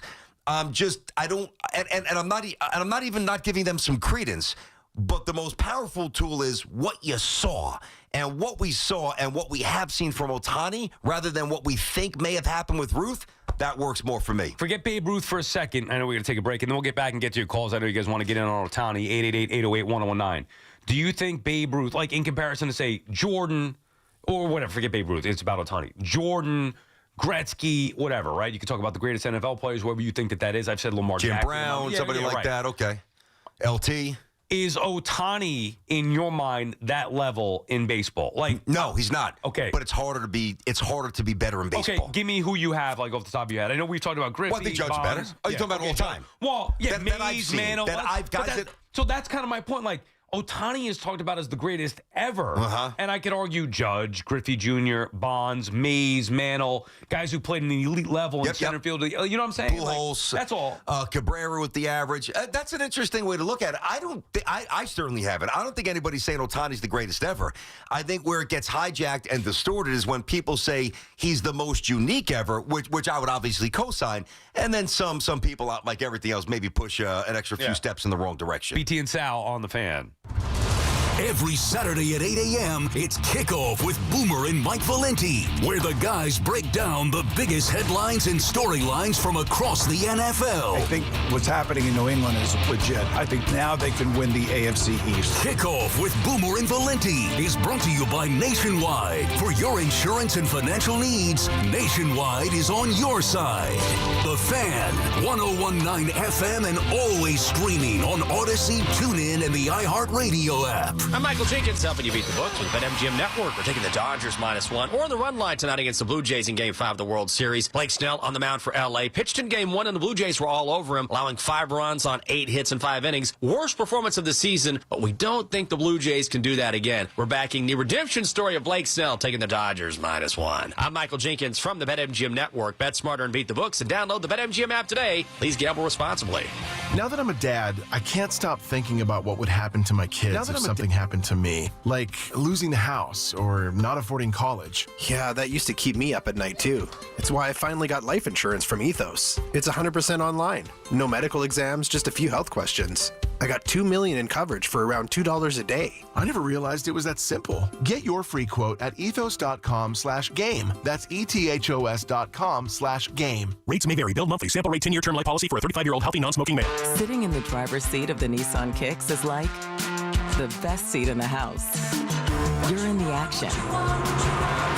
And with the Nissan Kicks all-wheel drive, you can go find the best views. And with the 10-speaker Bose Personal Plus audio system, you can hear everything. Your new wheels await. Reimagine your ride with the reimagined Nissan Kicks. Now get the 2025 Nissan Kicks starting at just $21,830. Shop your local Nissan store or nissanusa.com. Starting MSRP at $21,830 for base model. All prices are manufacturer suggested retail price. MSRP. MSRP excludes up to $1,495 destination and handling charges, tax, title, and license. Dealer sets actual price.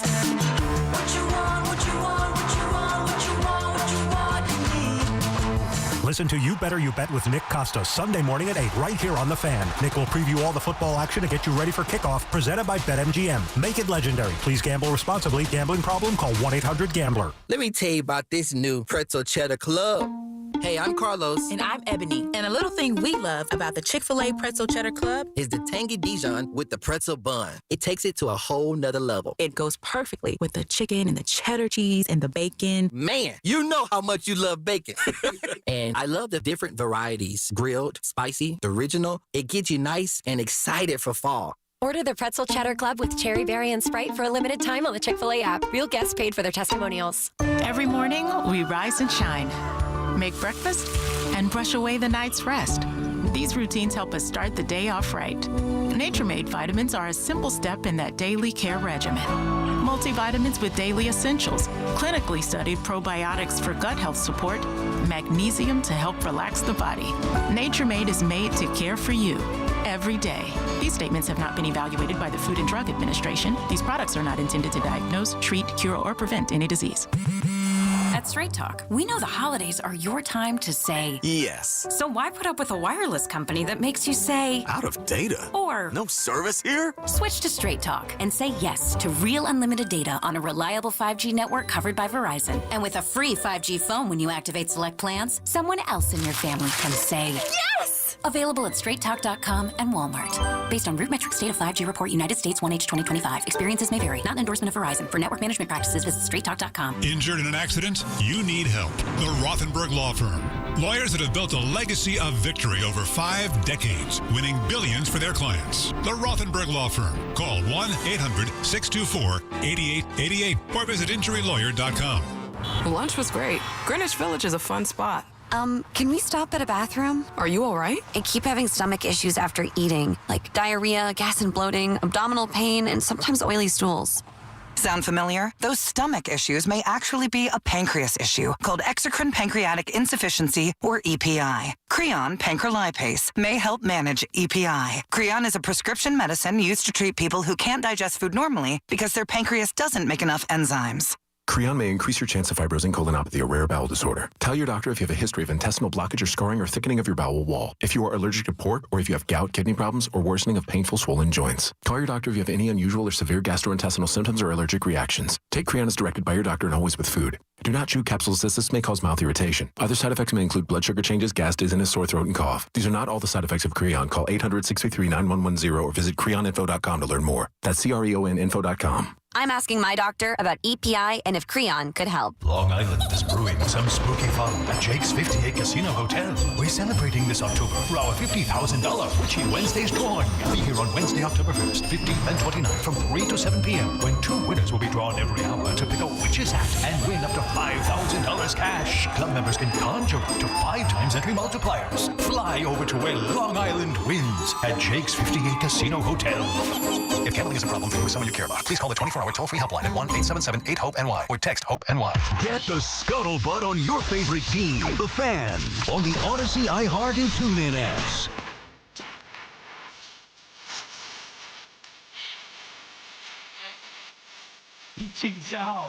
Back on the Fan. So you usually I can't stand this guy. Usually what? Weird Al? I can't stand him. he's What funny. a cornball. What a geek. I used to like Weird Al. His videos were great. I'm fat, right? I'm Yeah, fat. that was one of Oh, that's it. that Is was one. that's not? Is that No, this is Beat It. This is Eat It, Beat It. The other one was The other one's I'm fat. I got you. So Hop's playing this today because, of course, we have pizza outside, and then Taco Frank comes in for his yearly visit. You know he comes in every year to celebrate. Yeah, of course. Listen, when did I meet him for the first time? At City Maybe a Field, couple right? years ago, right? When we first got Great together. guy. Then anyway, he comes in every anniversary of the Mets winning the World Series to rub it in my face. Another celebration, Taco Man. He's got the cake out there. 39 years since the Mets won. By the way, before I get into the other stuff that I want to bring up, there was this video that I highly recommend everybody see if you're on social media. I don't know if you saw this yet or you saw me repost it yesterday. Go ahead. Came across it last night. Big Blue VCR. Did not see this one. I know the way. I know the handle. Okay. I remember a lot of tiki stuff. Yeah, very good. Yeah, it's great They're for good. Giant stuff anyway, so you should always watch it. They posted, and I'm sure they've done this over the years. I just saw it last night for the first time. On 39 years ago, the Mets won the World Series, but they have a split screen of the Monday Night Football game with the Giants and Washington, then Redskins. I did see this. And the crowd going nuts at the Meadowlands, reacting to what was happening at Shea Stadium. It is a wild, 3 minutes, 4 minute clip he's got it, whatever it is. It is, like, for me, as somebody who was 7 years old at the time and don't really remember that. Yep. That well, especially I'm not watching the Monday Night Football. There's so many elements to this that are, to me, incredible. Number one, the fact that who the hell would be at the Giants game when you got Game 7? If you're a Met fan. Right? Right. Well, mostly Giant, Yankee, Met, Jets, so I'm assuming that. But that's the other part. The crowd was going nuts. Oh, that's true, yeah. Now that would dispel what I just said. Yeah, it's true. Well, maybe not. Was it Met fans or was it Yankee fans reacting to the Red Sox getting beat? Look at you getting deep on the fandom. Well, because that's a big... good dude, question. They were going nuts. I can only relate to my mindset in 1986. Now, I don't remember. I mean, I know what happened. Bucky's home run and all the fights with Carlton Fisk and Lou Piniella and Bill Lee and Nettles beating the crap out of him and ripping his shoulder out of its socket. I know what happened, but I didn't live it. So when I was growing up, I had no animosity toward the Red Sox. Right? Wade Boggs, Mike Greenwell, Oil Can Boyd, Roger Clemens, whatever. Some of these guys are really good. Jerry Remy. They don't mean anything. Like, I didn't hate the Red Sox. Now, if you're an older fan in that video, you might. Yeah. Because there was a different level of tenacity in the late 70s and early 80s that I didn't have, that I had to grow into with Pedro and those guys. But Dove was actually there. Yeah, so there was a DJ at Hot 103, Kelly West, who was a big Giants fan, big Mets fan. He wanted to watch the Mets World Series game. He gave me his Giants tickets, so I went to the game. My fondest or strongest memory of that is that when the crowd goes crazy, Phil Simms has the ball, nothing happening on the field, they're just trying to create a drive. The crowd erupts, and Simpson's like going, waving his hands, like, calm down, I want to, They called a false start.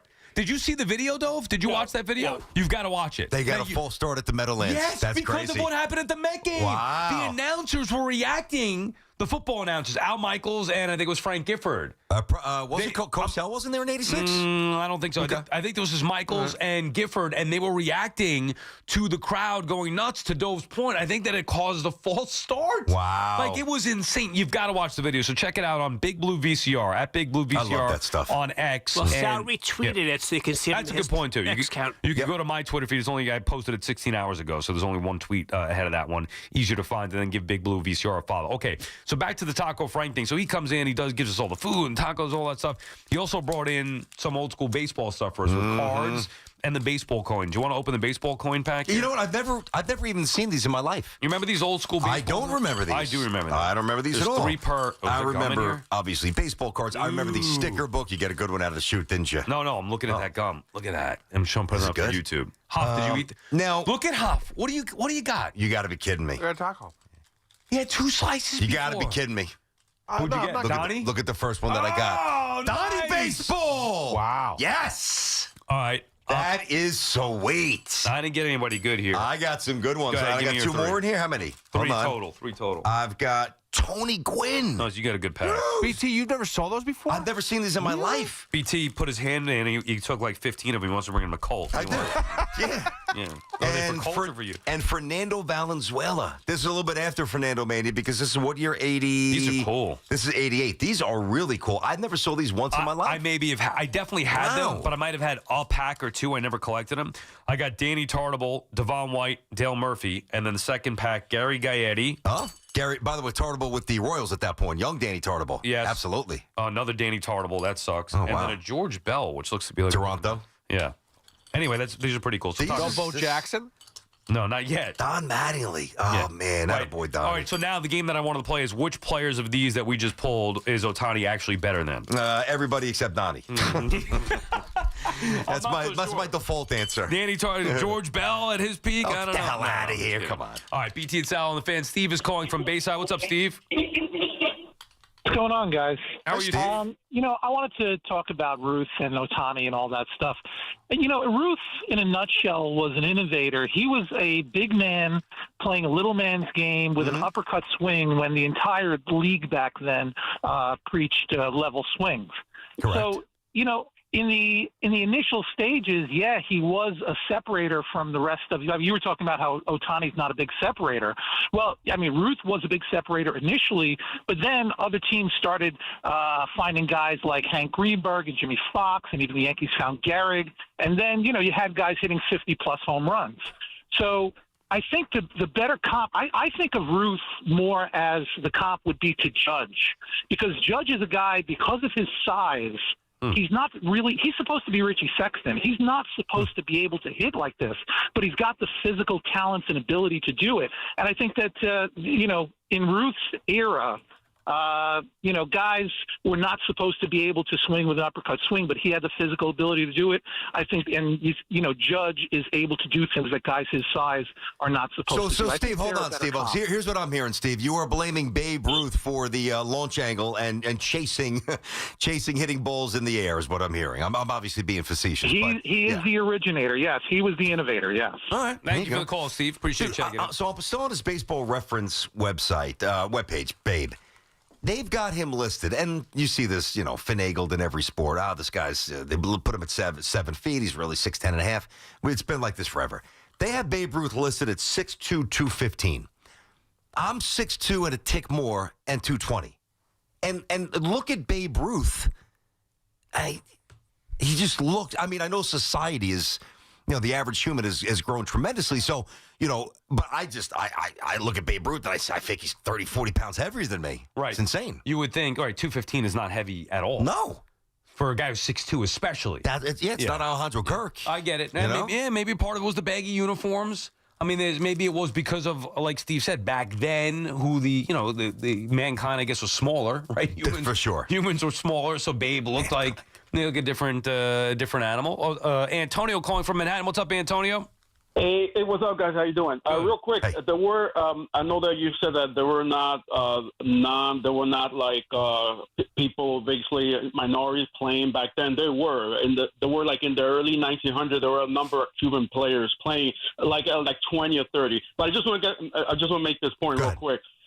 Look, Walter Johnson, he was considered the best pitcher at that time. Correct. Babe Ruth, he had 136 at-bats. You know, he hit 324 with 10 home runs. Okay. And Walter Johnson, it was said that he probably, if he was pitching today, he'll be throwing the high 90s.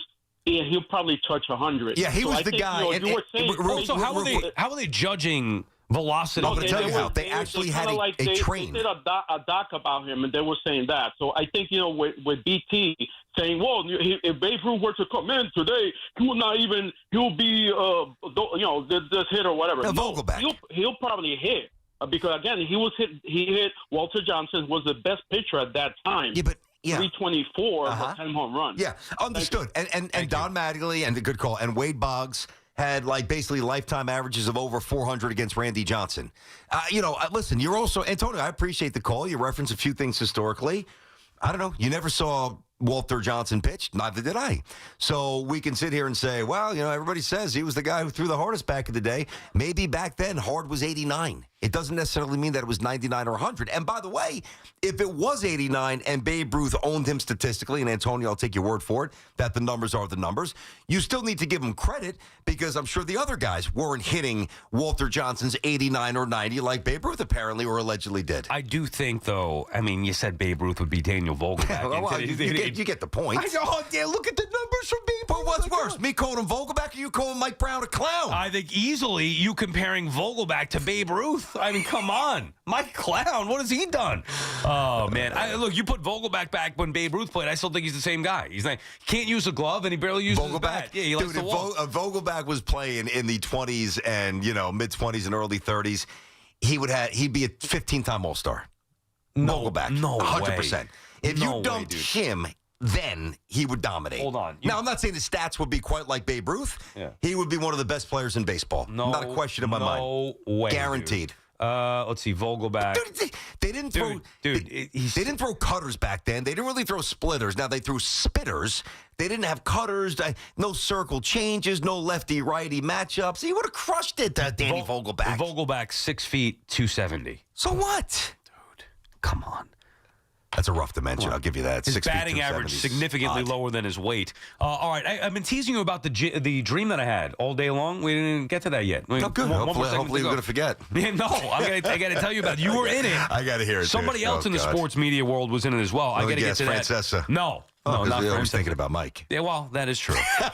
He might have been, but I don't recall that one. I got you. 888-808-119. We'll get back to your calls as well. BT and Sal on the Fan. It's Boomer and Gio. Mornings on the Fan. 101.9 FM. Fresh off of this NBA. That's great timing. Thing. Yes. Is horrible. Yes. I'm sorry. Because a lot of people already put their bets in, including, worked out. And I picked the freaking Ravens on Friday. And it still worked out. And it still worked out. It worked out, but still. Listen to Boomer and Gio on demand on Apple Podcasts, Spotify, or wherever you get your podcasts. This is Andrew Perloff with an Odyssey Sports Minute. Lamar Jackson isn't messing around. The Ravens quarterback apparently had the ping pong table and other toys taken out of the locker room. He also said that they're viewing every game from here on out as lose and we're done. They're 2-5.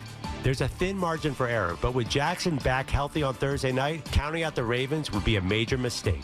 I'm Andrew Perloff. Paid for by term provider. Premiums will vary. Plans depend on age, location, and other factors. Visit bigloot.com. Diabetes, high blood pressure, anxiety meds, everyone's on them. If you're a 50-year-old male, maybe a bit porky, and you may even have type 2 diabetes, $1 million of term insurance may only cost you about $200 a month. Call Term Provider. Speak with Big Lou at 800-555-1509. Big Lou will find a term life policy for you even if you have type 2 diabetes, are overweight, or have high blood pressure. Term Provider has helped thousands of people like you who think they can't afford term life insurance. To buy $1 million of affordable term life for you, all you need to do is call Big Lou at 800-555-1509. Lou will make sure the scales are tipped in your favor. Call 800-555-1509. Big Lou will answer your call and work to fit you into a term life policy that you can afford. Remember, Big Lou's like you. He's on meds too. Call 800-555-1509 or biglou.com. Wellness isn't just what you do. It's what you absorb, hydrate, and fuel with.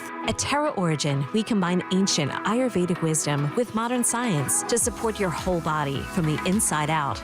gut health for balance, healthy hydration for performance, healthy greens for clean energy and recovery. Because when your body's in sync, everything else flows. Find your formula today at TerraOrigin.com and use code RADIO to save 25% off your first order. Terra Origin, rooted in tradition, built for now. Looking for the lowest price on name brand tires? Get to Town Fair Tire and get the guaranteed lowest price on any name brand tire.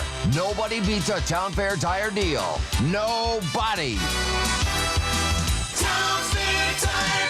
It's NBA tip-off week, and FanDuel is your home for live betting. So if you've missed the start of your game and you want to ride the hot hand, FanDuel has live bets on everything from who will score next to fourth quarter comebacks. Plus, you could even combine your live bets into a same-game parlay for a shot at an even bigger payout. However you want to play, now is the perfect time to join because FanDuel is giving new customers $300 in bonus bets if your first $5 bet does win. So just visit FanDuel.com/Boomer to sign up today. We all love the app around here. It is safe, secure, and when you get paid instantly. So play your game with FanDuel, official sports betting partner of the NBA. FanDuel Sportsbook is also the official sportsbook of WFAN. 21 and over and physically present in New York. First online real money wager only. $5 first deposit required. Bonus issued is non-withdrawable bonus bets, which expires 7 days after receipt. Restrictions apply. See terms at sportsbook.fanduel.com. For help with a gambling problem, call 877-8-HOPE-NY or text HOPE-NY 467-369. Dunkin's $6 meal deal is kind of wild. You get a bacon, egg, and cheese sandwich, 6-piece hash browns, and a medium iced or hot coffee, all for $6. That's the main character meal energy you need this fall. Get it now in Dunkin' stores or order ahead on the Dunkin' app. No substitutions, participation and times may vary. Offer price varies in California and Hawaii. Limited time offer cannot be combined with other offers. Exclusions and terms apply. This is Tiki Barber. You definitely don't want your heating system to fail this winter. So call my friends at Edison Heating and Cooling, New Jersey's heating experts. Have them check your heating system before it breaks. I know Edison Heating and Cooling. They can fix anything. Go now to edisonhvac.com. This is the story of the one. As a custodial supervisor at a high school, he knows that during cold and flu season, germs spread fast. It's why he partners with Grainger to stay fully stocked on the products and supplies he needs, from tissues to disinfectants to floor scrubbers. Also that he can help students, staff, and teachers stay healthy and focused. Call 1-800-GRAINGER, click Grainger.com, or just stop by. Grainger, for the ones who get it done. It's a classic odor tale. You fried fish for dinner, cleaned up, but the smell is still in the house. And the neighbors are coming over for game night. They're on their way. And then you spray Febreze Air Mist. Febreze Air starts working instantly to fight even your toughest odors, so you go from fish to fresh like that. Now all you have to worry about is Pam cheating at charades. Breathe happy, Febreze, la la la la la. So, there's this guy, Paul Rivera, grew up in the Bronx, made some mistakes, but eventually becomes one of those hard-working citizens who keep our city going. But he gets pulmonary fibrosis, and his only hope is a lung transplant. When one hospital, Montefiore Einstein, get him a new lung, and they give him a new life. Right. Everyone in his neighborhood is like, They give that guy a new lung or a new motor.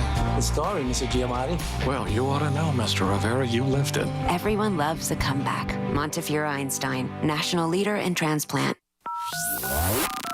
Call of the day with Brendan Tierney and Sal Licata on The Fan. Today's call of the day brought to you by Edison Heating and Cooling, New Jersey's heating experts. Pop, you have a question? I do, because not for nothing, like nowadays with people working 2, 3, maybe 5 jobs like myself, right. Is it really impressive that Ohtani does 2 different things? Oh, don't pull me back into this. I'm You just heard what I I'm just being serious. Find that I know you are, and so am I. Yes, I believe it is, but not everybody agrees. Here's one in favor of Ohtani. Just because more people might be trained to do this doesn't mean they will be able to do it with the success that he has done. That's number one. Now, here's a knock against Ohtani. Go ahead. People do this in Little League all the time. Yeah, I know. I know. And they're throwing 51 miles an hour. I mean, and you got an umpire with a wide strike zone. You got, from, depending on how old you are, 6, 7, 8, 9, 10, 11, 12 in a lineup can't hit a lick. Am I supposed to make a big deal about what Ohtani's doing when I was doing this 30 years ago? Here, yes, it's a difference. Because in Little League, you're not studying the opposition players, their tendencies, what they hit, how to pitch against them. Yeah. As a pitcher, he's looking at the other players. As a hitter, even more so, pitcher. he's got more information. I mean, come on. I'm not impressed with Ohtani. I did this 30 years ago. Sal Licata, did this 30 years ago. Colt does this all the time. Colt does this right. He probably watched Ohtani's like, Dad. How about after they take him out of the game to pitch, he goes to play short like I do? It's the exact opposite. Hey, how about this, though? Not only does he pitch and hit, then he goes plays football, then he plays basketball. Yeah. Oh, stop, Dude, you he's idiot. 10 years old. He's Bo Jackson. Good point. He plays point guard, too. Don't forget about that. Excellent point. Although he's a chucker, he's definitely more shooter. What's more impressive, Bo Jackson and Deion Sanders? Or what Ohtani's doing. There you go. Been a fun show today. We talked some Knicks. We talked some Ohtani. Had some fun. In case you missed anything, check it out on the free Odyssey app. Let's hit us with the dream. Dude, so this was, I don't know where the hell this came from, but it felt as real as anything. Oh, those are good ones. And then when I woke up, I made sure that I made a note of it because I didn't want to forget it. Okay. You were doing the color commentating. For? A Jets football game. Oh, that would be nice. Should add that to the portfolio soon, yeah. The main part of the dream is who the head coach was of the New York Jets. Legit, like, he was the head coach. He was on headset. He was blowing up a player who made a mistake. I think it was a fumble. That's what I have in my notes. I don't remember that. Okay. But I have in my notes here, X was the coach of the Jets in my dream, lit up a player after a fumble. BT was on color commentating. Okay. Now, generally, dreams are connected to something that transpired or something you're thinking about. I obviously don't always know what you're thinking about, but I do know what transpires on the show. And since you're bringing it up on the show, it's probably something that we could all relate to. I know this isn't it, but I'm going to think about some of the guests we've had on recently. Was it Minko? Was not a guest, but we're in the same. It was somebody that used to work here that's currently a sports talk host and does some stuff with the NFL.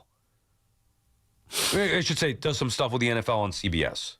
Shine? Yes. Shine was the coach? Adam Shine. No way. We got to flip. Shine, get up in the booth. You could do color, and I'll be the coach. Dude, Adam Shine, not only was he the coach. Yeah? He was demonstrative? He was feeling it? He was, dude, he lit this player up for fumbling. And the guy's like getting back on him, like, what the hell do you know? And Shine was not backing down at all. Okay. So the opposite of Salah when Rodgers pushed him and said, get out of my way. Yeah, or Glenn, right? Exactly. No. Glenn's not backing down. He did it better than Glenn. It was unbelievable. Why the hell would Adam Shine be in my dream? I don't know. No, must be in my dream as head coach of the New York Jets, and you were on color. Are you envious that you're not throwing the highlights back to JB in the studio like Shine's been doing this year, I guess? Okay, I didn't think that was it. Honestly, you know what it was? Like, I'm happy for Shine with that. Absolutely. You know what it was? He's a good guy. I think I was probably scrolling through social media, and I've seen Shine stuff. Maybe that's where it comes from, but I don't know how that goes from that to being in my dream as the head coach of the Jets and good at it. Yeah. Like, I'm telling you, Finally, I felt good about the Jets. That they were in good hands, that they finally made the right hire? Yeah, because he wasn't pulling any punches. He got on him. So he was yelling at somebody, which I respect. Yeah. But what was the score? It could have been 30-3. We were losing. Now you're asking details. You're assuming that we were good. The only details I know, somebody made a mistake. Shine, he had the play card and everything. He had the headset. See that. Yeah, and he was going nuts, calling this guy out like, that's why we can't have that stuff. And you were on color. Doesn't make any sense. Was that with Wischusen? Hopefully, because he's great. I don't know who's doing the play-by-play. I'm not even sure where I was in this whole thing, like just watching it. But those are the only two things that I remember. All right, BT and Sal on the fan. That's a weird one, bro. I know, dude. I know. Well, maybe it's because I'm not feeling well. Who the hell knows? Yeah. Angelo calling from Long Island. What's up, Angelo? Yo. Hey, what's up, guys? Hey, buddy. I just wanted to call and stick up for Sal. Everyone's getting on him today. Guy's got a cold. He's working through it. But he's pushing through. Yeah, no. I actually wanted to call about Ohtani. Like, the reason why I think everybody is so obsessed with Ohtani is because the MLB is just literally shoving him down our throats. Every single thing that they say is like, oh, my God, this guy's amazing. This is the craziest thing I've seen in 100 years. Yep. And, like, not for nothing. Is that a lie? I mean, it's kind of... What's crazier? Barry Bonds hopped up on steroids? I mean, there those is were nothing. some pretty impressive home runs. Oh, okay. So Angelo, now of course I respect your opinion and where you fall on this. I would just push back. Like, you make it seem like they are unnecessarily hyping up his accomplishments. This man was on base 9 times the other night in a World Series game. I agree. But also the game after, like Sal said, like that wasn't that impressive. That was just like a normal thing. It And was he fine. didn't It was a have quality start. I hear you. He was also on his feet for 9 hours playing the night before. That's what I was going to say. He had 18 innings the day before. I mean, but what about the Ohtani rule? Like, they're making exceptions for this guy. It is impressive, but, like, I don't know. They're just, like, jamming it down our throats. Agreed. I don't know. And I didn't even bring up, thank you for the call and for the support, Angelo. We Thank you, appreciate man. it. The support. Well, Thanks, I didn't Angelo. bring up the Ohtani rule, which is total BS. It's total BS. You could take him out of the game as a pitcher, but he gets to stay in as a. Now, I get it for the entertainment standpoint, but why then, like, that would never happen for a position player. If you take Pete Alonso out of the game, he's not taking his at bat. Like, I know. Well, I mean, think about this. I think it's going to become more mainstream. They were hit with this. They never really had. Well, I mean, pitchers hit in the NL, but you never really had to have a rule because nobody was the prodigious hitter. No, but if you were like Ohtani is, who also pitches in the American League, if you removed the DH from the game, you lose the DH. I know. So listen, well, you had it right the first time. They're catering to his greatness. Right. They're not dummies. Well, even though a lot of the time they are, the way they run baseball, but they're not dummies in that regard where they want to maximize exposure and the globalization of the game.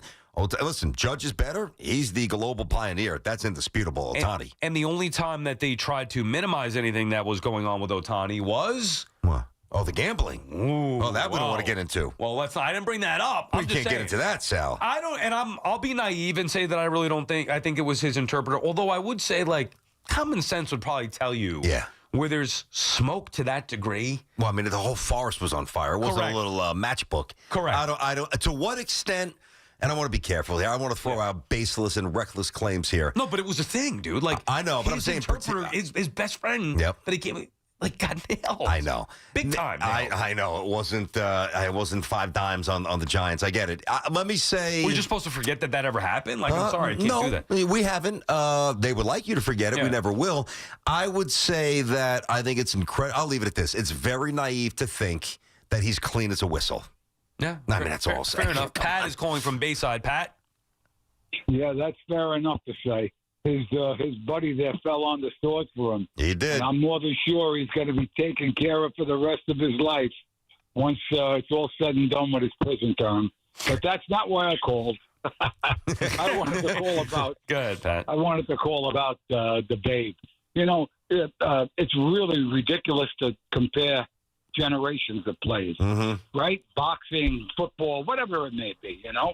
I think Ohtani is a special player, no question about it. He's really good. But I think Ruth is just a really special player. Like, you know, there's a king and there's a prince. I think Ohtani's in the prince category, and there's only one king.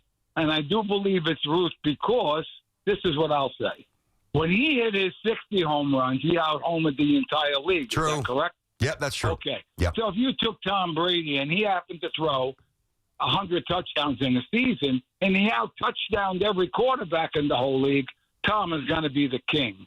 I'm more than sure that's what it would be.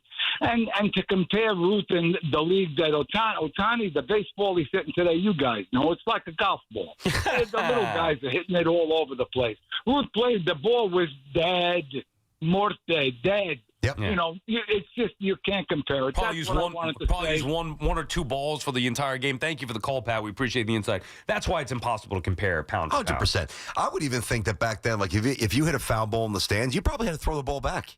He didn't have a bat boy running out with 150 disposable baseballs that just get new ball. No, there's no way. Plus, he was probably pitching with a ball that was heavier because it's been muddied up. Yeah, maybe like they were heavy. That's been proven because I think the average baseball now it can be no more than 5.25 ounces, 5.25 ounces.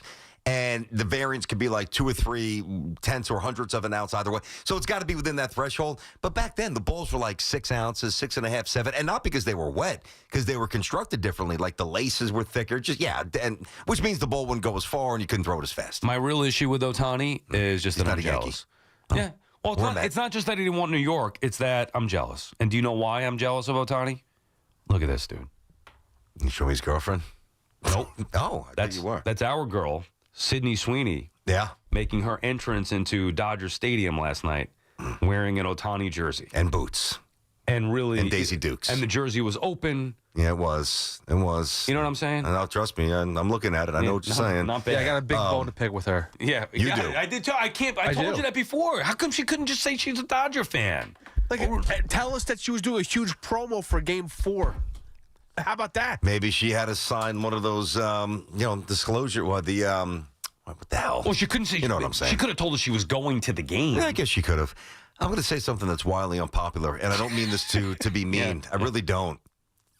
I mean, she's pretty. Oh, dude. No, she's pretty. Just watch what you're about to say. She's pretty. She's very pretty. Good. Stop right there. Tap the brakes on all the other nonsense. I mean, like she's the most beautiful woman in the world. Take it easy, guys. Did you read Keith McPherson's tweet? That's where he's getting it from. I didn't see. I see a lot of Keith stuff. What did he say? Oh, I did not. What did he say? Tell me. We got to go. Basically said that. I swear. I'm not stealing material from anybody. I promise you. But I did not see it. Again, she's very pretty. If I was single and she was at a bar, I'd be right next to her. You know what she is to me? Before she told me to get lost, of course, I'm sure. What? She's like Shohei Ohtani. Yeah, but we're looking for Aaron Judge. We're looking for the best. That's what I'm talking about. She's a two-way player? I don't know about that. All right, that does it for us. Thanks to Dove Kramer. Thanks to Hoff for all his help. As always, thanks to everybody who listened and called. We appreciate each and every one of you. Back again tomorrow. Same place, same time. Evan and Tiki, they're coming up next. The Nets are back in Brooklyn playing the Hawks. 7:30 tonight. The home of Brooklyn Nets basketball is The Fan. 101.9 FM and always streaming on the Odyssey, TuneIn, and iHeartRadio app. For over 100 years, Sloman's has been your trusted partner in comfort. When it comes to home heating oil, they deliver more than just quality fuel. They deliver peace of mind. With price protection, automatic deliveries, and 24/7 service, their dedicated team is just a call away, ensuring you stay warm and comfortable all winter long. Sloman's, the Tri-State's largest heating oil provider.